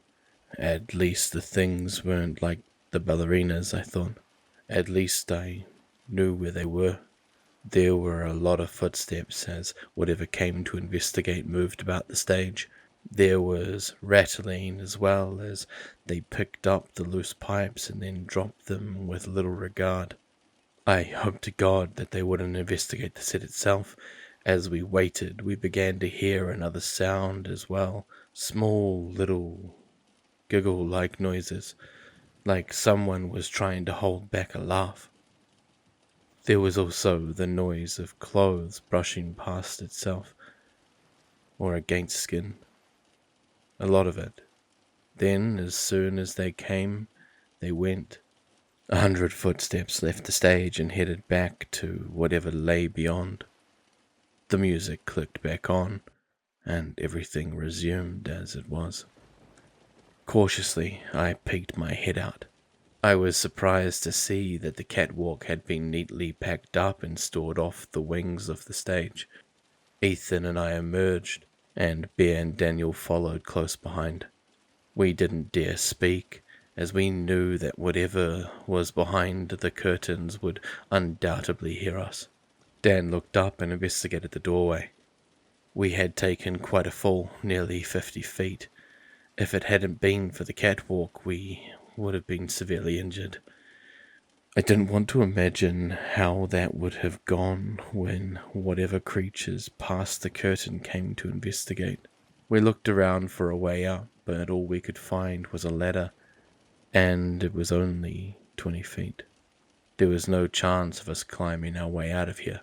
We were trapped. Unless there was a door on the other side of the curtains, we were out of options. Any other ideas we had involved noise, and that clearly wasn't an option. We all jumped as the music clicked off again. We ran to our hiding spots, but when I heard the footsteps travelling away from us, I glanced around the corner. I saw the light click off under the curtain. immediately followed by the sound of a door shutting. We all stepped out from hiding and crossed the stage. Dan peered first through the curtain, and we all held our breath. He pulled back. "It's clear. There's nothing," he whispered. We stepped past the red barrier and took in the room. We stood on a stage that sat above a large party room. It was colourful, like the kind you would see at a pizza arcade. Bright colours and swirls adorned the walls, as well as illustrations of smiling animals and inanimate objects. The floor was comprised of glittery and colourful tiles, and the panelled ceiling helped dimly light the room with fluorescent bulbs. They appeared to be the safety kind that only faded to a low glow when turned off. Colourful tubes lined the room, and play mats and other toys covered the floor. Colouring books had been left strewn about with crayons to accompany them. In a stool in the centre of the room sat a red radio. "What the?" Ethan muttered. We had walked through rooms that looked to be designed for children before, but they were never this bad, never this detailed. It was genuinely unsettling. "I don't like this," Bear whispered. "Yeah, because the rest of this house is so enjoyable," Ethan joked. "Reminds me of that pizzeria place you take your kids to." Dan grunted. "Chunky cheese?" I asked. "Yeah." "You have kids done?" Ethan questioned. "No." The man quickly shot back. "Is this really important right now?" 2 double doors lay in the far corner of the room. They were red with 2 big round windows at the top where a light shone in from the hall. We slowly made our way over, and as we did, I glanced down at one of the open colouring books. I wished that I hadn't. It was open to a page of a princess picking an apple from a tree. Nothing was coloured, however, except for the apple and a pink scribble by her head. The scribble seemed to barely cover her scalp and wrapped around the bend of it. The unsettling part was the red lines that poured out from where the scribble touched, and the frown that had been harshly drawn over the princess's mouth. We reached the door, and Bear and Ethan looked out first. They turned to us and shook their heads, then gently pulled the handle. The doors opened into a hallway that buzzed with more lights, these ones fully lit. A hallway with multiple colourful closed doors headed down into 2 directions, ending in yet more doors. "Which way?" Ethan asked. Music emanated from the left side, and all was silent from the right where a sign above a door read, "Nursery." All rooms had a sign: bathroom, kitchen, nap nook, library, playroom. We had just exited the activity room. Unfortunately, none of the locations sounded like they head to a way out. "Maybe the playroom," Bear suggested. "Seems like the only way that might have some sort of exit." We all agreed and slipped into the hall. We were all on edge as we inched our way over to the playroom. Somehow being caught in the light when we knew danger was about was more terrifying than the dark. At least then we felt somewhat hidden, not exposed in an open hall. I reached the door first and slowly stood, peeking in. The room was dark, but I could see a play place waiting on the other side, its plastic tubing and slides running wildly around the room. An ocean of colourful plastic balls filled the large pit in the middle, and there were various swings and seesaws speckled around as well. However, except for a child's dream, the room appeared empty. I gave the door a light push, and it swung open effortlessly. Stepping inside, I immediately felt a sense of relief upon seeing the ceiling. There was none. It opened up into a space where black metal tubing held lights that illuminated below. It was at the same level that the catwalk had been, and it appeared to run past the back walls and out of the area entirely. A way out. We could easily climb the play structure and scale the tubing from there. I heard something wet beneath my feet as I entered the door. Squishing into the foam mat ground, I looked down to see thick, dark puddles of crimson below me. I checked the room again, and what hadn't been clear to me from the window now was. There was blood everywhere, dripping from the play structure, soaking the ball pit, and pooling on nearly every horizontal surface. My word, muttered Bear. We need to get out of here now, Daniel said. Let's go. Up the play structure. Ethan, can you climb? I asked. Yeah, I think so. We all ran forward to where a slide spiraled to the floor. I placed my hands on top of the thing to pull myself up. I had just begun climbing when we all heard it, giggling from near the door. We froze and our heads spun around to look. There was nobody there, but it was clearly coming from that direction. I fumbled for the flashlight and turned it on, shining it towards the darkness that surrounded the doorway. The beam rested on something hanging on the wall. It was a clock with a big jolly face on it, its mouth wrinkled and stretched from its overextended smile. Its eyes were cartoony, Pac-Man-shaped pupils on white balls that darted rhythmically side to side. It took me a moment to realize it wasn't just made to look alive. It was actually moving. The laughter was real. Joel, hurry, Bear commanded nervously. I obeyed, attempting to scale the slide as fast as I could. The other three followed closely, but the slope was so slick with blood that it made the round surface hard to scale. Suddenly the doors flew open, and what entered was not what I was expecting. It was a large person dressed as a bird, the kind of costume you would see on Sesame Street or the Muppets. Its feathers were a variety of colors, forming a vibrant rainbow across its pear-shaped body.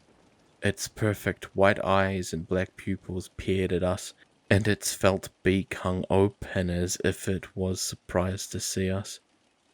It suddenly raised its hands to its cheek, then began violently clapping. The four of us just sat staring, mortified, but quickly snapped out of it when the bird started to run towards us, its costume bouncing with each hop.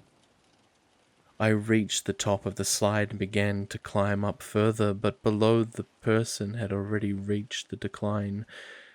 It reached out, grappling for Daniel's leg, but when it missed, it instantly grabbed the edges of the tunnel and began to shake. Whoever was in the suit was incredibly strong. It felt like an earthquake was shaking the structure. Ethan, Bear, and Daniel couldn't keep their balance on the slick plastic and tumbled over the edge, falling to the mats below. Bear lay face up, staring at me. She sucked the wind that had been knocked out of her lungs back in and yelled, Joel, go. Two more birds threw open the door and saw the scene unfolding. The first creature turned around and clapped at them, then pointed at my friends. They skipped over and one bent down, scooping up both Bear and Ethan with ease. Dan stood and tried to throw a punch at the remaining one, but his fist simply connected with its massive gut, and it just looked down at him, cocking its head in confusion. It wagged its finger, then lunged forward, wrapping him in a vice grip. My brain kicked into overdrive. I didn't know what to do. Could I help them? The things were too strong. I wouldn't stand a chance, but there was no way I could leave my friends behind like that. I watched as the birds began hauling them back to the door to an unknown fate. The original bird looked up at me, and I just waited for its next move. It opened its beak and tilted its massive head. My heart pounded. Suddenly, in one quick moment, it shuffled its feet in place and wound its arms up, then scurried into the slide below me. I didn't waste a second. I scaled higher, the play place beneath me shaking as the bird forced its massive form through the tight tubes. Ahead of me, across the top of the red tunnel, I could see a clear plastic dome that bubbled upwards towards the pipes overhead. They hadn't killed the others yet. If I could survive this, maybe I could find a way to save them. I began to carefully move across the tunnel, making sure not to fall. Below me, the bird reached my layer of the structure. The person in the suit slammed against the roof, causing me to fall from a crouch to a crawl. I was halfway across the tunnel, reaching out for the lip of the other side, when from a small window in the side of the tube, I felt an arm grab my dangling leg. In one motion, it jerks its hand downward, forcing me sideways. I quickly latched onto the edge of the play structure ahead of me, adrenaline injecting straight into my muscles. The bird from the tunnel desperately stretched its arm forward, trying to grab the back of my jacket. But I swung my body sideways as hard as I could, using the momentum to link my legs back to the tunnel, then hoist myself up. Running to the dome, I stood at the top and leaped upward, grabbing the bars overhead. As I vaulted myself, I happened to look down. Below me, the bird stared up through the bubbled window. It pounded on the plastic with both hands and violently flailed its head in anger. It was a crazed, erratic shaking that chilled me to my bone. I didn't look back after that. Instead, I began balancing across the bars until I reached the part of the support that hung over the ceiling of the rest of the room. I dropped down and drew the flashlight from my pocket, then clicked it on. The ground below me was simple dry wall and wood. And for a moment that made me jump until I remembered that I was safe. The house was indestructible. I wouldn't fall through. However, that thought left a sour taste in my mouth as my brain linked it to something else. If the house was unbreakable, why did the catwalk collapse on us? Surely it was considered part of the structure. Later, I told myself. Figure it out later. Right now, my friends need me. I began moving across the top of the strange children's playhouse until I came to another opening in the ceiling. Peering over the edge, I shone the flashlight down to find an overly cartoonish kitchen. The floor was black and white, checkered tiles with a big green table stretching the entire length of the room. Dozens of matching chairs were lined up with it, and along the walls, pristine white cabinets were affixed. A big red fridge rested next to an orange oven and a blue sink to top it off. I could see one of the smiling clocks high above the wall on the opposite side of the room and decided to move on before it noticed me. The place was too high up anyways. Dropping down would only leave me trapped in there. I needed to find a safe way in and out first. I continued on until I came to the edge of the structure. Around the edges, it looked like another catwalk had been built. I climbed over the railing and began to follow it.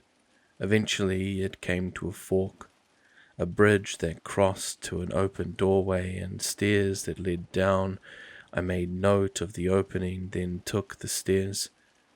I would come back for it once I found the others. My feet stepped off the metal and onto the flat concrete below. Turning back to the playhouse, the whole thing was made up of the same drywall and wood support as the ceiling. It was a strange sight considering how detailed the inside was. I began to move around the perimeter, looking for a door.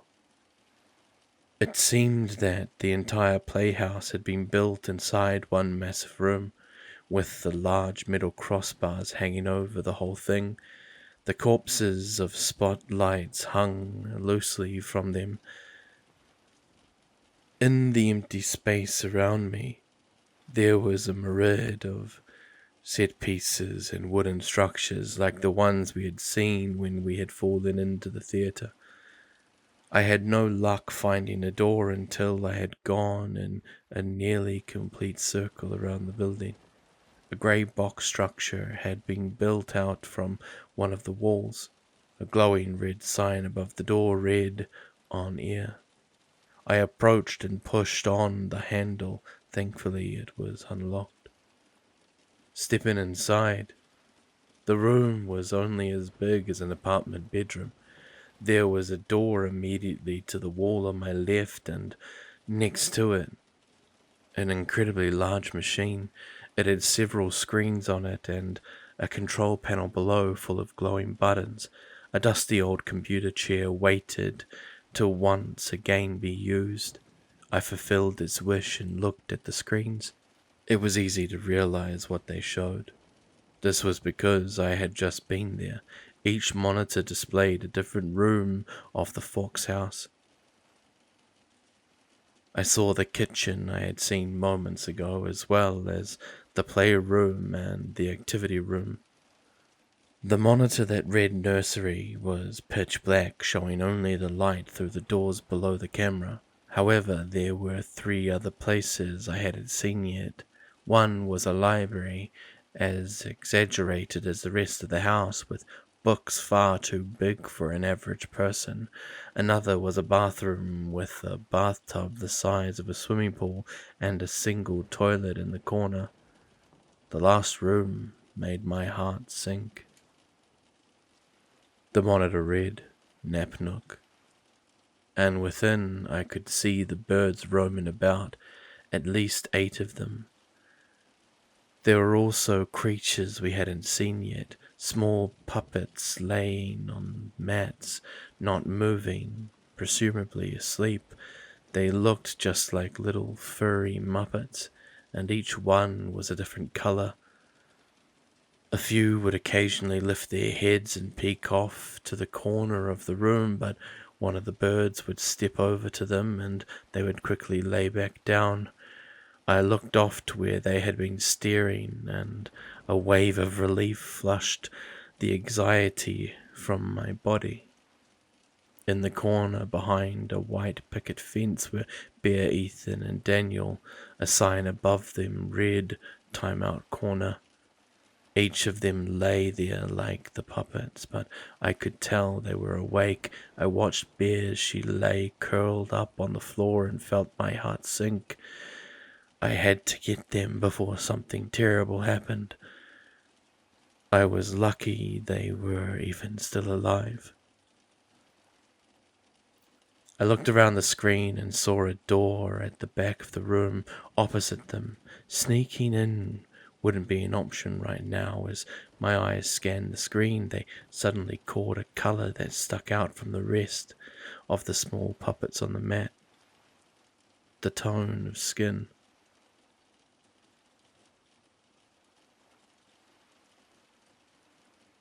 The person lay there, staring at the cage intently from the angle of the camera.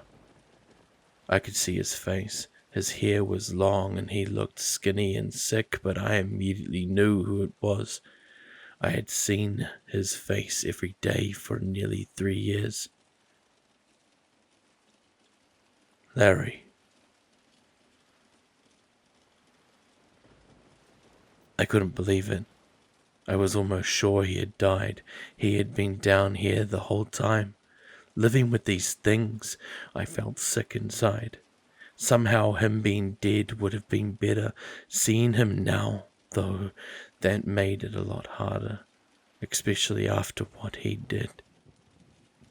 It was clear from the way he looked at Daniel and the others that he remembered as well. How could he forget? Uh-oh. He suddenly said behind me. That looks like a problem, brother. I didn't respond, just stared. Hey, don't feel too bad about it. He brought this on himself, after all. He paced around the room and looked at a sign on the wall that I hadn't noticed. It showed one of the birds with its arms outstretched and read, Mama Bird's Family Funhouse. What an awful show idea. I bet the guy who came up with it was really proud, too. He looked back at me and laughed. What's wrong? You should be happy. Your friends are safe. No, they aren't. They're trapped in there with those things.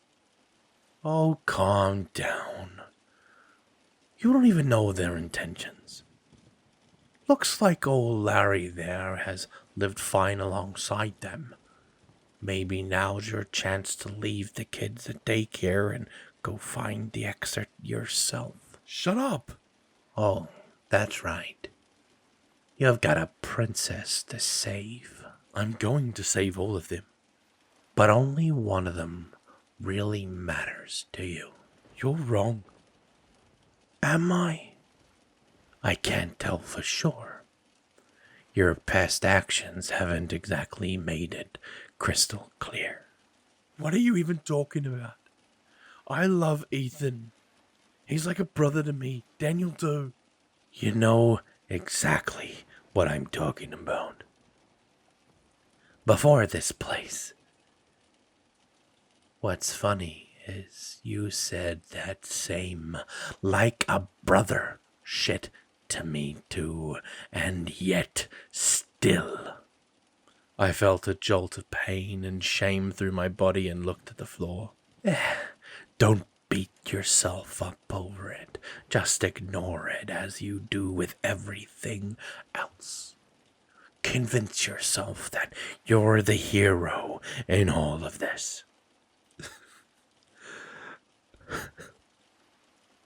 I'm sorry. He laughed. Don't tell me that. You should have told him that. Maybe then you wouldn't have ended up here. What's that supposed to mean?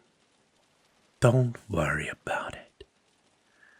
You had a lot more baggage to worry about even before you did what you did. I'm sure you would have ended up on that bus all the same. What? What are you? It doesn't matter. Maybe I'm a ghost. Maybe I'm just a mental manifestation of guilt.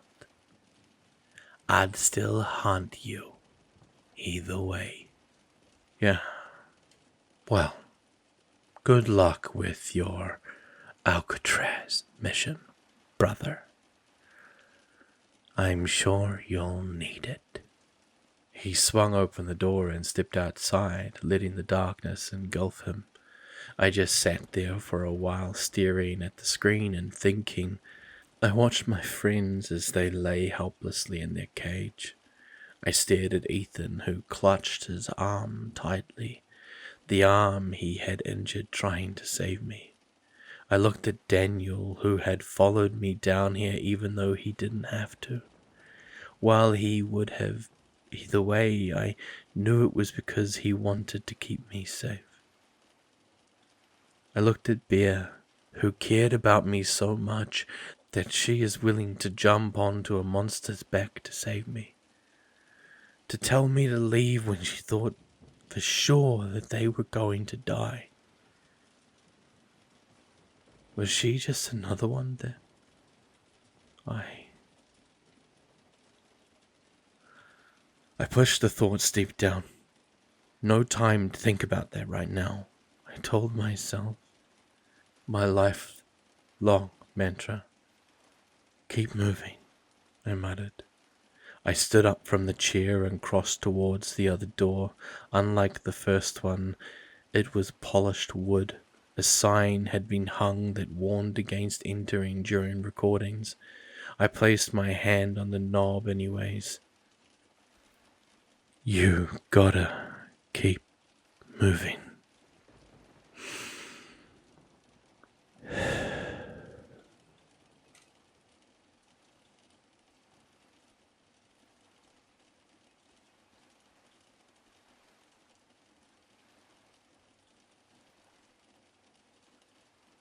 The door swung into a dark room lit by fake candles on the wall.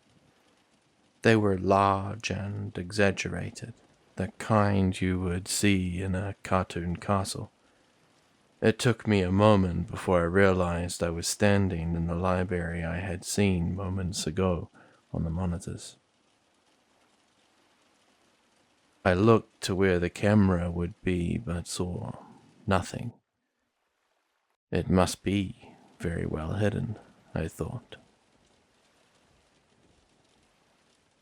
Across the room I saw a set of double doors that led back into the main hall of the playhouse. I stepped forward to make my own way over, then stopped. Being brash would get me nowhere. If I wandered around this place without a plan, I would get myself caught, and then there would be no one rescuing the others. Instead, I turned and shut the door, holding it and making sure that it didn't entirely close all the way. There had to be some way to open it from the inside. It was clear that this place was meant to mimic a studio, which meant there had to be some way for the actors to not only get in, but back out as well. Looking at the now shut door from my side, it looked like part of the bookshelf. The books that rested on it were all made of felt and had no actual pages in them. They simply sat on the shelf for display alone. I skimmed the surface, looking for some sort of hidden knob or lever, but found nothing. I began pulling on the books as well, but they were all bolted in place except for one, a blue book with 2 golden squiggles for trim along its side. I gripped the top lip of the thing and pulled, and to my surprise, it slid out about an inch from its spot before stopping. I held my breath, then pushed the shelf completely shut. If this wasn't actually the latch to open it, then there was a good chance I was stuck in here. I pulled the book once again and heard a slight click. The shelf swung back open into the recording room. Thank God, I muttered. Just then I heard a familiar laugh coming from the door behind me. I whipped my head to see the clock on the wall with its eyes open, smiling. Not wasting a second, I spun around, slipped through the crack, and then slammed the door shut. Stepping back behind the monitors, I watched from the screen as 2 birds entered the room. They bounced around the space, searching for their trespasser, checking every corner eagerly as if it were some sort of game to them. My heart pounded as one passed the shelf. I kept one eye on the door and the other on the monitor, prepared to bolt it if needed. To my relief, however, the birds skipped on by without a second thought. They didn't know about the secret passage. Before they left, they stopped just before the exit. One of the things reeled its head back and opened its wide beak. Its stomach started throbbing as it bobbed its neck up and down. From its mouth I started to see a wooden stick appear. When it was out far enough, the bird wrapped its hand around it and yanked the slimy pole out. It raised the post over its head and whacked the clock viciously. Through the wall I could hear it scream horribly. The fact that it was so human sent a chill down my spine. After that, I watched in disgust as the bird painfully shoved the stick back into its gullet. Once they had gone, I sat staring at the screen, trying my best to formulate a plan. It was clear that entering the playhouse for more than a few minutes would result in me getting caught one way or another. There was really nowhere to hide once I was in. I could always drop in from one of the open ceilings and try to get my friends out of the library door. That way I didn't risk having to travel the same path twice. However, finding the right window would be hard. It seemed that once you were in the birds' company, you were always under their supervision.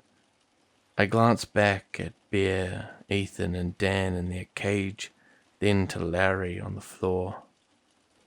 Shoot, Larry. I had almost forgotten about him amidst my frantic thoughts. He was another problem I would have to account for. If the other creatures didn't kill my friends, then he certainly would. I highly doubted that he had forgiven us for what had happened back at the house all that time ago. How had he even survived for so long down here? He seemed to be healthy despite his rough appearance, well fed and somehow bathed. The idea that he had been living with these creatures seemed ludicrous.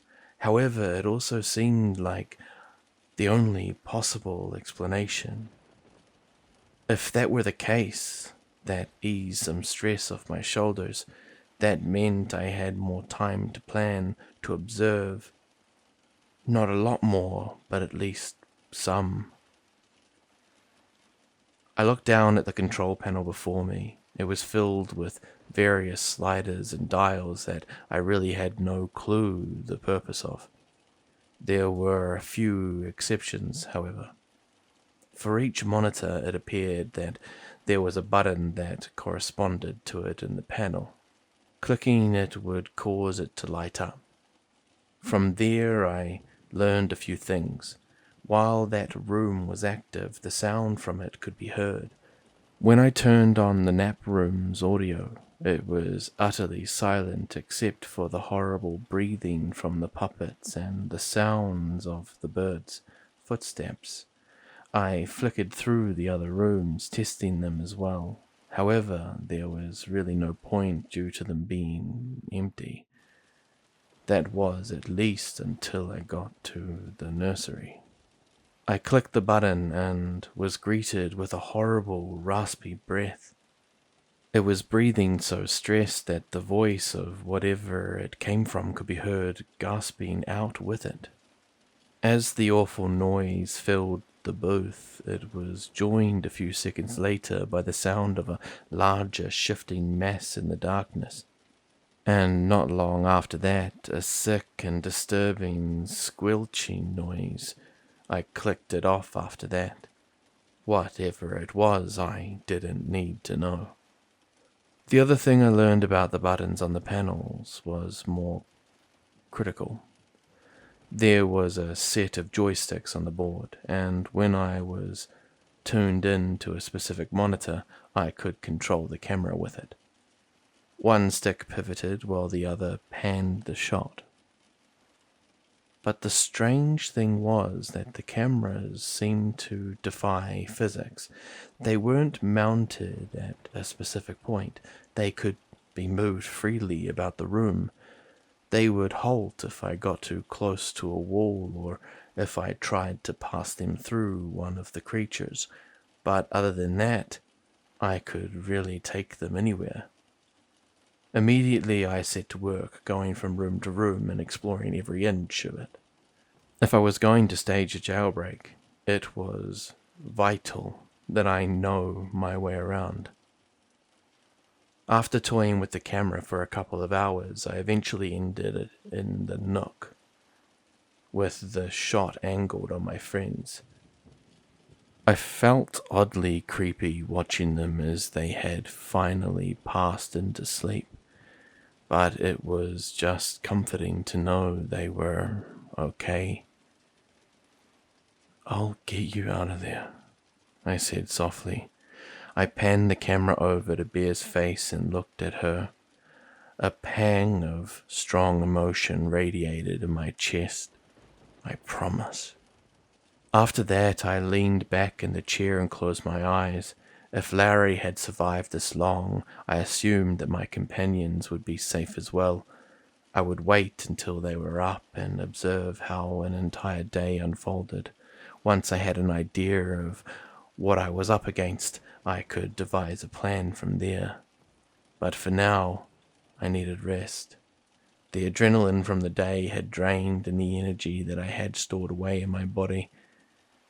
The sound of the monitor would wake me up if anything happened. It was difficult to calm myself, given the circumstances, but eventually I managed to sleep for a while. All right, everyone. I'm going to try again. Benjamin yelled from the dining room. We all filled in from our various spots around the house to witness his next attempt. This had become a routine over the past months. Each run, when Ben got more equipment and had tinkered with it to perfection, he would summon us into the room to see if the radio he was building would finally come to life. He had already prepared us for the only outcome to be static, but we didn't care. The excitement of the moment he finally got it to work was interesting enough. Even Larry always came to watch. All right, Ben. Jan announced when we had all gathered. Show us what you got. With pleasure, The old man said with a grin on his face.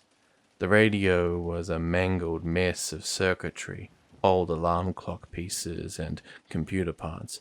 It looked a rattle away from bursting into flames. He flicked the dial on the machine, and to our surprise, static hissed from the speakers. Ben laughed in triumph as we all ogled and applauded. "Nice work, old man," Daniel said, placing a hand on his shoulder. Benjamin McDormand, the house famous inventor. Claire joked with delight. Well, can you change the frequency? Andy asked with a smile. Maybe there's something on. Ben raised his hands to calm everyone and put his hand on the dial, turning it through the frequencies. All right. We can try it, although don't get your hopes up. It's pretty unlikely that... Before he could even finish the sentence, the faint melody of music could be heard through the static.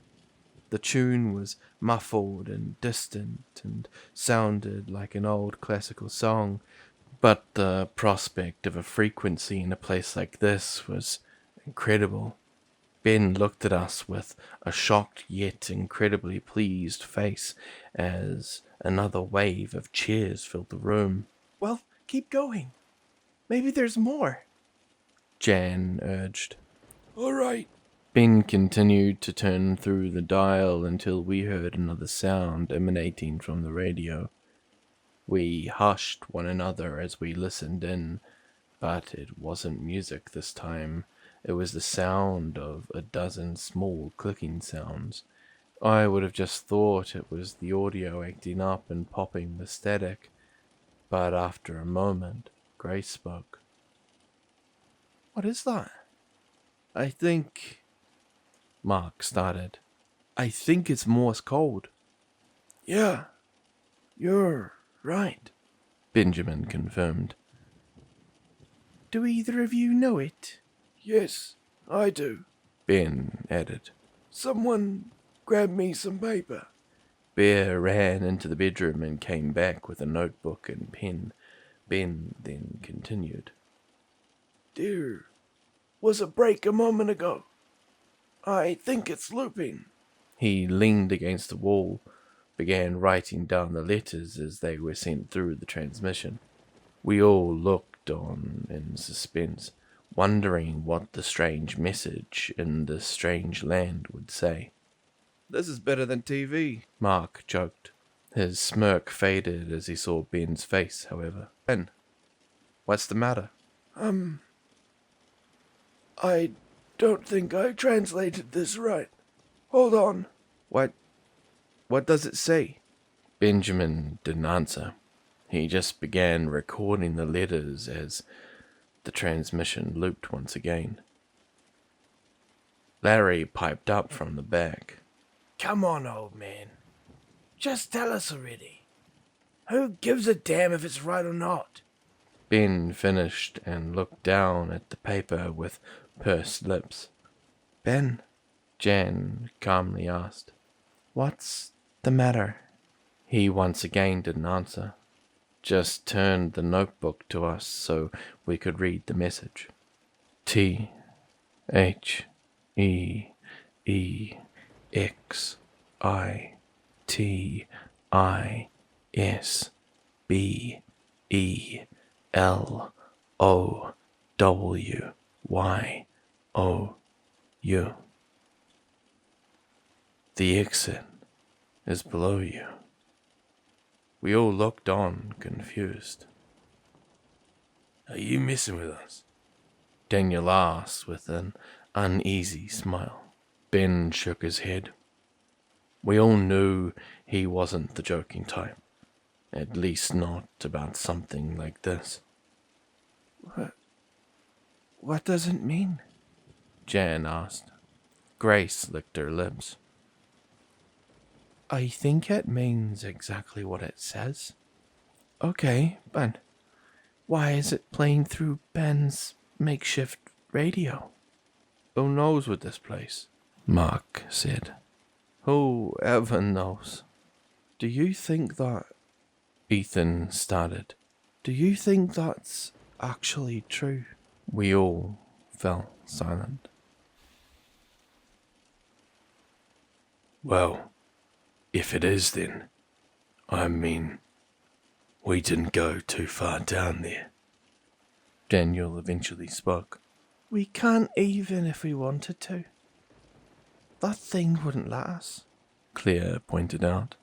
There's no way, Jan said. I mean, think about it.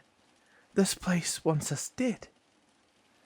It has to be a trap. Heck, even the bodies outside try to lure us out there at night. It's just trying to bait us downstairs so that the creature can get us. But what if it's not? Daniel spoke. What if it's telling us how to escape? If that's the case, we can't just sit up here. We've never been down there since the creature showed up, though. Bear nodded. We have no clue what's waiting for us. Suddenly, Larry started giggling. It started off small, but slowly grew into wild laughter.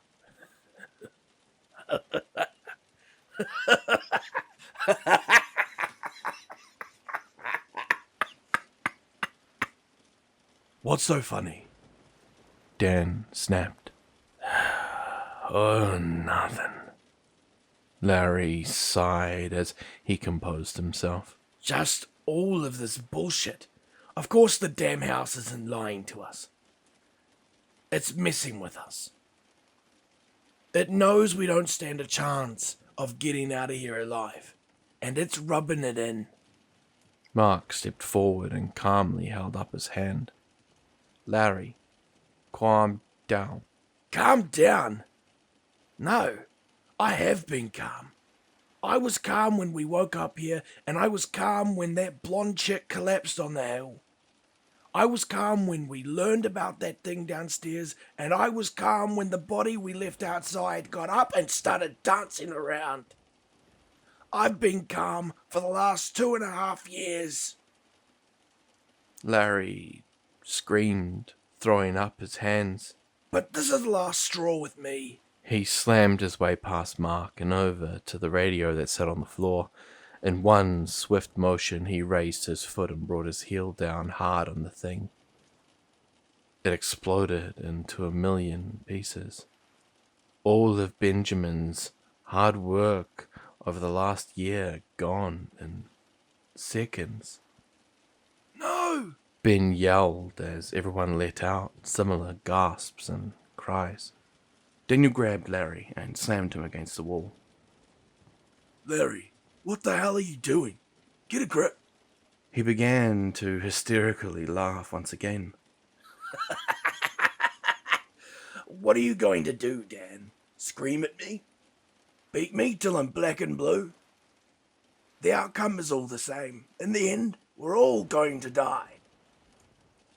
And there is nothing we can do about any of it. Dan released his grip as Larry continued laughing. That's what I thought. Do you know why? 'Cause you're all too afraid to do anything. You're just so content to sit around and jerk off with each other. In an instant, Larry was out cold on the floor. Dan's knuckles were split open. We all stared, shocked. Daniel was a big man, and when he needed to be, he could be intense. But we had never seen him do something like that. He looked down at his hand, then back to all of us. I'm sorry. I just wanted him to shut up. None of us had any arguments with that. Larry was still breathing and would be fine when he woke up. If not, maybe with a headache and pissed off. Mark and Frank dragged him off to the bedroom after checking he was all right, while Ben crawled around on the floor, collecting the scattered remains of his creation. Daniel walked off to the sunroom to stare out the windows. He was never quite the same after that moment. He was more distant, less happy. I turned to Bear, Andy, and Ethan. Holy crap, Bear muttered. Yeah, I replied. That was pretty intense. He kinda deserved it. Kinda. Ethan chuckled. He deserved a lot more than that. We looked down to Benjamin, clutching the remains of the radio on the floor. Andy knelt next to him. You alright, Ben? He had tears welling in his eyes. It may have just been a bunch of old parts, but that radio had been something that had brought him so much joy and excitement. Both things we were in short supply of. I could only imagine how he felt. Yeah, I'm alright. Maybe you can fix it or rebuild a new one with the parts you still have. If you manage to get that pile of scraps to function, then I don't think anything can stop you. Benjamin smiled softly. I appreciate the kind words, kids, but it's quite alright. I'll be fine. It's just disheartening at all. Stupid Larry, Andy scoffed as she held up a piece of smashed circuit board. As we all filled out and dispersed around the house, I could tell that nobody wanted to talk. We were all not even sure what to say to one another. Despite the scene we just had witnessed with Larry, we had also just learned a disturbing fact. There might be an escape from this place in the part of the house where we dare not go. My thoughts tangled themselves as they relentlessly switched back and forth on the matter. If there was an exit, could we reach it? Maybe Jan was right, it could be a trap, but if it wasn't, then we had to go. We couldn't stay here forever. I grew tired of talking with myself and moved to join the one person I knew I could always speak with. What are you thinking, pretty lady? I asked as I slid down the wall next to Andy. She currently had her chin resting on her knees with her arms wrapped around her mouth, deep in thought. After a moment, she lifted her head and spoke. Do you think the radio was right? That there's an exit. I'm not sure. I've been back and forth on it. How about you? She bit her cheek. Larry may be a jerk, but I think he was right. I do think Ed's down there. What makes you certain? I'm not sure. Just a feeling, I guess. But if you think about it, it sort of makes sense.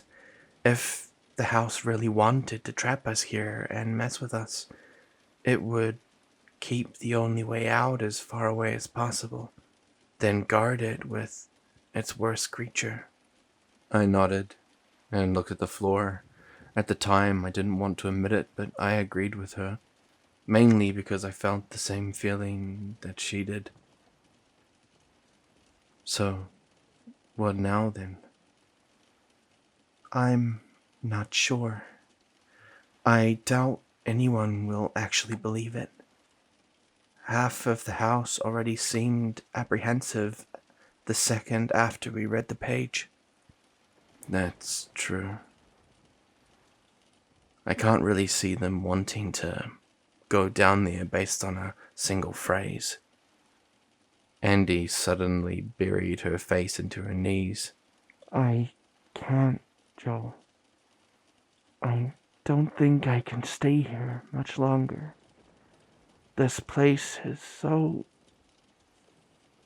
suffocating.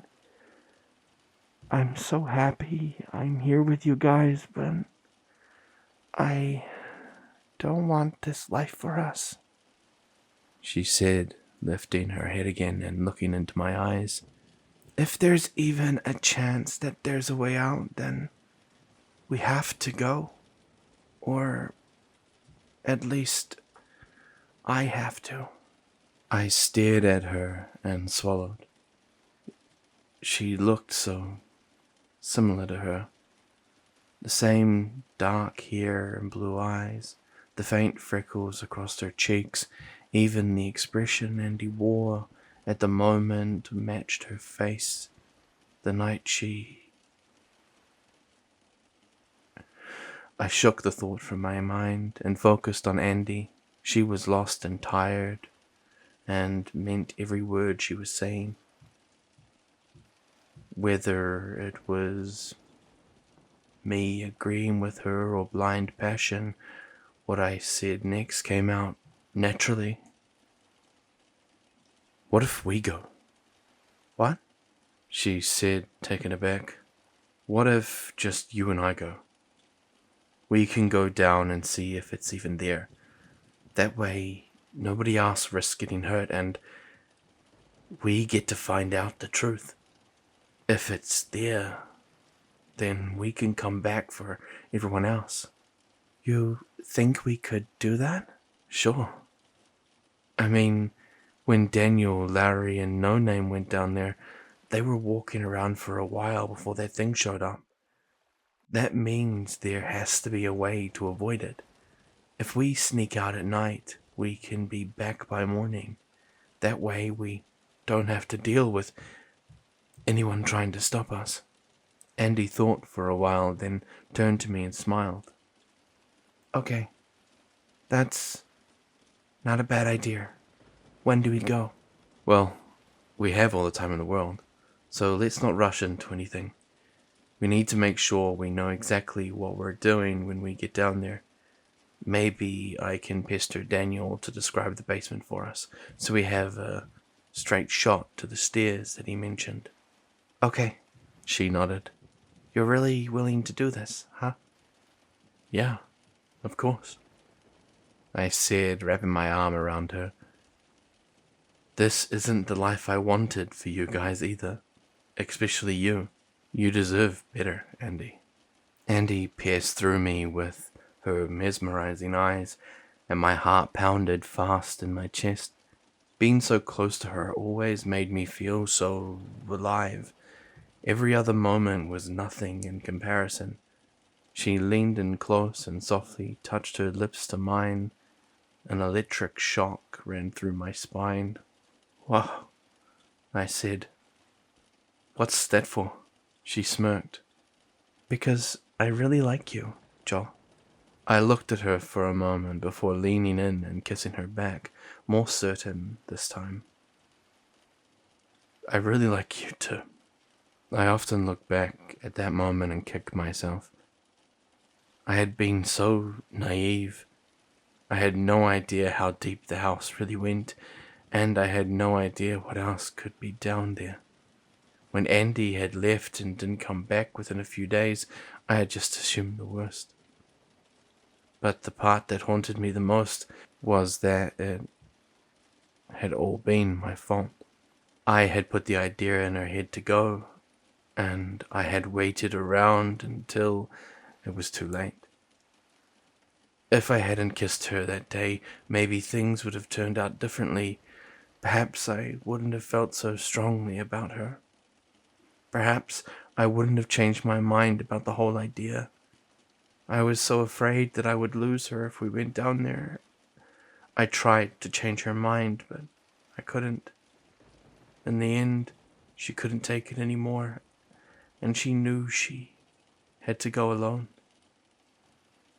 I had become one of the people who would have tried to stop her from leaving.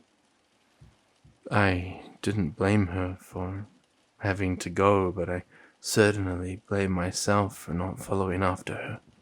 The sound of overly cartoonish laughter jolted me awake. I instinctively looked at the screen to see the lights of the nap room had come on, and the clock on the wall was hysterically laughing.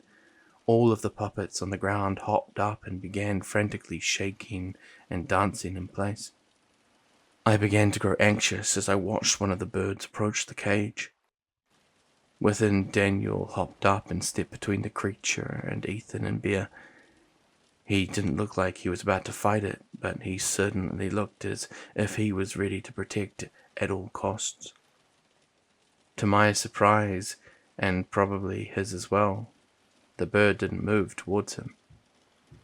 It simply gestured for them to exit the cage.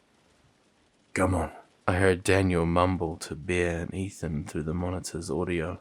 "I think we'll be okay."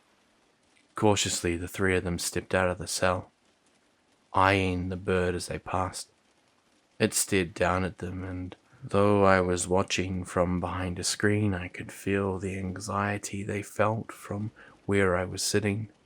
They exited the cage into the sea of puppets that all peered at them as they danced and jumped around. The three of them looked in pure fear.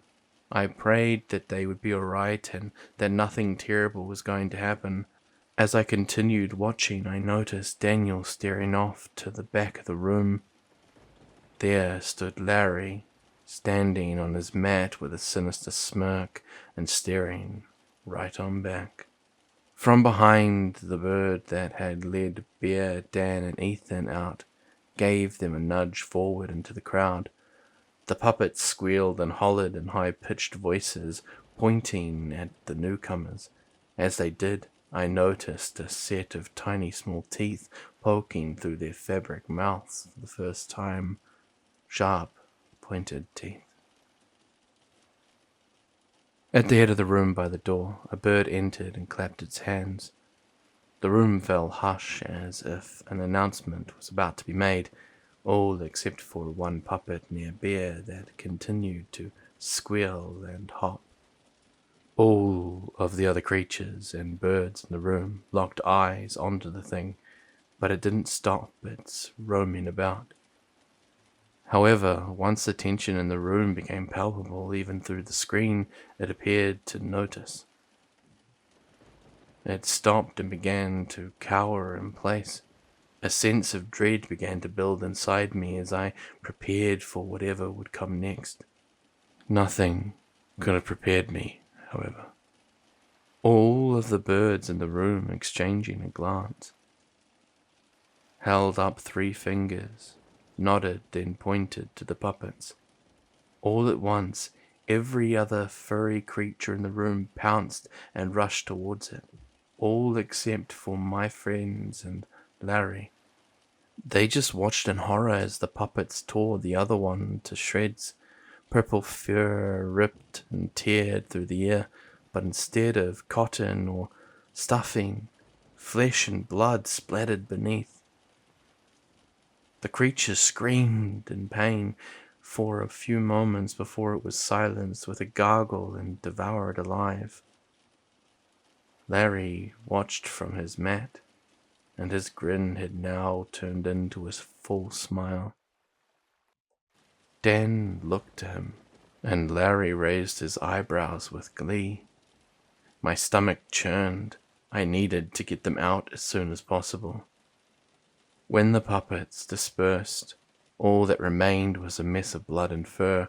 One of the birds walked over and lay down in the spot and began to roll around, using itself as a makeshift mop. It then hopped up and ruffled its feathers, and the whole scene resumed like it had moments before. The bird by the door clapped its hands, and the puppets looked over. The bird beckoned for them to follow, and like a herd of cattle, they all obeyed, Larry included. Bear, Ethan, and Daniel took the hint. From that point on, time became hazy. I didn't move from the screen and watched every second of my friend's imprisonment, looking for any short window for rescue. I had assumed that since Larry had seemingly been here so long, there had to have been some sort of routine to how the playhouse functioned. If I could figure that routine out, I could find the best time to slip in and get my friends. I thought I could learn it all in one day, but 3 days later, I still sat in that dusty old computer chair, staring at the flickering screen. The routine was always the same each day. That part wasn't the problem. Everyone and everything would wake up and go to the kitchen where they all would eat the blandest looking cereal, despite the puppets already consuming at least one of their brethren each morning. After that, they would go to the activity room for a few hours, then get a bathroom break that consisted of a mile-long line for the single toilet. As far as I could tell, the puppets never actually did anything when it was their turn. They just sat there, dancing their heads back and forth while hopping off. I only ever saw the tub get used if any of the puppets had gotten covered in blood. From the bathroom, it was on to the playroom where I watched the horrifying little gremlins sprint around the play structure like rabid animals, as the birds watched from the edges of the room. They would call out different puppets that seemingly broke some sort of rule. I noticed when this happened, they would hold up a number on their fingers. Once that number reached 3, that puppet became a meal for its friends. 3 strikes and you're out. Got it. I figured that since Larry seemed far more intelligent than the puppets, this was how he managed to survive for so long. He knew how not to break the rules. Unfortunately, my friends didn't know said rules yet. That became determined very quickly. But I'm getting ahead of myself. After the playhouse, they would go to the library for a story. This would have been the perfect time to rescue my friends, but a bird always took a spot right in front of the secret bookshelf. I would be caught the second I opened it. After that, it was back to the activity room, then the playhouse one last time before a dinner of standard-looking sandwiches from the seemingly endless fridge, and then bed. As I said, the routine wasn't the problem. By the 3rd day, I learned that it didn't really change, and the exceptions were minor if it did. The problem was that the birds were just too observant. Any single step out of line and the birds caught it. adding to the tally. If any of the puppets snuck off, the birds would manage to see them with alarming speed and cram them into the timeout corner of the nap room. A strike would also be added against them. Some particularly egregious strikes, like one of the puppets biting the birds, would result in them being torn in half on the spot. I was thankful that Daniel's punch must have been weak to the thing, or he might have suffered the same fate. It appeared that no matter what way I snuck in, I simply didn't have the power or agility to rescue my friends. None of the circumstances seemed to allow me a window that I could slip past the birds. That's why one day had turned into 3, 3 to 5, and 5 to a whole week. Back during the first day when my friends had their first experience in the playroom, they stood in the far corner of the room, trying desperately to avoid the barrage of colorful demons running around them. I moved the camera close to listen in. What do we do? Bear softly questioned. I'm not sure. It looks like as long as we listen to them and stay out of the way, we'll be fine. Daniel summarized. Do you think Joel is okay? Ethan asked. My stomach dropped at the question.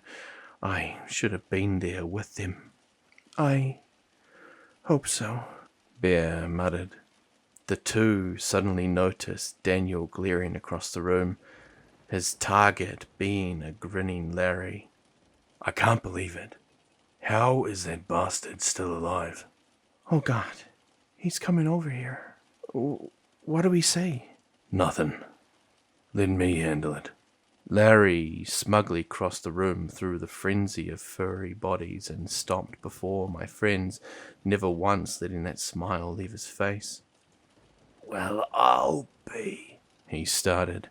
His tone was excited and unstable. If it isn't my old roommates. Though he had looked well kept when I first saw him, Larry looked awful on second inspection. His hair was long and his frame was hunched and twisted. He had bags under his eyelids, and his eyes themselves were detached and twitchy. The man had clearly let himself go to the chaos around him. As he spoke, Daniel said nothing. Ah, come now. Is that any way to treat an old friend? What are you doing down here? Daniel snapped. Larry scoffed. What am I doing down here? I'd think you of all people would know exactly why I'm down here, Daniel. I should be asking you the same question. Although I am sure the answer is already clear. Larry's smirk returned. You finally came to find the exit. Huh? Daniel said nothing. And you dragged the kiddos along as well, I see. He turned to Bear and waved. Hello, sweetheart. My grip tightened on the controls. Bear made a face of disgust and Ethan stepped in front of her. Larry laughed. Calm down, kid. I'm just messing around. Besides, not like standing up for her will win you any affection. She always preferred the other one. Joel, I think. Ethan's eyes darted to the floor. Speaking of which, nobody else decided to join your little crusade, huh? Still cozy up there in the same old rooms. Daniel finally snapped. Look, just shut up. I don't give a damn about anything you have to say. Just stay out of our way, and I won't bust your face in. You know I can, Larry. I could see a hint of fear in Larry's expression. but he swallowed it down and smiled as if he knew something Dan didn't. Oh, I know you can. Why don't you, tough guy? Go ahead. Take your best shot. I saw Daniel clench his fist and tighten his jaw. I could tell he was seriously contemplating it. Dan, don't. I softly muttered to myself. Luckily, my unheard wish came true. Daniel took a deep breath and relaxed his muscles instead. He just glared at the man with a look that could kill. Well, that's a shame. Larry said plainly. Perhaps some motivation. He took a step towards Bear and Ethan, and Daniel didn't hesitate. He grabbed Larry's shoulder, turned him towards himself, and decked him in the face as hard as possible. Harder than he had punched the bird the morning prior, and that blow had even been adrenaline-filled. Larry staggered backwards, falling on his butt, then curled into a ball as he held his nose. Dan, no! Bear cried. Instantly the room hushed as a nearby bird pointed to Dan. I erupted up from the chair and turned my body to the library door, waiting for the verdicts. The bird held up 2 fingers, and I released a shaky breath. They must have counted Daniel's first attack against the bird. Not good. But at least he wasn't dead yet. I slowly sat back down. The playhouse resumed its chaos as a bird came over and scooped Larry up, then carried him to the corner of the room to a bench. As it did, Larry looked over its shoulder with a wicked smile. The man was clearly out for revenge, and by the looks of it, was still completely insane as well. Not a good combo. Daniel, what were you thinking? Bear chastised in an unsteady tone. You can't do stuff like that. You saw what happened this morning. Daniel looked intensely at the floor and bit his cheek. I wasn't gonna let him get near you kids. Besides, it was worth it. You dying isn't worth anything done, Ethan told him. From now on, you stay away from him. Let us do any talking. You don't need any more attention on you. Daniel didn't say anything, but I could tell he acknowledged the demand. I buried my head into my hands in relief and leaned forward onto the panel. As I did, I noticed a board of glowing lights below me. Some were switched on, some were off. I flicked one, and suddenly the light in the kitchen came to life. I tried another next to it, and the room turned brighter. I then looked to a handful that had already been switched near the edge of the board. I turned them off, and I noticed a few lights in the playroom go out. A couple of puppets froze and looked up alongside the birds and my friends. They were spotlight controls. That gave me an idea.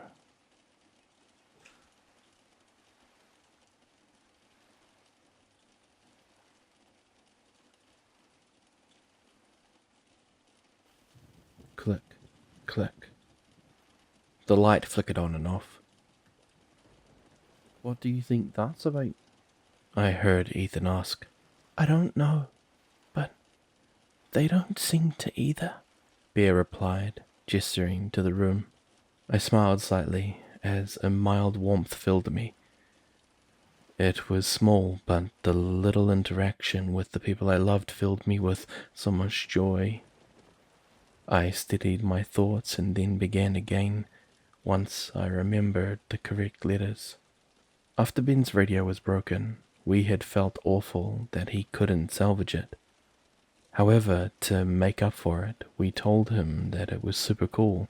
He knew Morse code and that he could teach us if he'd like. We thought that it might make him feel better about once again having something to do. It only lasted a few weeks, but it seemed to do the trick. We never had use for it again. But now, H-E-L-L-O.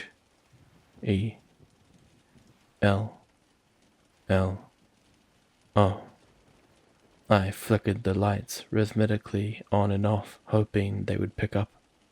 Why is it flashing like that? Is it burning out? Ethan asked. Things in this house don't break, remember? They're usually already broken when we find them, Daniel pointed out. H-E-L-L-O.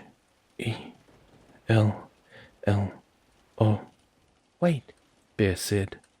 that's Morse code. H-E-L-L-O. It's saying hello. She noted. Yeah, you're right. Y-E-S. An expression of surprise showed on Bear's face. Did you just hear us? Y-E-S. Bear and Ethan exchanged glances before turning back to the light. The birds and puppets still looked as confused as ever. J-O-E-L. Joel. Ethan exclaimed. Joel, are you okay? How are you? Where are you? S-A-F-E. The two breathed a sigh of relief. R-U-O-K. Bear smiled at the abbreviation. Yeah, we're fine. You can see and hear us. Y-E-S. How? You know, never mind. That's not important. Is that really Joe? Where is he? Daniel asked. He had never learned code with us. We don't know. He just said safe. Joe, listen, you need to get out of here. We'll find a way out on our own. Don't risk your life for us. N-O. He said no. Ethan sighed. Joel, we're fine. You need to leave before they find you. W-O-N-T. What? Won't leave? Or they won't find you? B-O-T-H.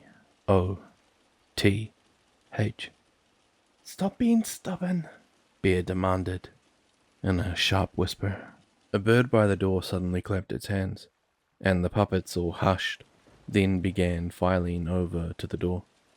As they did, my friends looked up at the light one last time. S-A-V-E. They offered a concerned look before exiting the room and following the swarm of puppets. I leaned back in my chair and began biting my nails as I watched them all sit down for story time in the library. Larry sat far away from them this time, but he never once took his eyes off them. He stared with the same unhinged look that he had back in the house towards the end of his time there. His intentions were clear. They had been apparent from the moment he began talking to Daniel. He wanted revenge on us. He wanted us dead. Larry had been unstable since the day we had arrived at the house. But as time wore on, it only got worse. The radio incident was what officially broke him. I often look back and wonder that if maybe we had tried more with him, maybe if we had made more effort to show him we really did care, things would have turned out different. Sure, Larry was unsufferable to deal with, but he was just another one of us at the end of the day, scared and trapped. But after what he did his last night in the house, it became clear that we couldn't possibly keep him around. The signs had been there. I remember sitting with Andy as we shared a book with one another in the sunroom. Her head rested on my shoulder as we both traced through the words, waiting for each other to finish before turning the page. As we sat there, Bear and Ethan entered with a deck of cards. Hello, lovebirds. How goes it? Ethan joked as he plopped down on the floor. Bear offered us a smile but avoided eye contact. And if it isn't the soon-to-be lovebirds? Andy jabbed back. Ethan and Bear nervously laughed. Who? Me and Bear? Come on, I'm way out of her league. You've got that confused, buddy. Just then a loud metallic banging came from the bedroom. We all exchanged glances before I bookmarked mine and Andy's page, then stood. I peered around the corner through the living room and into the bedroom, where I saw Larry violently striking the back metal door with a rusted fire extinguisher. I shot a look to Mark, who had been staring out of the parlour window, and he just glanced back at me with the same expression. Together we joined up and made our way to the room while our friends watched from behind. Larry! Larry! Mark called above the banging. Larry took a few more strikes at the door before turning to look at us. He had an expression of complete calm on his face. What? What are you up to? Just trying to get the door open. Larry replied plainly before taking a few more swings at it. The extinguisher was beginning to dent. It doesn't open, buddy. Remember, nothing around here breaks either. We know that. How do we know for sure, though? Well, I think the thing downstairs has proven that for us. Mark laughed nervously. The tension in the air was palpable. Why don't you put that thing down? They can explode, you know. Don't want anyone getting hurt. Then you better get back. More strikes against the door. Below us we could hear that thing thudding around. It always got restless when we made too much noise. Would you cut that out? Grace called from down the hallway. You're giving us all headaches, plus the creature's getting agitated. Larry ignored the request and kept swinging. All right, Larry, that's enough. Mark said, stepping forward and grabbing the shoulder. The man spun around and raised the metal cylinder over his head, ready to strike at a new target. Mark instantly jumped back. Whoa, Larry, what the hell? Back off, Mark. All of you. I'm sick of you all pretending that everything is fine, like this place is normal. It's not normal. It's not fine. We're all going to die anyway. Might as well find out what's behind this door before we go. Who knows? Maybe it's a damn way out. With each word, Larry clubbed the handle with the butt of the extinguisher. On the last hit, the bottom hissed loudly and blasted outward, spewing metal and cream-coloured chemicals all over the nearby beds, mine included. Everyone screamed and jumped in surprise at the sound, and the creature below began thundering up the stairs in the adjacent room. We heard it screaming and pounding its xylophone against the wall. At that, everyone moved into the bedroom and shut the door, locking it behind them. Larry lifted the now empty extinguisher and looked at it defeatedly. Wow. Damn. Mark lunged forward, yanked it from his hand. What the hell is your problem? I get that you're upset about everything, but we all are. That doesn't give you the right to scare the shit out of everyone and act like a complete prick.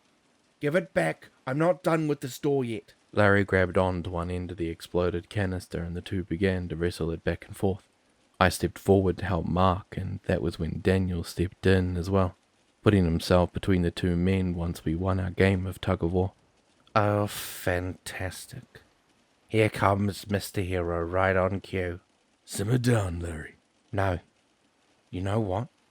I'm getting really sick of you, Dan. You act like a leader, but what have you achieved for us so far? Huh? A cozy little home in the middle of hell? Yeah, real nice, pal. I'm personally a huge fan of the demon next door. Real nice guy. Larry, I'm not here to fight. Of course you are. That's always your answer, especially with me. Bet I'll end up with a black eye at the end of all of this. Would you stop? Jan chimed in. You're scaring us, Larry. Just calm down. Oh, don't act like you care. None of you care about me. Don't you think I've heard the things you say about me behind my back? Larry makes this place unlivable. Larry is the worst. I wish it would have been him at the beginning. It's a small house, remember? I felt guilt in my chest. The things he claimed we said were exaggerated, but sadly they weren't far off. Yes, Larry, fine. You get on our nerves sometimes, but that don't mean we don't care about you. We've all talked about each other like that sometimes. That's what living with 12 people in 6 rooms does. You get frustrated sometimes. Claire yelled. Screw that. You've all always hated me, and that's a fact. Well, maybe if you didn't treat everyone like rubbish, we would like you a whole lot more. Benjamin snapped. Everyone, stop it, Daniel said. We've gone this long without taking each other's heads off. Let's not start now. That's funny coming from you, Dan. The only one who's physically harmed anyone in this room. Larry jeered. Listen, I'm sorry for that. But you are acting like a complete lunatic right now, Larry. I am. Look at yourselves. You're all acting like this is our home. Jan sets the dinner room for crackers every meal like a suburban house mum. Ben builds a damn radio like a grandpa working on his model airplanes. Joel and his little posse just sit around playing games all day like a bunch of children. You're all the crazy ones. I'm the only one with enough sense to want to leave, who isn't content just to sit around and wait to die. Before we could stop him, Larry plowed past us and threw open the bedroom door. He began moving down the hallway, and we instantly knew where he was heading. Bear and Ethan ran after him as Larry bolted to the kitchen. He grabbed the pantry and had just began to slide it aside when the two caught up to him. They grabbed his arms and yanked him back, but he pulled one hand free and took a swing, striking Ethan across the cheek. Come on, we're in here, you stupid thing. Larry yelled to the door as Bear struggled to restrain him. The creature behind the barrier squealed with delight, and its awful voice sending shivers down my spine. At this point, Frank, Grace, and I were on him as well. Ethan recovered from the blow that had been dealt, and with all of us combined, he didn't stand a chance. We pinned him to the floor, and Larry began hysterically laughing into the carpet. As he did, we all just stared at him in utter shock. Nobody had any words. Larry had utterly lost it, and I couldn't help but feel it was our fault. Daniel and Jan looked at each other before Dan finally spoke. We should tie him up for now. He can't be trusted. Nobody had any arguments. As we grabbed the rope we had stockpiled and began to bind Larry's arms and legs, he stared at Daniel with a completely unhinged smile. The same one I would see him wearing a year and a half later in the playhouse. I'll kill you, Daniel, he told him. When I get the chance, I will. Daniel said nothing. I looked at Bear and Ethan. Ethan avoided eye contact as he tied Larry's legs, and Bear just stared at me with pure hopelessness and shook her head. I placed a hand on her shoulder, then turned to Andy. She had tears in her piercing grey eyes. I stepped over to her and took her in my arms, brushing her hair gently with my fingers. She just shakingly held me and softly sobbed. I knew it wasn't because of Larry. Sure, the scene was upsetting, but Andy was tough and undisturbed by such things. She was crying because she was still trapped. We all were. Larry had just shown what was bound to happen if we remained trapped for too long. It was on my 6th day of surveilling my friends that I noticed it. I watched them eating their usual breakfast of bland Cheerios when something moved in the top corner of the monitor. I panned the camera up and my heart shot into my throat. In the metal raptor of the kitchen, climbing between the spotlights, was the curator. It stared eagerly down at my friends, and my hands began to tremble. I stood and turned towards the door that led outside of the studio, ready to call for it and distract it, but then froze when I saw Larry look up and smile. That's when I noticed it wasn't moving or trying to attack. It was simply watching them. The strange part was that it made no sound, something it didn't often do when it was in the presence of prey. Larry waited until Bear made eye contact with him, and then he grinned and pointed up at the ceiling. Bear hesitated, not wanting to trust the man, but must have thought it harmless to check. An unfortunate mistake. Bear had always found the creature horrifying, more than anyone else at the house. She fell backward out of her chair and screamed, scurrying back up on all fours upon realizing its presence. The scene caused the rest of the puppets to burst into a mob of chaos, which in turn caused the birds to add a strike against Bear. Luckily, this was only her first one in all of her time so far. Ethan had gained one a few days prior thanks to a ploy by Larry, and Daniel had still been hanging on by a thread. As Bear kept looking up, this caused one of the birds to glance up as well and alert the others to the creature's presence. They did not seem happy. As soon as this happened, the curator shrieked and scurried off, pounding its xylophone the whole way into the darkness. The whole sight, while unfortunate for Bear and stressful for all involved, taught me 3 things. One was the curator must have often come this way. Larry seemed accustomed to seeing it up in the rafters and knew it wouldn't hurt him or anything else in the room. That was 2. The third was that the curator ran off when the birds spotted it. It clearly didn't want any conflict with them. I thought back to the ballerinas and how they had attacked the creature without hesitation when we had been trapped on that floor. It was now clear that the monsters of the house were not friendly towards one another. A fraction of an idea began to form in my head, a way for me to safely infiltrate the playhouse and to get my friends out. Although safely was a very loose way of putting it, the idea was insane and only slightly less dangerous than charging in and sneaking around. But my friends were very quickly racking up strikes thanks to Larry, and it was only a matter of time before he devised his own plan to get one of them killed. That meant I had to work fast and try at any cost. All I needed was for my friends to hold out a few more days. This was because for the plan to work, I had to wait for one thing. It needed to be cake night. When I said that the routine was the same every day at the playhouse, that wasn't necessarily true. There was one night of the week that differed from the rest without fail. Cake night. One night on the same day of every week, as far as I could tell from my watch, the birds would gather everyone into the kitchen for dinner. However, instead of just sandwiches, one of the birds would always head down the hallway into the nursery and come back wheeling a layered cart with tins of smashed and ground meat. I considered checking on the nursery cameras to see if I could discern what the fleshy mounds came from, but it was one of those things that I figured I didn't want to know about.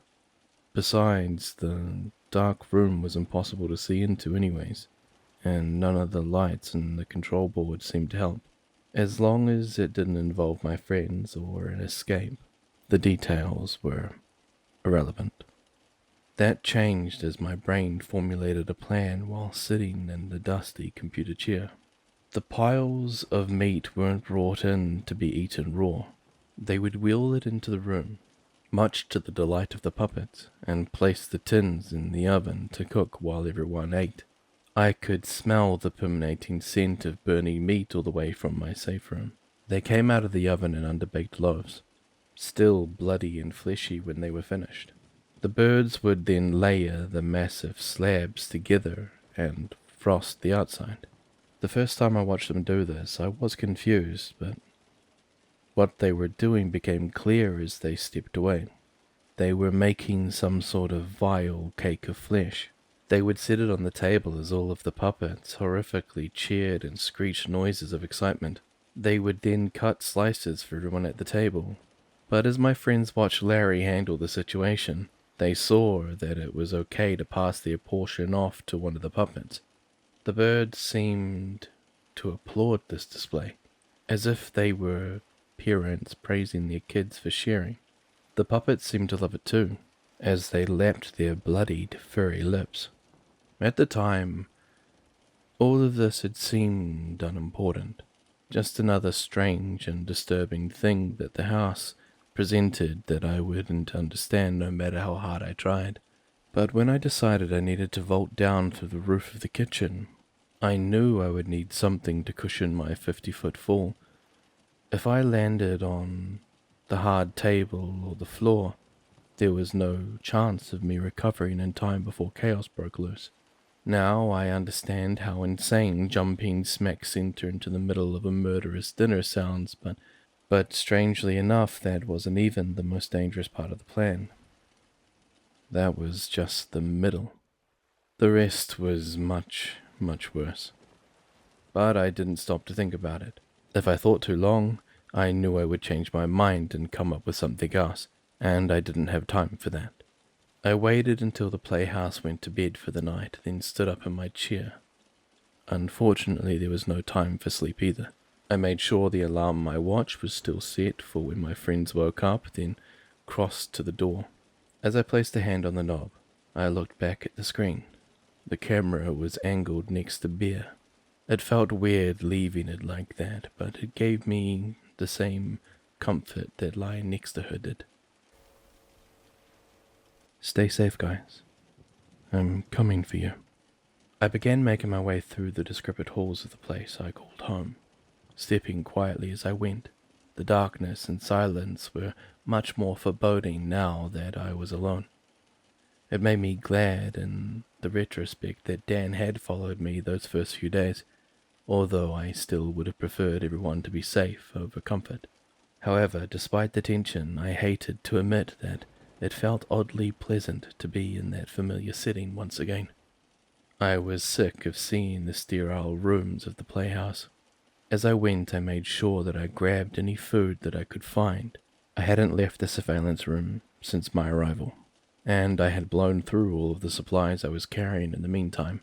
But food wasn't what I was looking for. If I was going to pull off rescuing my friends, I would need a few other things. I found the wrench I needed in an old, rusted toolbox. The room I found it in looked like it was still under construction. Out of curiosity, I stepped to one of the unfinished drywall panels and scraped it with the tip of the tool. Sure enough, not a single scratch on it. My mind was drawn back to the catwalk as I continued through the other rooms. How had it fallen? It didn't make any sense. Things in the house didn't just break. In the 4 years of us living in it, that was the one thing we had become absolutely sure of.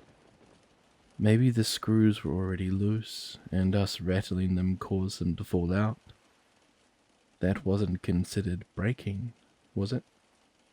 It all may have been a small thing that somebody might call a coincidence, but something felt horribly off about the whole thing. I just couldn't place my finger on it. I returned to the safe room a few hours before my friends woke up, giving me some time to rest. I didn't get much. I never did. The day was mostly uneventful, just keeping an eye on Larry to ensure that he didn't try to earn my friends more strikes. I could tell he was always just waiting for the right opportunity, one where the birds wouldn't catch him. I assumed that he had to be in his final strike by now, and that was why he was playing it so safe. When night came, I headed back into the halls, going a different direction this time. We were so deep down that there was a lot to explore, but I was still hoping to find what I needed. If I didn't find it here, I would have to look elsewhere, and once again I had no time for that. I had a close call with a curator at one point, having to dash down a long corridor after hearing tink, tink behind me. Luckily, there was a lockable door at the end of the hall that I managed to reach before its grotesque hand snatched me up. It beat against the barrier as it usually did, and I turned to find myself in a dead end. I cursed under my breath. I couldn't afford to wait for safety right now, but there was really no other option. I slid my pack off and leaned against the wall, then prayed that Dan, Bear, and Ethan would be okay while I was away. Stupid creature, I thought. At least it was the only object of my plan that I knew I could find. The damn thing was everywhere. I thought about Larry and how it was a miracle that he hadn't plucked him up the night that he left. I suppose it was some relief that it hadn't. After all, I had been kept up many nights by the guilt of what happened. But knowing now that he had escaped and hadn't been hopelessly taken, I felt less bad. Mainly since he had survived only to try to kill my friends. As if that wasn't why he was down here to begin with.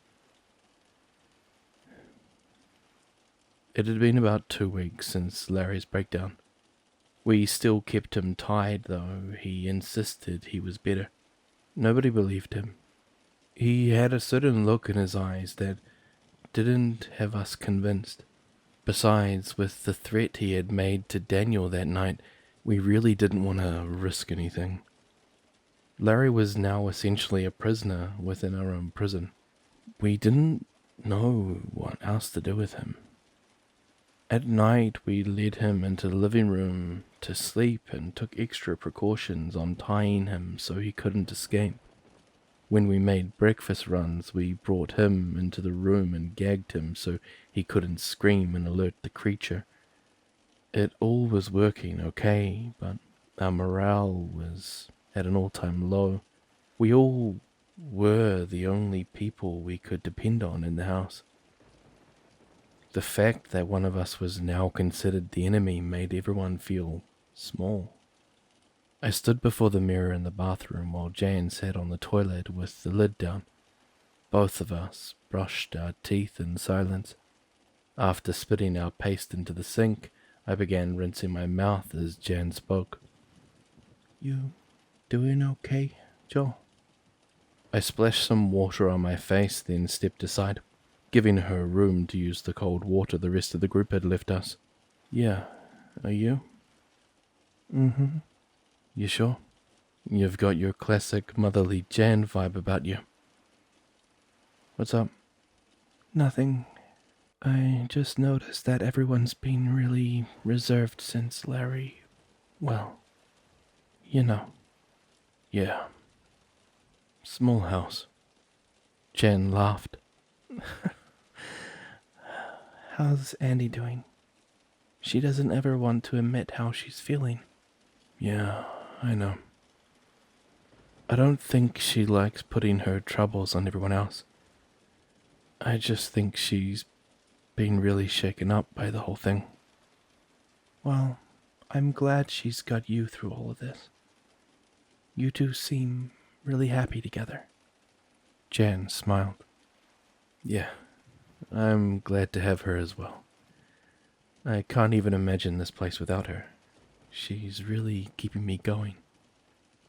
"You guys better be giving us an invite to the wedding once we get out of here," Jan joked. "Only if you give us one to yours and Mark's." "Hey, what's that supposed to mean?" I chuckled and rolled my eyes. "Come on, Jan. Everybody sees it." She opened the door and flicked the lights off as we exited. "There's nothing to see," Jan smirked. "I just think he's very nice, and I enjoy his company." "Would you keep it down over there? I'm trying to sleep," Larry sarcastically snapped from the living room corner. He lay with his back to the wall. Mine and Jan's juvenile mood quickly dropped. "Good night, Larry." I shot over to him. He lifted a hand tied behind his back and raised his middle finger. Jan and I entered the bedroom, and I took my spot on the floor next to Andy. She immediately pulled close to me, but said nothing. I gently kissed her head and whispered, "Are you okay?" I felt her nod into my chest, but could tell that she was lying. I already knew what was bothering her. Soon, I told myself. We'll go soon. I lay there for hours staring at the ceiling and listening to Andy's breathing like I did nearly every night. Usually the soothing sound would eventually lull me to sleep, but I had too much on my mind that night. I could never sleep when I knew something was bothering her. It was even worse when I was to blame. I listened below for the creature to see if maybe it was up with me. I heard nothing. I did, however, hear Mark get up from his bed to make his way to the door. It had been less and less common for us to get up and use the bathroom at night. The bodies outside were always unsettling, and with Larry now in the living room, most of us didn't bother. But still, when you had to go, you had to go.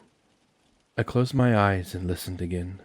I could hear one of the bodies dancing by the bedroom window outside of the house. I wondered if maybe it was Hillary. I was thankful that it didn't make noise or pound on the walls like the thing downstairs did. I listened as Mark flushed the toilet and focused as I heard the contents drain away to some unknown location deep below. How far down did it go? Maybe it was forever. Perhaps it was to nowhere at all. I pondered for a moment before realizing something. Mark hadn't come back yet. I had heard the sink running and then nothing at all. I focused hard to see if I could discern any movement from the bathroom. Maybe he was just taking a moment to himself. Instead, I heard a noise from the hallway, a single soft thud. For a moment, I debated not getting up. Andy was fast asleep with a head on my chest, and the sound of thuds in the night was pretty typical around here. However, something urged me to get up and check due to the circumstances. I slipped out from under Andy, and she gently stirred, rolling over to her pile of sheets. I stepped carefully over Daniel and Ethan, then placed my hand on the doorknob of the door. It was then that I heard the sound of gagging. My heart set to its adrenaline-filled rhythm, and I flung the door open. Mark lay on the hallway floor with Larry on top of him, pressing the rope we had tied him with to his throat in violent determination. Larry! I screamed, alerting everyone else, and rushing forward, I grabbed him by the shoulders and yanked hard, trying to rend the man from Mark. He fought back, leaning forward sternly. Instead, I changed my tactic, bent back and thrust forward again, tackling him from the wheezing Mark onto the floor. Larry immediately dropped the rope, and my vision went blurry for a moment as he cracked me across the cheek. Pain began to swell in my jaw, but adrenaline urged me on, and red-hot rage filled me. I began to play his game and slammed my forearm against his throat, then pressed down hard. At that moment, I understood the anger that Daniel had felt each time Larry had crossed him. What's going on? Ethan cried, emerging in the doorway. Holy crap! He yelled, rushing over to me and helping me pin Larry down. Help Mark! I commanded over my shoulder to whoever was listening. A group of people obeyed, and Bear ran to my side to assist Ethan. I just kept my arm against the man's throat and held the pressure as he choked and gagged. Joel, that's enough, Bear muttered beside me. I snapped out of it and eased up, allowing Larry to gasp in some ear. Get that bastard tied up again. Daniel yelled at us as Ben checked Mark's pulse. I can't tell if his heart is beating, and he's not breathing. Jan instantly broke into sobs as she dropped next to Mark's body and began shaking him. Daniel muttered a few curses under his breath and kneeled down. Step back, he told Jan and Ben. I'm gonna do CPR. He began doing chest compressions as she continued to cry. Do you know what you're doing? Is that hurting him? Is he going to be okay? Jen, shush, he shot back. He was clearly freaking out. I've done this before. Bear, Ethan and I managed to wrestle Larry down and get the ropes retied around his limbs before turning back to the scene behind us. Daniel blew air into Mark's mouth a few times before resuming compressions. After a few more, the unconscious man suddenly snapped awake with a fit of coughing and gasps. Dan sat back with a sigh, and Jan broke into tears of relief and threw her arms around him. That lunatic tried to kill me, Mark gasped. Larry laughed hysterically like he had just heard the funniest joke in the world.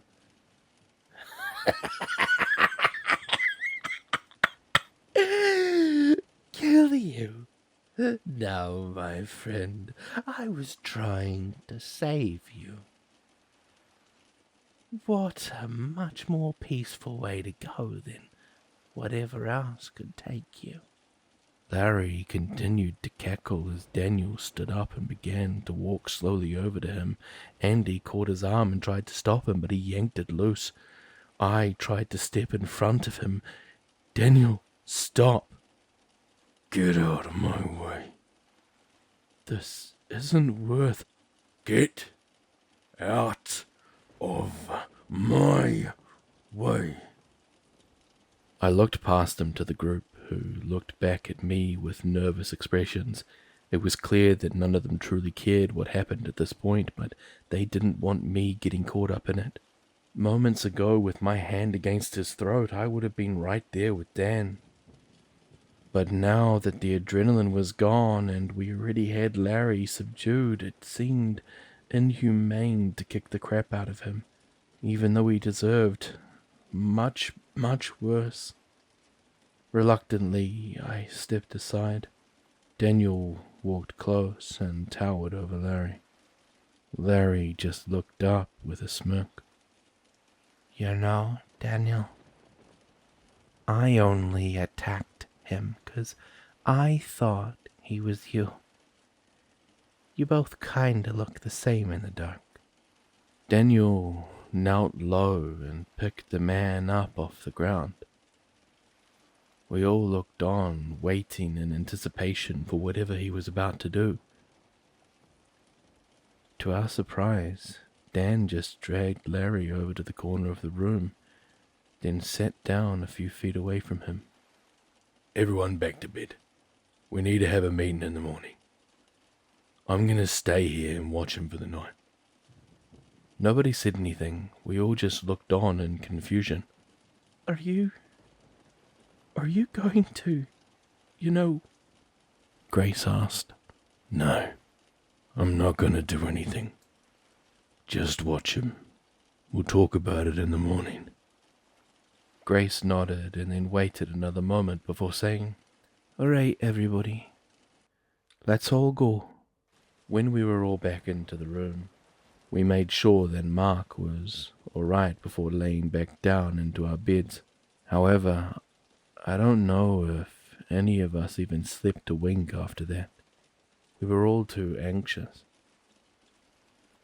We knew exactly what Daniel was talking about when he said we needed to have a meeting. And none of us wanted to confront the idea. The alarm on my watch began beeping, alerting me that the playhouse was just getting up for the morning. I must have managed to lightly drift off amidst the curator's violent assault on the door, a skill that took years to master. It must have given up as I no longer heard it outside. I pressed my ear to the wall and listened. I didn't hear any breathing or shuffling. I decided to take a chance. Slowly, I swung the door open and clicked on the flashlight. Nothing. I quickly crossed back to my pack and then smiled when I picked it up. I hadn't noticed in the dark, but I had set my bag on top of one of the things I'd been looking for, a coil of sturdy rope. I inspected it, and it looked solid with no damage other than the ever-present layer of grime that the house caked everything with. I slung the rope over my shoulder and then rushed down the hallway. I needed to get back quickly. When I had finally reached the safe room once again, I saw that my friends were currently at their first playroom time. I could hear them talking on the monitor as they stood in their usual corner.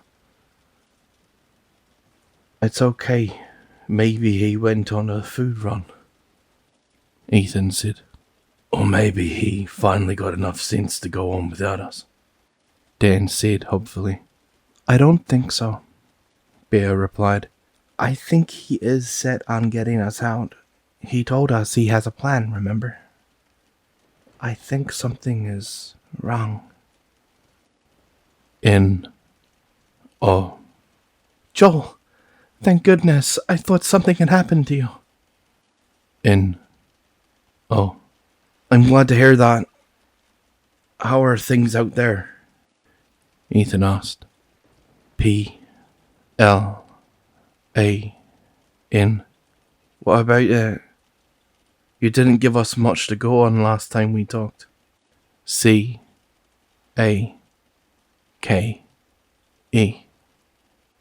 Bear shuddered. What about it? Does it have to do with that? Y-E-S. What do you need us to do? B-E-R-E-A-D-Y.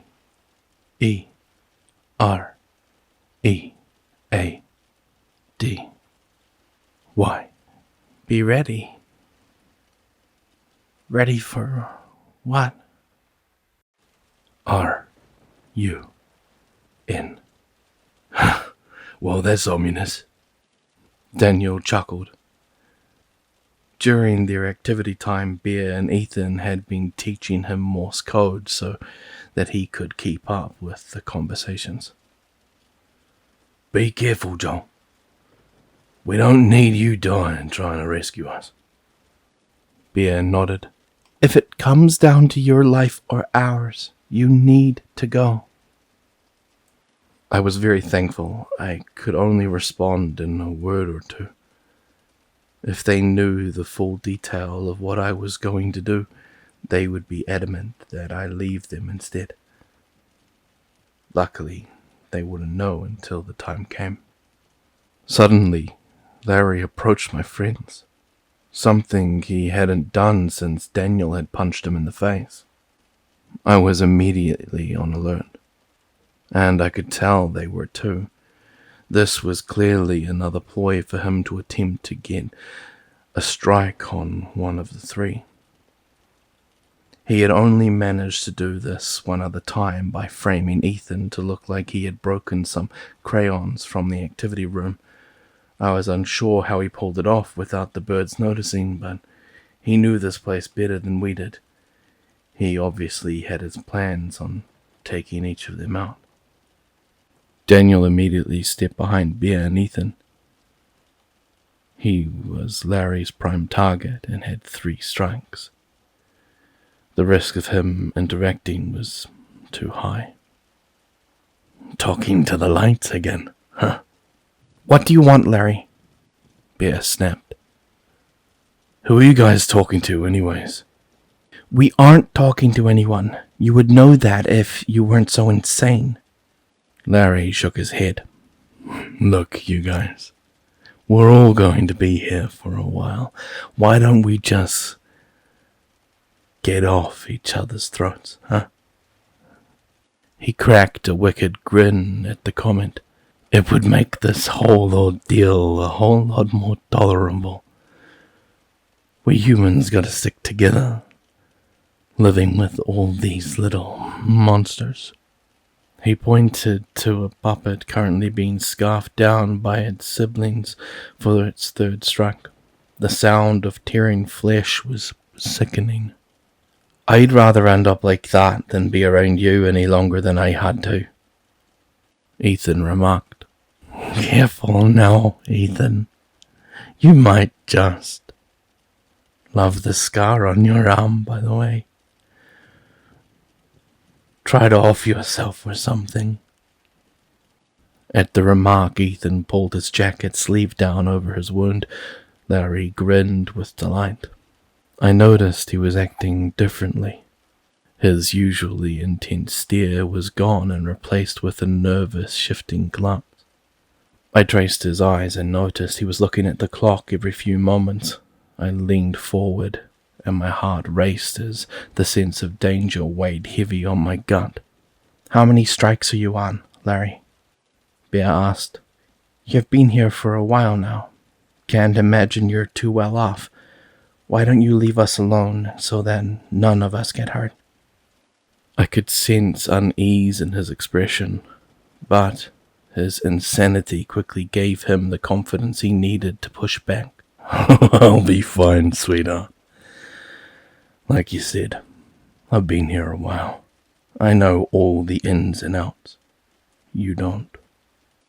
As soon as he finished the sentence, the birds by the doors began wrangling everybody together to leave. Come on, you two. Let's go, Dan said, pulling them towards the door. I felt a split second of relief, thinking maybe Larry hadn't gotten the opportunity to enact whatever scheme he had thought up. That went away as soon as I saw him retrieve an object from his back pocket. He had stuffed a shiny red ball from the ball pit inside. He trailed up behind Bear, Ethan, and Daniel, and I quickly began flashing the spotlight, hoping to alert them. As they looked over to acknowledge the flashing, Larry promptly reached up and dropped the ball into the hood of Ethan's jacket. It was so light that he must not have felt it. My friends just looked up at the beam in confusion. L-A-R-R-Y. The three turned to look at him, and he just grinned his horribly yellowed teeth. Better hurry along. You'll get a strike if you keep them waiting. But by all means, keep staring at the lights like a deer. I certainly do not mind. Dan and Ethan kept their eye on him as they continued forward, but Bear looked back towards the light. H-O. I had barely finished the word hood before they walked through the doorframe. One of the birds stopped Ethan with its massive hand as they passed. His face went ghost white as he looked up at the towering being in horror. I prayed that Daniel wouldn't make a move to stop it. The bird reached into his hood, retrieved the ball, and then it shook its head before holding up 2 fingers. Everyone's heart collectively sank as the bird patted him on forward. All of us except Larry. Ethan, he gasped with a fake concern. Don't you know stealing is against the rules? Ethan held his gaze to the floor, but I could see the anger in his eyes. Shit, I muttered. Shit. The instant my friends lay down that night, I was out the door of the safe room. My window to act was only 2 days away, and now I didn't even know if I would be able to wait that long. Both Ethan and Daniel were 1 strike within death, and Bear may not have been far behind. I still needed to find one last thing and set everything up, which meant that if I didn't find it by tonight, I wasn't going to have time. I didn't bother with my usual careful pace. Down the dark tunnels of the basement, I hastily walked with little regard for sound. You should slow down, brother, he called from a doorway as I passed by. I didn't respond. That thing might hear you. You're no good to your friends, Dad. He cackled from the chair in front of me. Once again, I blew by without a word. I don't get why you're so worked up anyway. The one you care about isn't in any danger. She only got 1 mark against her. At that, I turned to the wall he was leaning against to face him. What are you implying? Oh, come on. We both know all of this wouldn't be worth it if your girlfriend wasn't here with you.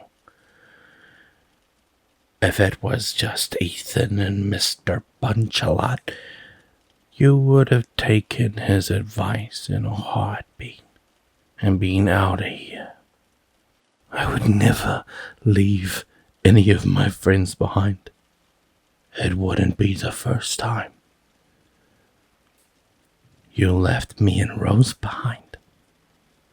I winced at her name. I didn't leave you. You both left me. That's true. But can you blame us? I stared at the floor a moment before continuing forward. No, I can't. I entered a lobby-like room where he looked over the edge of a balcony. You can't keep trying to run, Joel. You tried that with the whole bus thing. And now look where you are. You're more trapped than ever. What do you think I'm trying to do by getting out of here? Oh, please, don't act so self-righteous. You would never have bothered if it weren't for Andy, who, by the way, you convinced to come down here. I gritted my teeth and stopped dead in my tracks. You're really going to be mad? You know why I'm right. You were content to be somewhere you didn't have to worry about all those nasty complications from before. Somewhere where you got all the love and affection you needed. You finally found a place to run where you thought you could hide forever. But guess what, Joel? At the end of the day, you're still you. And as long as that's the case, you'll keep dragging all of that filth right along with you.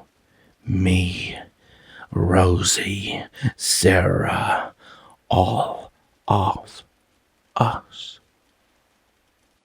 I swallowed the lump that had formed in my throat and stared at the floor. I could tell he was standing right behind me. He made a slightly pleased noise. I see now. You think this makes up for all that?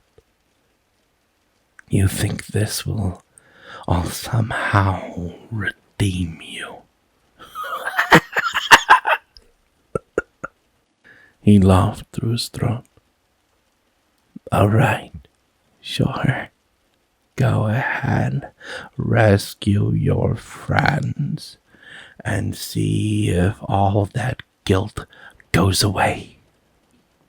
As a matter of fact, you may even find what you're looking for down that hall and to your right. You're wrong about me.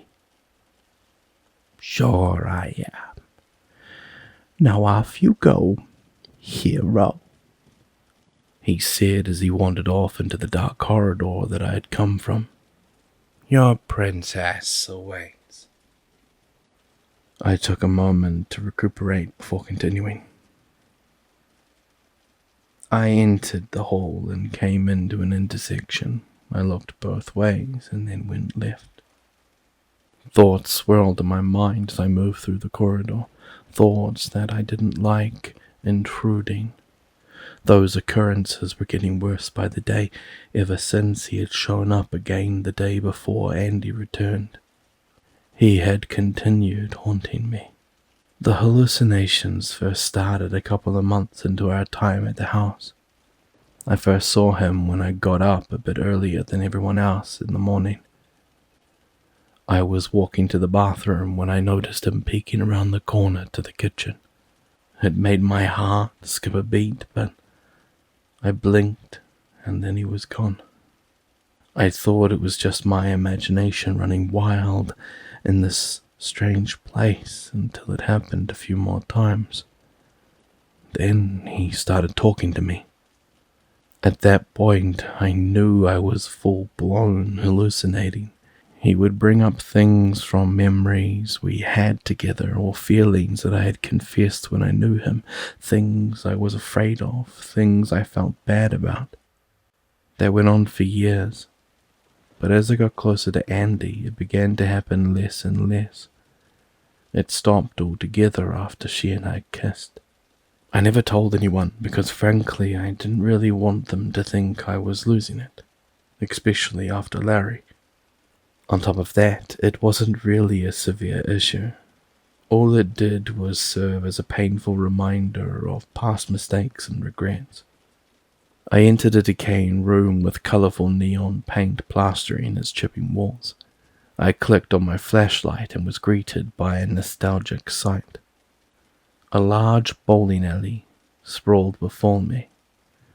The place, once used for fun, now lay in utter ruins. I almost turned to leave, thinking it was a waste of time to scavenge the area, when I remembered something. When I was young, I was never too good at bowling. I would always run too close to the line and slip on the grease-covered wood. I made my way to the far wall of the room and walked down the path to the service door in the back. I crossed through the storage and held my breath as I looked around. A large white jug of something was beneath the shelf, and I slid it out. Mineral oil. I smiled in relief. It wasn't what I expected, but it would have to work. I stepped out of the room, oil in hand, and began to silently jog my way back to the playhouse. I couldn't believe how lucky I had gotten. The odds of finding something like this were astronomically low. I had known it would be the most problematic ingredient to find due to the strange condition of its requirement. I needed something slick and slippery that wouldn't dry up quickly. As I passed the lobby room again, I looked up at the balcony, and a strange realization suddenly hit me. He had told me to go right if I wanted to find what I was looking for. Sure, I had gone left, but what if? What if he had been counting on that? I quickly dismissed the thought. It had to be a coincidence that I found the oil. If I thought about it any further, I might have accepted the terrifying truth. My hallucinations had just given me directions. I got back to the playhouse and set to work immediately. While everyone was asleep, was the best time to set everything up. I grabbed the wrench and headed back to the catwalk stairs that took me to the top of the structure. I hopped the railing and made my way over to the kitchen opening, where I had climbed onto the metal scaffolding. Slowly and cautiously, I made my way over to the center of the table below. The room's height was much more intimidating now that I was dangling over it, but I stowed away my fear. There was a lot more that I would have to be afraid of when the time came. This wasn't about to be one of those things. When I got to the spot I wanted, I reached the wrench underneath and began undoing the bolt of one of the beams that went over the top of the table. I took the thing out all the way before climbing to the other side of the grid and doing the same thing. I managed to worm the second bolt out until it came loose and the rod began to tilt downward. From there, I hooked my feet around the pole behind me and twisted it free. The 6-foot bar began to fall, but I managed to catch it. However, I dropped the wrench in the process, and it plummeted to the kitchen table with a loud clatter. Luckily, I no longer needed it. I quickly pulled the pole up and lay atop of the bars in the same spot I had removed it from underneath. It was almost unnoticeable, but perfectly unstable. Exactly how I needed it. From there I scurried back along the scaffolds just in time for the clock on the wall to start laughing for one of the birds to come barging in to investigate. It looked at the wrench and bolts laying on the table, then up at the ceiling in pure confusion.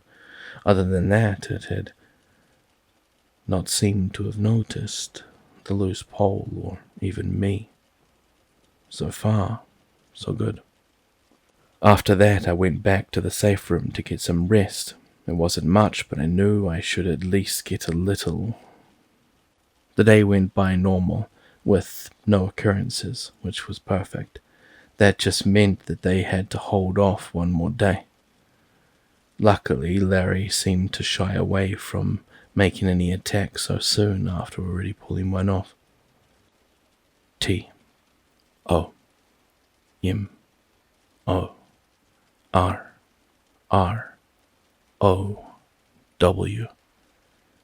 Tomorrow? Bear asked, trying to confirm my message. Y-E-S. Tomorrow during the cake thing? Ethan asked. Y-E-S. Okay, are you sure about this, man? S-I-T-E-N-D.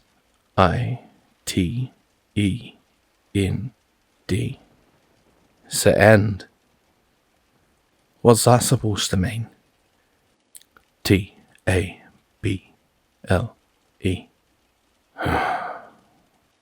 Daniel sighed. I hope you know what you're doing, kid. That night I set to work on the second half of things. I had no scavenging to do, which meant I could purely focus on preparation. I began to go around the catwalk and clamp any extra spotlights to the railing facing inward towards the playhouse roof. I hoped that the curator didn't show up, at least not before it was supposed to. I didn't quite have enough lights, which required me to take a few from the scaffolding over the playhouse. Once they were all set up, I attached all of their cables together to the best of my knowledge, then turned them on. Sure enough, they all flooded the area with light. Another thing completed. I turned them back off and then grabbed the oil and stepped outside. I had to empty my water bottle to fill it with oil, so I had an easier time carrying it. I then climbed onto the scaffolding over the kitchen once again. I poured the clear liquid over the middle bars near the pole I had removed, coating them in a slippery film. Then ran my fingers against the surface to test it. It proved thoroughly slick.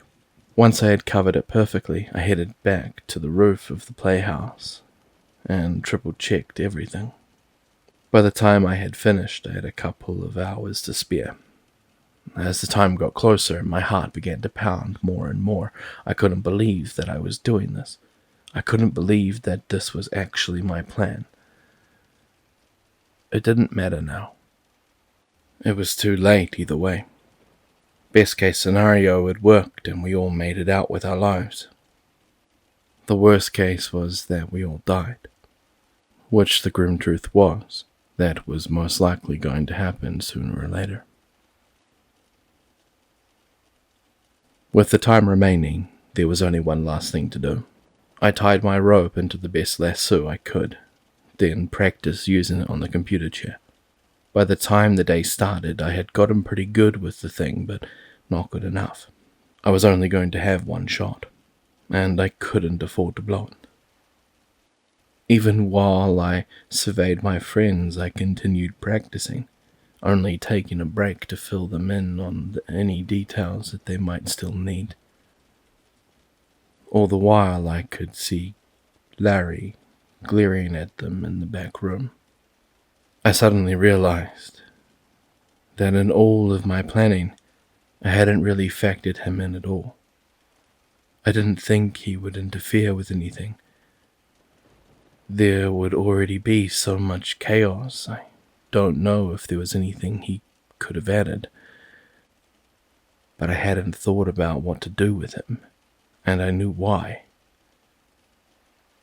It was because I already knew what I had to do. And somehow, despite everything Larry had done, I still felt terrible about it.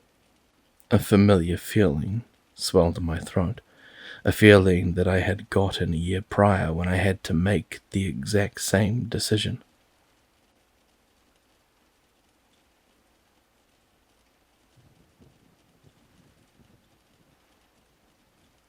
"What are we going to do with him?" Daniel asked us. We all sat in a circle in the living room with the bedroom door open so we could keep an eye on Larry. He was currently tied to the knob of the back bedroom door and staring at us with a blank expression.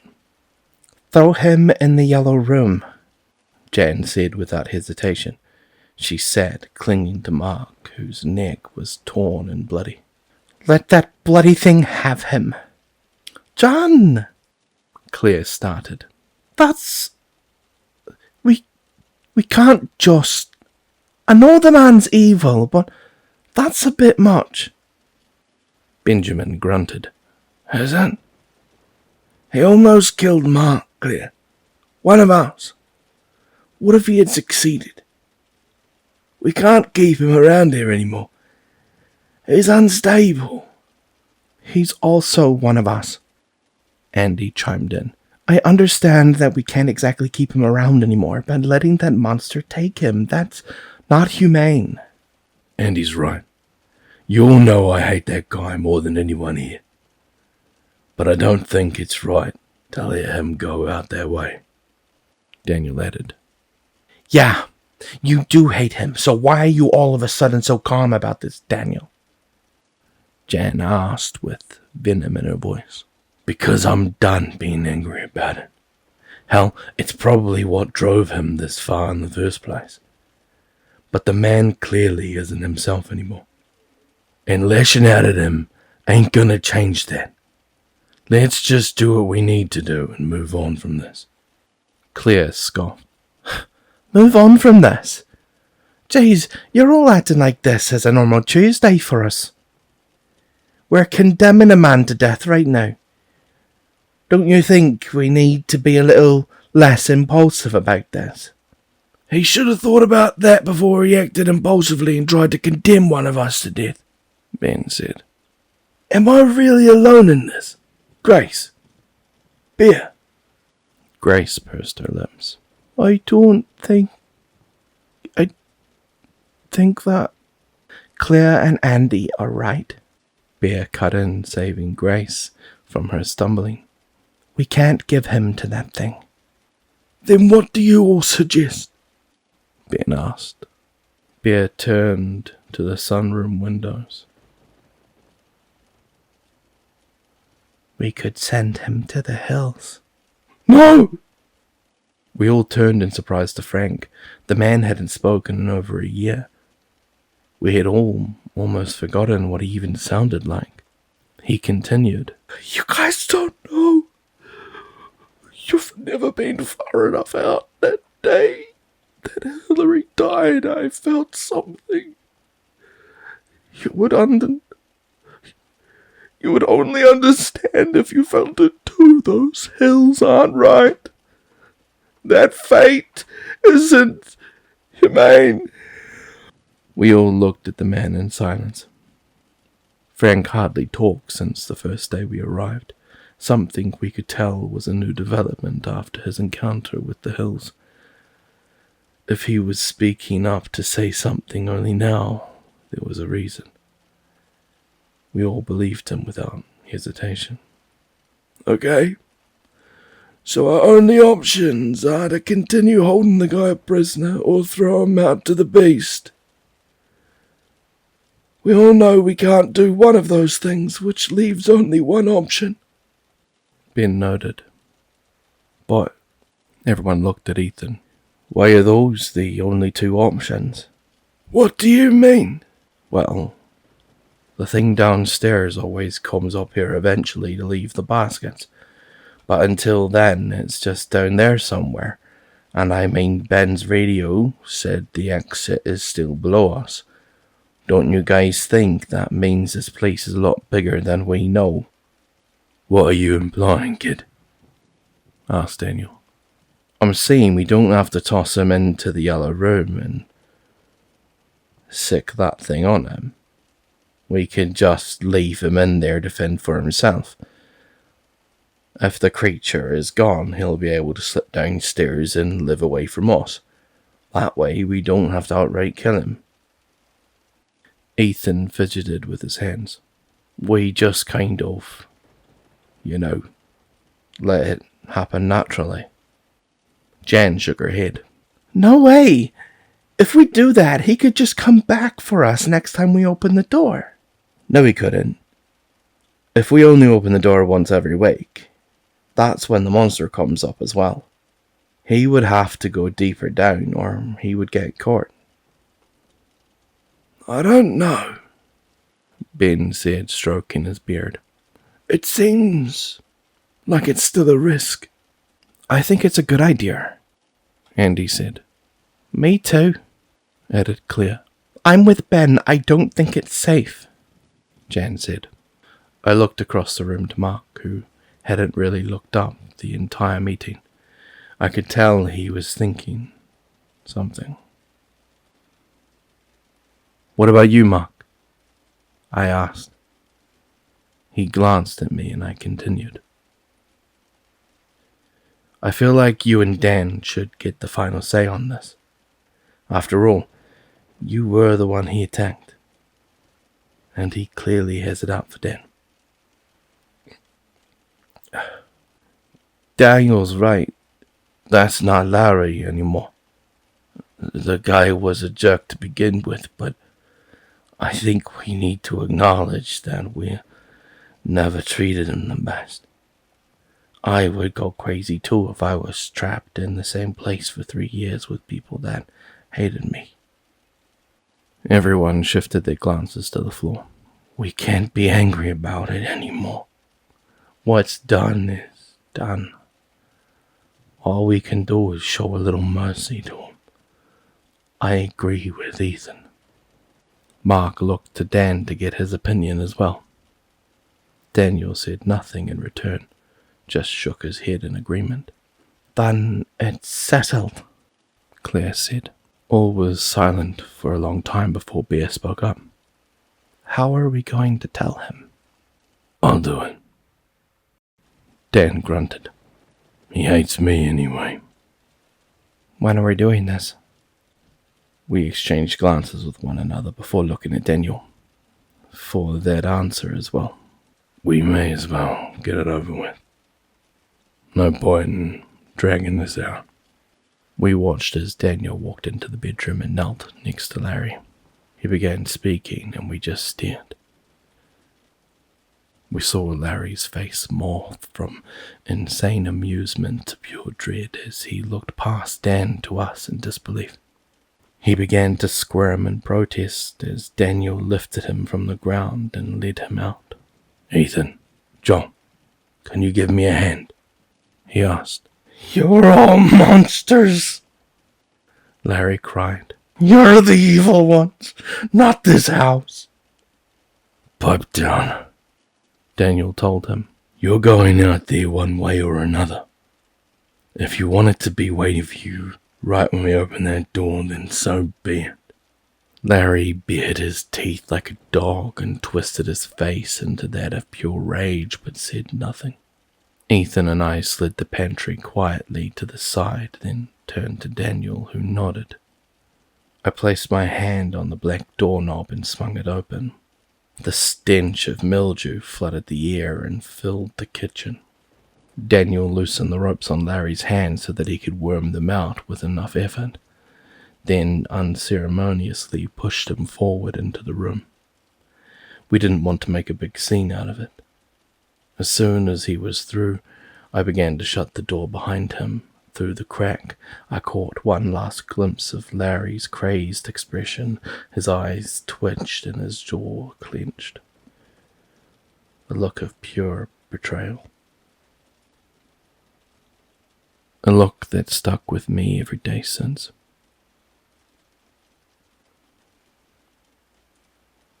There was no saving Larry, and I knew that.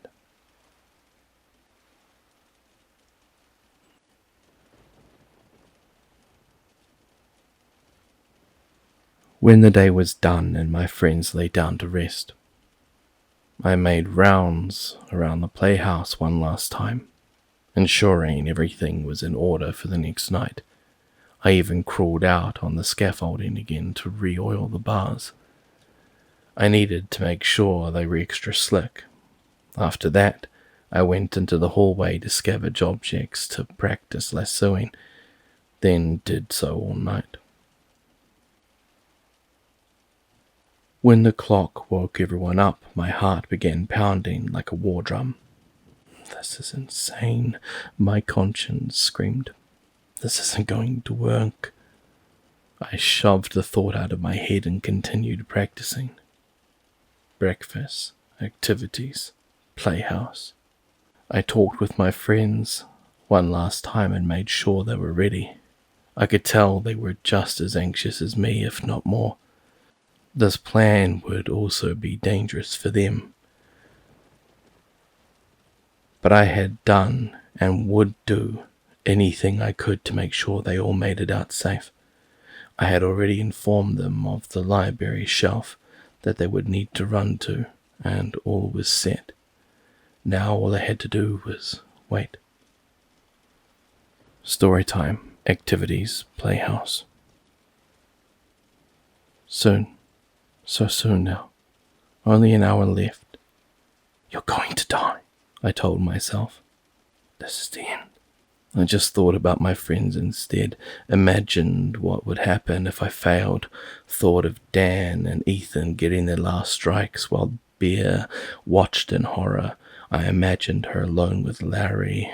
I threw my lasso one more time, hooking it to the chair perfectly and pulling the rope taut. I saw one of the birds clap their hands on the screen, and the entire playhouse stood at attention. My friends all looked at each other with concern. Ethan took Bear's trembling hand, and Bear took Daniel's as they filed towards the kitchen. I slung the rope over my shoulders and headed for the door. Here we go. I climbed to the top of the playhouse and looked over the kitchen walls. I could see that Bear and Daniel had secured a spot by the door, but one of the puppets had managed to worm its way into the next seat, forcing Ethan further down the table.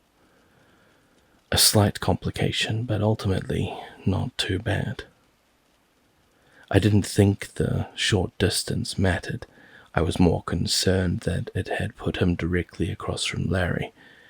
Once I had confirmed that everyone was in place, I waited until the meat carts were rolled in. Once they were in the oven, I started a stopwatch on my watch. 10 minutes. When the time was up, I headed across the catwalk to the doorway that I had seen on my first trip through the area. I peered into the dark, consuming void and prayed that my target was actually nearby. My legs were shaking and my breath was uneasy, but I knew what I had to do. Hey! I screamed with all my might. Hey! It's me! Come on! You stupid thing! Come and get me! I waited for a second but heard nothing. I'm over here! It's Joel! Another pause, this time for a solid minute. My chest began to tighten. How was it not coming? It needed to come. I couldn't pull this off without it. I raised my hands to my mouth to call again, and then tink, tink.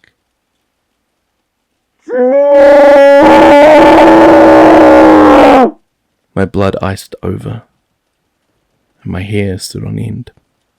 I knew the curator could talk, and it wasn't the first time I heard it say my name. It was, however, the first time I heard its choked, excited voice, not squealing. It was almost human. Almost. I forced my wobbling legs to move and turn back to the playhouse, breaking into a silent sprint. I slowed as I reached the edge of the kitchen and looked back. No sign of the thing, but I knew it was there, watching me. I looked down at the table where my friends had just finished their food. The birds were just finalizing the frosting on their twisted red velvet cake near the oven. Silently, I grabbed hold of the scaffolding and began to crawl my way across, avoiding the oiled bars. From the darkness, I doubted anyone would notice me. I was much smaller than the curator was. That's why I had to remove the extra bars, after all. I climbed to my spot above the table, took the rope from my shoulder, then looked back towards the darkness. Still no sign of the thing from downstairs. The birds walked the cake over to the table and placed it directly below me. The soft flesh bed gave me some confidence that I might not break my legs. One of the birds began cutting the top layer and placing it onto the coloured plastic plates, while other birds passed them around to each individual. My friends got theirs and immediately slid their dishes to the puppets next to them.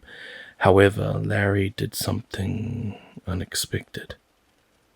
"Oh no, it looks like you gave your piece away."